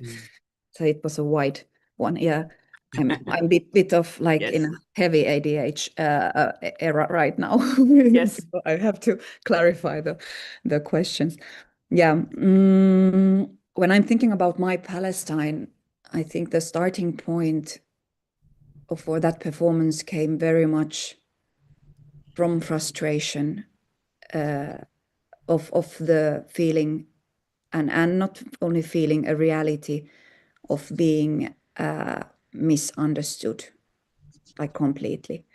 So it was not as an individual so much, but as the whole story, whole narrative of Palestine, how it was misrepresented, misunderstood, mistaught, and this frustration of living inside a society that is believing in a complete lie. It started to grow and grow into the point where I could no more be silent, because also my voice was, I got more and more space with my professionality as an actor, and also as doing my own performances, like starting to be a director a bit, and realized I have a platform. So I couldn't like anymore not use that space. So it came very much from a feeling of responsibility and need or urge to correct the story, or at least try to correct it. But of course, because it was a process made a performance, then the process led to a bit different results than I thought. Like maybe my starting point was just to correct the story by telling the story that I know. But then during the process, I started to realize that my memory has slips, and I have been telling this part differently than it actually is, because I started to get corrections from other people. So this created to sort of the punchline of the whole performance, which is that the whole, like our identities are very much shaped by stories we tell ourselves that might not be true, but that applies to all. Like that's not just me. Like so it becomes more of a philosophical question of how the reality is built. Like what is left if we actually like go deeper and deeper. What is actually, in a way, like war is a story, violence is a story. They are built also. That is built on a story, but stories can also heal, and they can make us enjoy, but they can make us addicted, you know. So it's like we get addicted to these stories, and but it was a lot of part of was responsibility, feeling of responsibility, and also feeling of like duty or service. And I was very much like trying to give something to the audience, and it was very openly received, like people wanted to see that.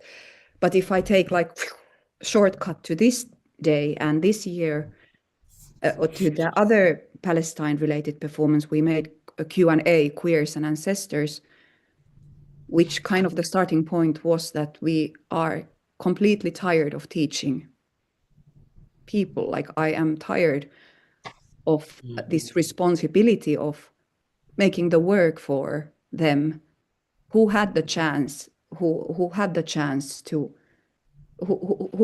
to learn and to see, and the feeling of exhaustion after the ongoing genocide, and of the ongoing, like the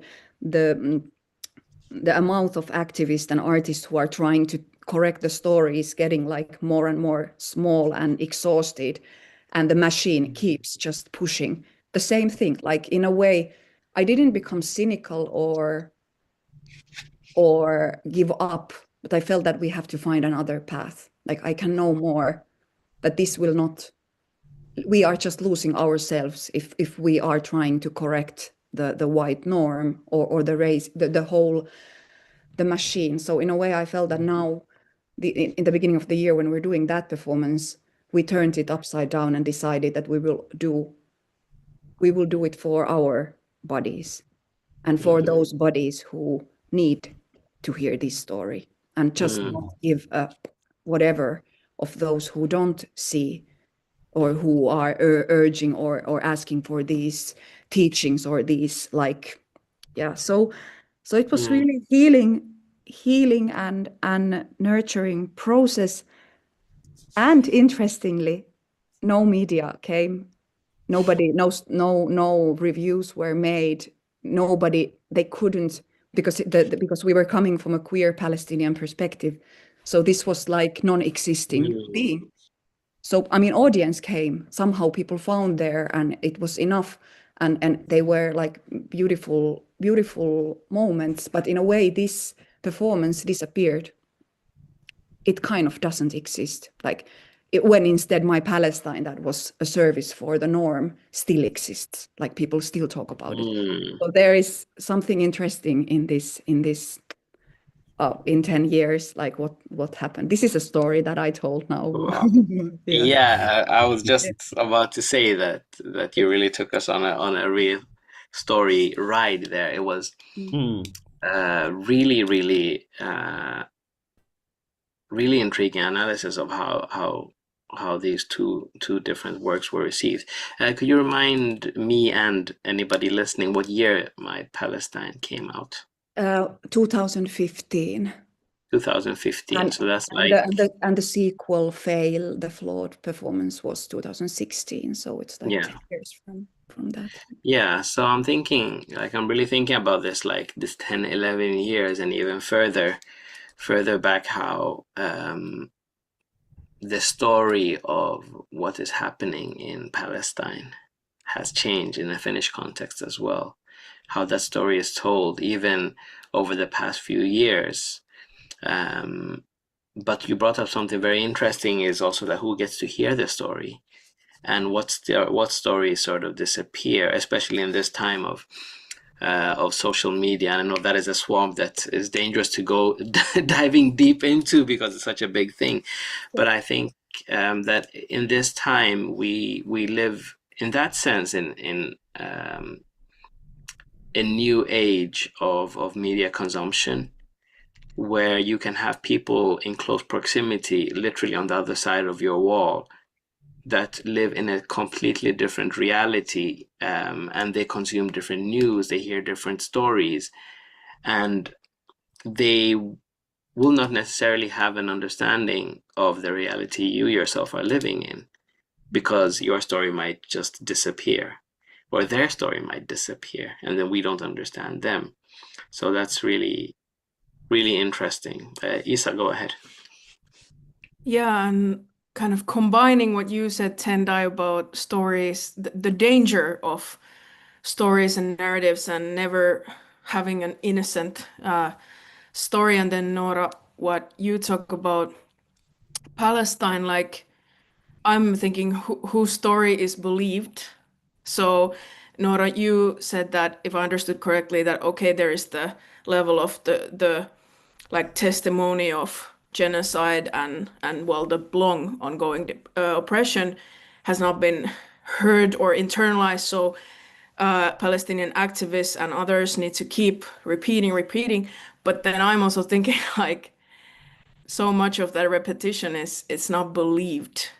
So it disappears there, and the countless testimonies of Palestinian and other people who have been in Palestine, how they are systematically silenced, censored, ignored. And of course, like it has been proven and researched, how the state of Israel has a huge propaganda machine completely like dedicated to silencing those realities.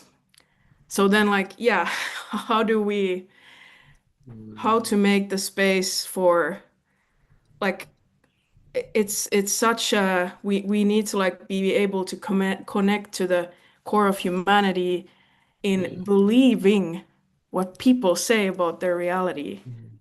Yeah. Just a short comment. It's really it's actually amazing, like, because when I was a kid, even I didn't completely believe what my relatives were saying of what Israel is actually doing, what the Zionists are doing. I felt it's like that's just too much. Like I was very confused, like living here and not being like, we didn't get like a teaching of like complete Palestine history in our home. We were just that like basic, ordinary working class family. Like so you get bits from here, and then now understanding that there's no conspiracies, like not at all. Palestinians have known it all the way. And the problem is not even like believing the destruction. The problem is not believing the right, not believing the right of return. That's the whole thing. Like there is no right, even like not believing in international law. Or if people here believe in international law, they don't believe in Palestinian humanity. Like that's very simple.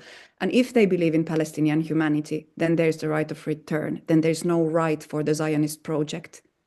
It's a full contradiction. And this is completely non-existent. in the narrative, in the common narrative. Plus, of course, the right to resistance and all these, they are not discussed. So there is like, to a certain level, the story of Palestinians or Palestinian suffering is told. But when it comes to the rights, there's silence, because it would contradict, like there is no, it would show the whole politics, the whole colonialist project would be just become visible. And this is something that the world is yet not ready here, but waiting. Yeah, that is, that's a very important thing. You bring up the question of the humanity, and that also makes me think about multiple conflicts and genocide and oppression, and like going around all around the world. And I'm thinking about the way stories also can be very conflicting, as you said, that we get told one story in one part of our life and another story in another part of our life, and these complex things can both be true. But then we cannot necessarily place them in the same world or exist simultaneously in these multiple stories, because the world is complex. It's complex beyond our understanding. And many things, it's impossible to justify. It's impossible to justify so many things, so then we sort of decide not to believe certain stories, or at least not to believe them completely. And I'm thinking of a very concrete example, which is our technology, and the fact that we all carry phones, and we understand that the cobalt being mined is done by children in the Congo. And because it's so impossible to imagine a world or a life without a phone, we have to sort of ignore that story being told about the reality of the children living in mines. And that's, it breaks me sometimes to think how skillful we are at ignoring certain stories that we just don't understand. And that is scary. Yeah. I agree with you there. You see, there is this nationalist or nationalism ideology, which often wants they want a culture to be fixed, and then also paint it pure, and then it becomes very easy to control. But here, the beauty of art is art resists being fixed. Art moves borders. Art remembers and it transforms, and then it tells stories differently in relation to who touches it. Because the story I touch resonates with me in a way that it comes out differently than the story my brother as well will touch resonates and then comes out differently. And then doesn't mean that it's not true, right? It's like a true story, but maybe from a different perspective. I'm not saying that all stories in the world are true, right? But I'm saying that we should not ignore stories when people tell their stories, because stories has the power to interrupt other stories. Then it's a responsibility as us as a community now to actually to create space for those stories to emerge, to create conditions about caring for voices that are unheard or that are otherwise not even given a platform, that we should not ignore it. Like you said, Julian, we have mastered the art of ignoring what's not touching me right now or what's not close to me, until it comes knocking on your door, That is very true. a different reality. Yeah, that is very true. And I think like art by its nature, it expands our understanding. It's a tool for empathy. It's a tool to be able to tell overlapping stories and tell stories that conflict with each other, how they intersect, and how these realities can sort of paint a picture of a very complex world that we live in. A world complex enough to also be something to admire and wonder and sort of expand beyond ourselves. To understand that something is very complex and very complex to the point that I can't understand it, but then art can put it in a form that it can at least be shared, even though I don't understand it. And you mentioned nationalism, and I'm thinking on this also, like on an, maybe on a level past the self, that nationalistic powers utilize art to erase conflict. And there is this notion of sameness and assimilation, and even depletion. Epistemicide and genocide are all carried also through art. I'm thinking about very concretely right now about the Swedish culture canon that was just created, where there was a selection of 100 artworks selected by, or at least influenced by, politicians to decide what Swedish identity is, or at least what Swedish cultural identity is. It's impossible to imagine that 100 works could do that. But now it is part of the official statement by the government that this is what it means to be, this is what Swedish culture is. And that really blows my mind. But it's scary enough, it's not unique. Sweden just was fast to do it. And I feel like that kind of political influence on what art and culture is and how that defines identity, I feel is increasingly present in our time right now. Do you see that seeping into your work? Yeah, for me, kinda. Referencing more like I can take the context of where I am now in Norway. You know, each and every indigenous person loves their place. You know, it's this certain love you hold for your indigenous place. So the problem is not the love for a place, though. Not at The all. problem, yeah, the problem is then when love for a place becomes fear for others. Then And you that is a do very so, different story. yes, then you do so much as to shape like what we want it to be like, you know, excluding, and then in the moment of including and excluding the other narratives, that this is how, for example, Sweden art should look like, right? Yeah. Nora, go ahead. Yeah, I'm thinking a lot of trying to, maybe it's a bit binary thought, but I'm trying to create this like thought with like stories that create temporalities and stories that try to create something that is like what's the word, like pysyvä. Permanent. Yeah, permanent, or that.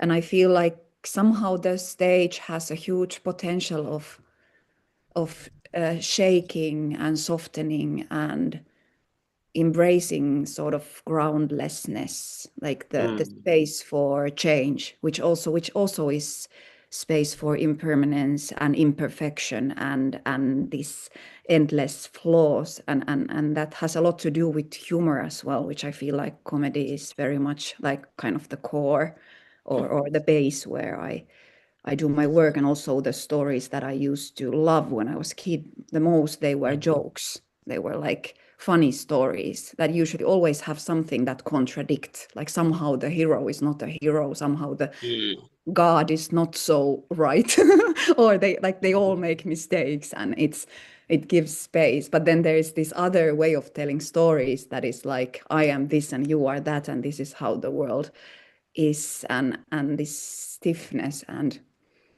I don't know, maybe there is not a clear thought, but just sort of swimming in this. Yeah, I actually want to pick something you said from there. But before I do, I want to remind everyone that in a few minutes we will be taking some questions. So please write down questions if you have any. This is to the audience. But to Nora, I'm thinking what you said about the stage can be very, very soft. And I'm thinking, my mind works in metaphors. So I'm thinking like, also it's like, for something to be able to exist as soft, it needs a hard shell. And I'm thinking about this institutional responsibility to protect the stage.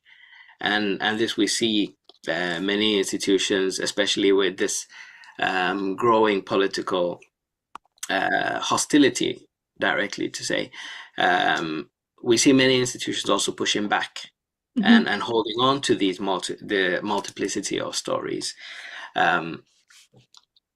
But I'm a bit interested. I don't even know if I have a direct question, but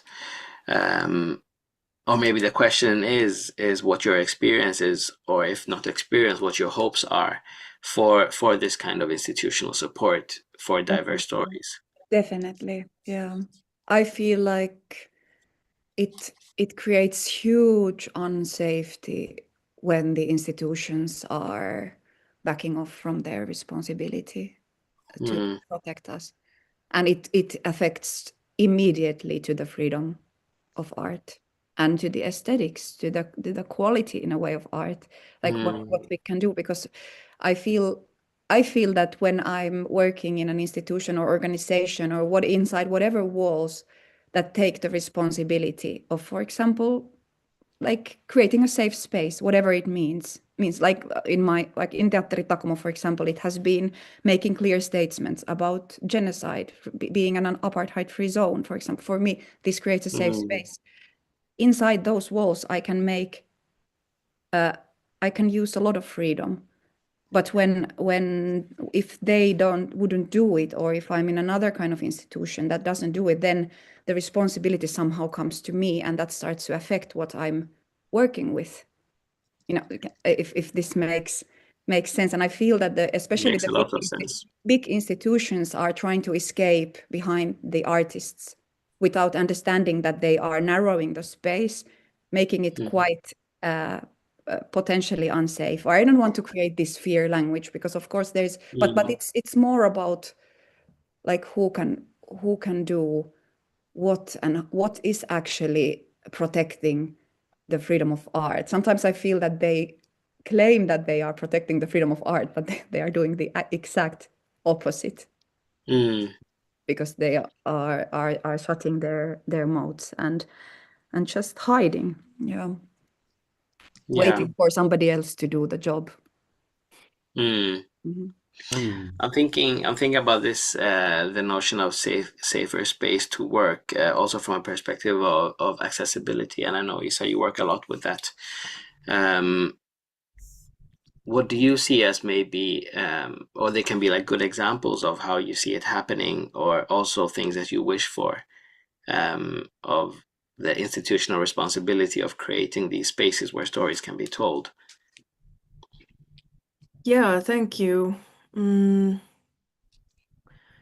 Well, I can say briefly that I have researched this question and worked in practice with a lot of what is a safer space or safe space and for whom. So thank you for bringing it up, Nora. And well, from my experience as a person wanting to collectively create more accessible spaces that would, like I mentioned in the beginning, like reciprocally, vastavuoroisesti include and invite different people in to do something together, to be able to be together.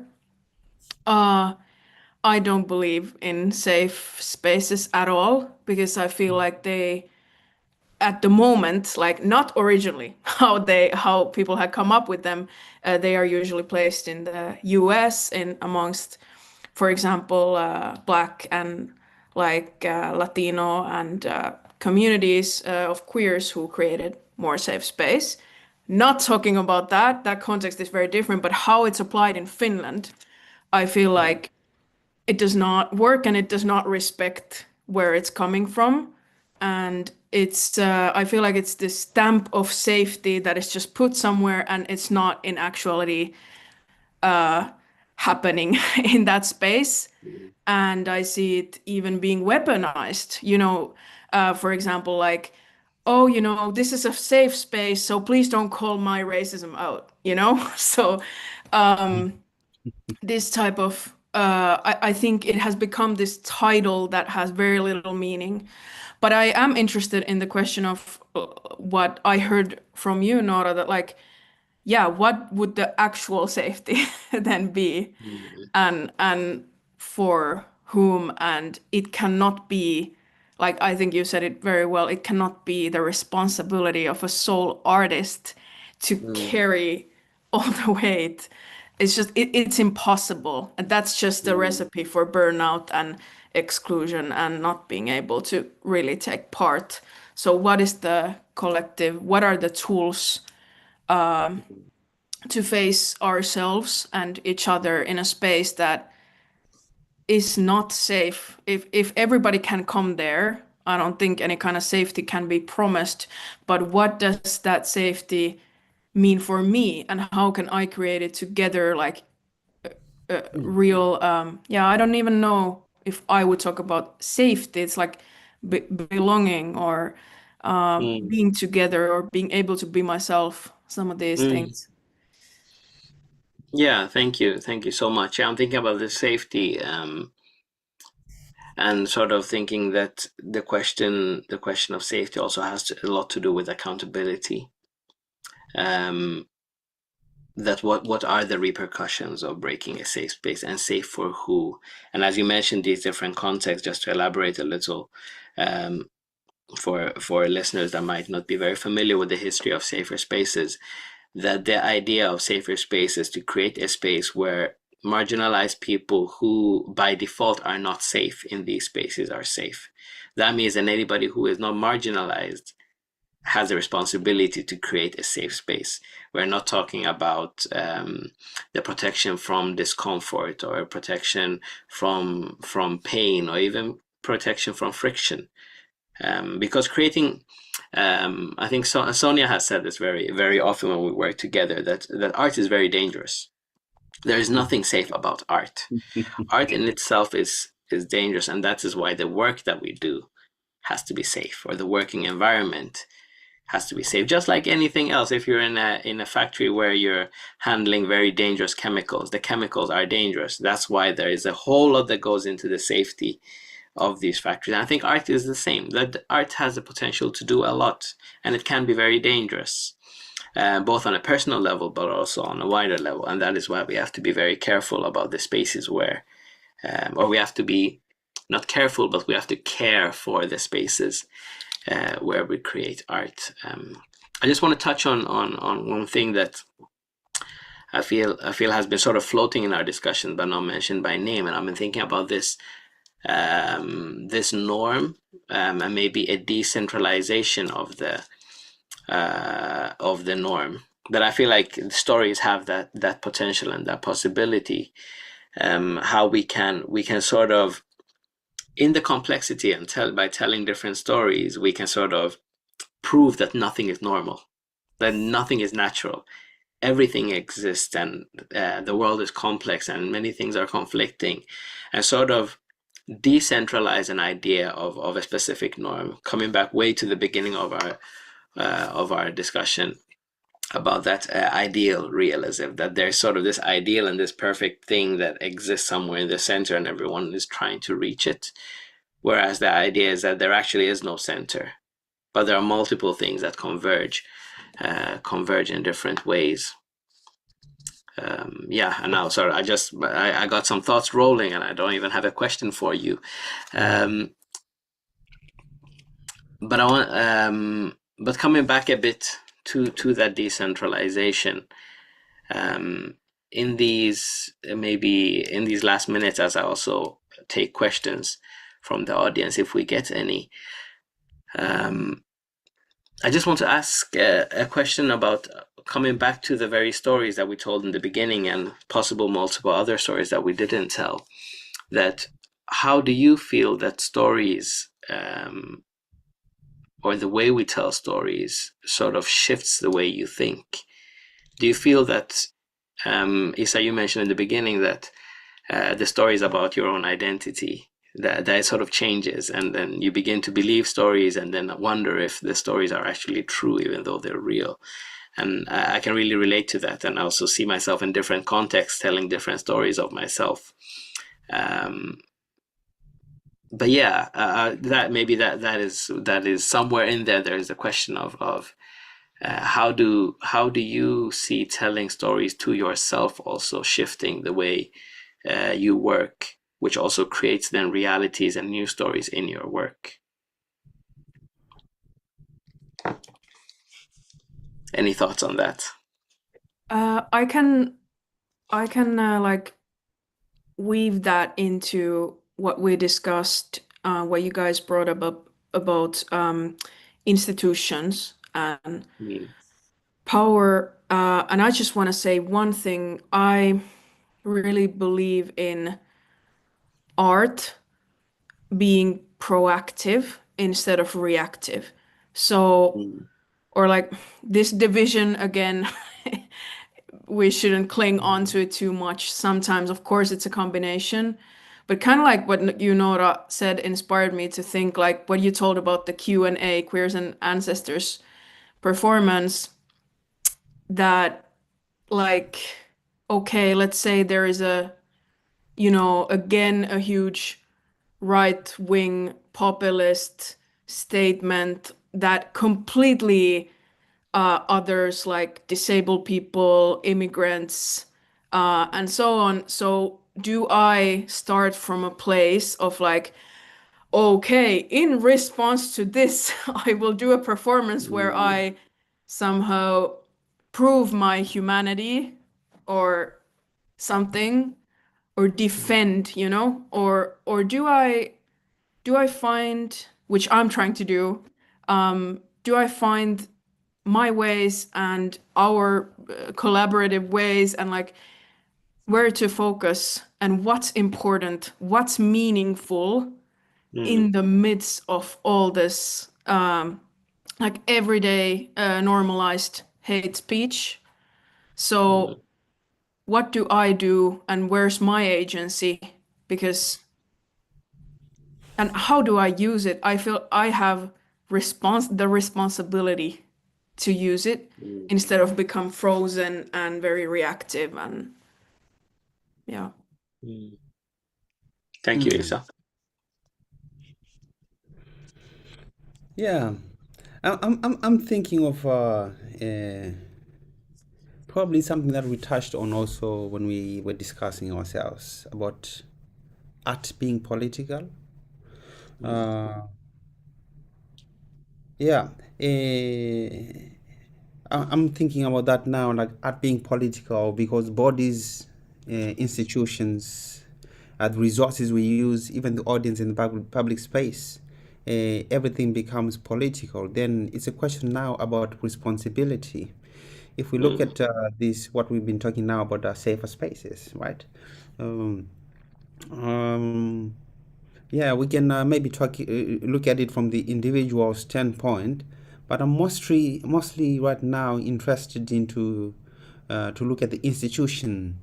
The institutions needs to move from they are good right now at invitation, like they can invite you in, right? But I'm more considering what about redistribution?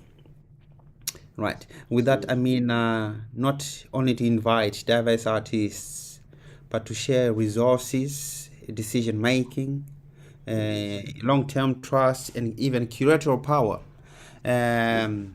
This also helps shapes the space as a safer space. Yeah, that's a really interesting point, that like the redistribution of power and creating safer spaces through that, because I acknowledge that not everything is for everyone, but something is for everyone.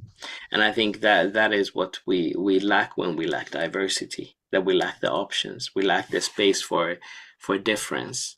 So when institutions carry the responsibility of creating spaces for everyone, then it can easily become sort of, instead of a one size fits all, it's a one size fits none, because or one size fits some. So then for some people it's like, yes, this is perfect, great, and then also this group is included, great, and also this group is included, but that's where the line is drawn, because no institution can cater for everyone. So then I understand that, like, that kind of also, in a sense, institutional responsibility to give space also to the creation of new institutions and new organizations and new spaces of thinking. Mm. Nora, go ahead. Yeah, there's so many thoughts that I'm let's choose again. Yeah. One thing that I wanted to mention is that, of course, yeah, one thing is to give space for the artists to do their work and give as much support and peace for the work, and trust. Trust is like a key component to be able to that we don't have to prove. Like the ideal situation is that we don't have to prove what we are doing, but we have the trust and the support. And also for the institutions, the one big thing is, which is a bit boring to even talk about, but marketing is huge component in the process, because I've testified this now during the past year a few times, that if there is no like artistic and structures understanding, or diversity understanding, or these like producers that understand the questions we're talking about, the performance won't live, like it won't have the space around, or again the responsibility of the whole communication is left to the artist. So this is a field that has a lot to do in Finland. Like I've been in a huge institution in a very amazing play where the marketing field didn't know how to market it because they didn't understand the show. They said it aloud. It's so hard to talk about it because we don't understand it. It's like, could you please find here somebody who would understand it, or come and ask us questions, like we can help you.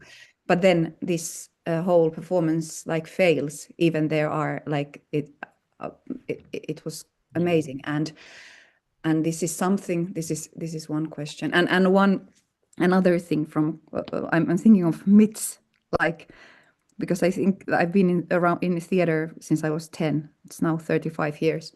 And I feel this is a field that is kind of like built on myths, especially like myths of amazing actors, myths of crazy directors, amazing directors, myths of houses that do this or that.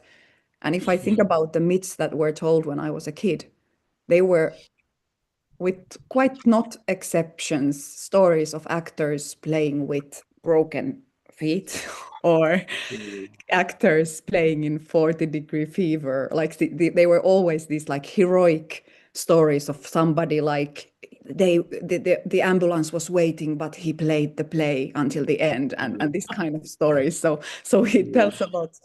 And if I think about the myths now, or the heroic stories, they are actually stories where we give where we actually cut our working day to half, or we actually made a process collectively where we had rehearsals where people could lie down if they were tired, and still we were able to make the performance. So I feel like this is also how the stories we tell about our field, how they shape the whole field. But what about Queers and Ancestors, I want to mention, because it's not a solo work, it was collective work with Mohamed Mo Mustafa and Lina Jarala, and we made it, the three of us together. So it's definitely not my work. But yeah, and the starting point of that work was complete like feeling of dead end, like that was a shared experience, and dead end of also like words that we can't, like there's no more stories we want to share in this moment, like so it was, there was not many words in that play, it was movement mainly, and just sharing the space in the beginning, like there's nowhere to go, nothing to, like, so where are we? And then what we actually found during the process was ways to share that point. And we found poems from Mahmoud Darwish that were talking about the exact same point, like a moment, a place which doesn't continue, like promises that don't, like, so it was, yeah, just. Yeah, thank you, Nora. Oh my God, with the way you said starting at a dead end, I think something happened in my brain right there, and it's really beautiful. Friends, we are out of time. I would have loved to continue talking forever, but that is a reality that we are, as of yet, still restricted physically by time. But just to end, we got one question, and I will serve you with a variation of that question. thinking of, just as your last words, moving forward, that would you like to share maybe how stories now, or a story that you are working with now, or stories that you are expecting to hear, how you feel you're going to work with them, or how they're going to attach to you, whether it be an embodied process or anything or any other way, but very shortly, just as a way of saying goodbye and see you in the process of life. Isa, would you like to start? Sorry, would you mind repeating the question, Julian? Yes, that would you like to say basically what's next? What story is next, and how are you going to tackle it? And really shortly. Yes. Thank you.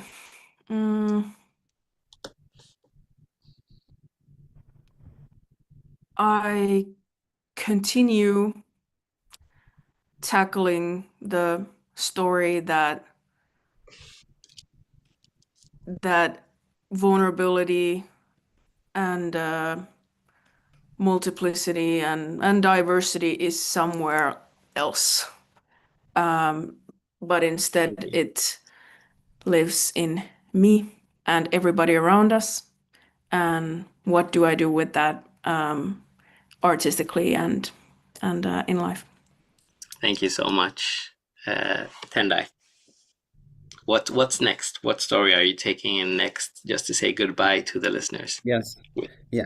Next, I'll be stepping on stage. So I'm gonna speak about stage. So maybe, I believe the stage is powerful because it can hold complexity.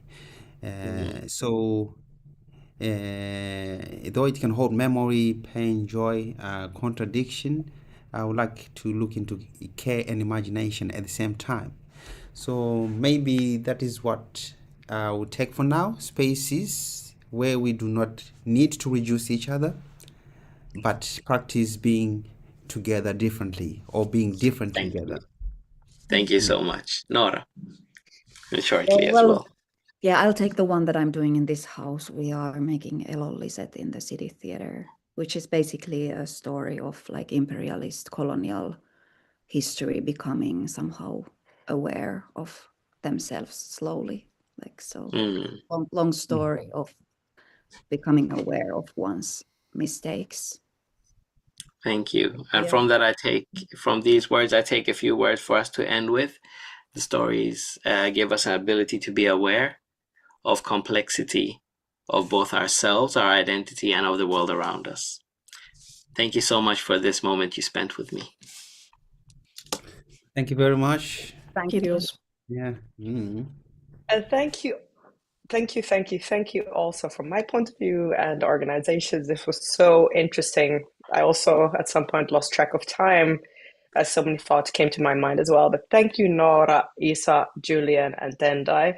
And thank you everybody watching or listening wherever you are. This was a really great and intense day. Again, a reminder that all of these streams, these videos, these important conversations will remain on our website exactly so we can revisit or share, disseminate this information and keep the conversations going on in our own communities or working context or wherever we operate.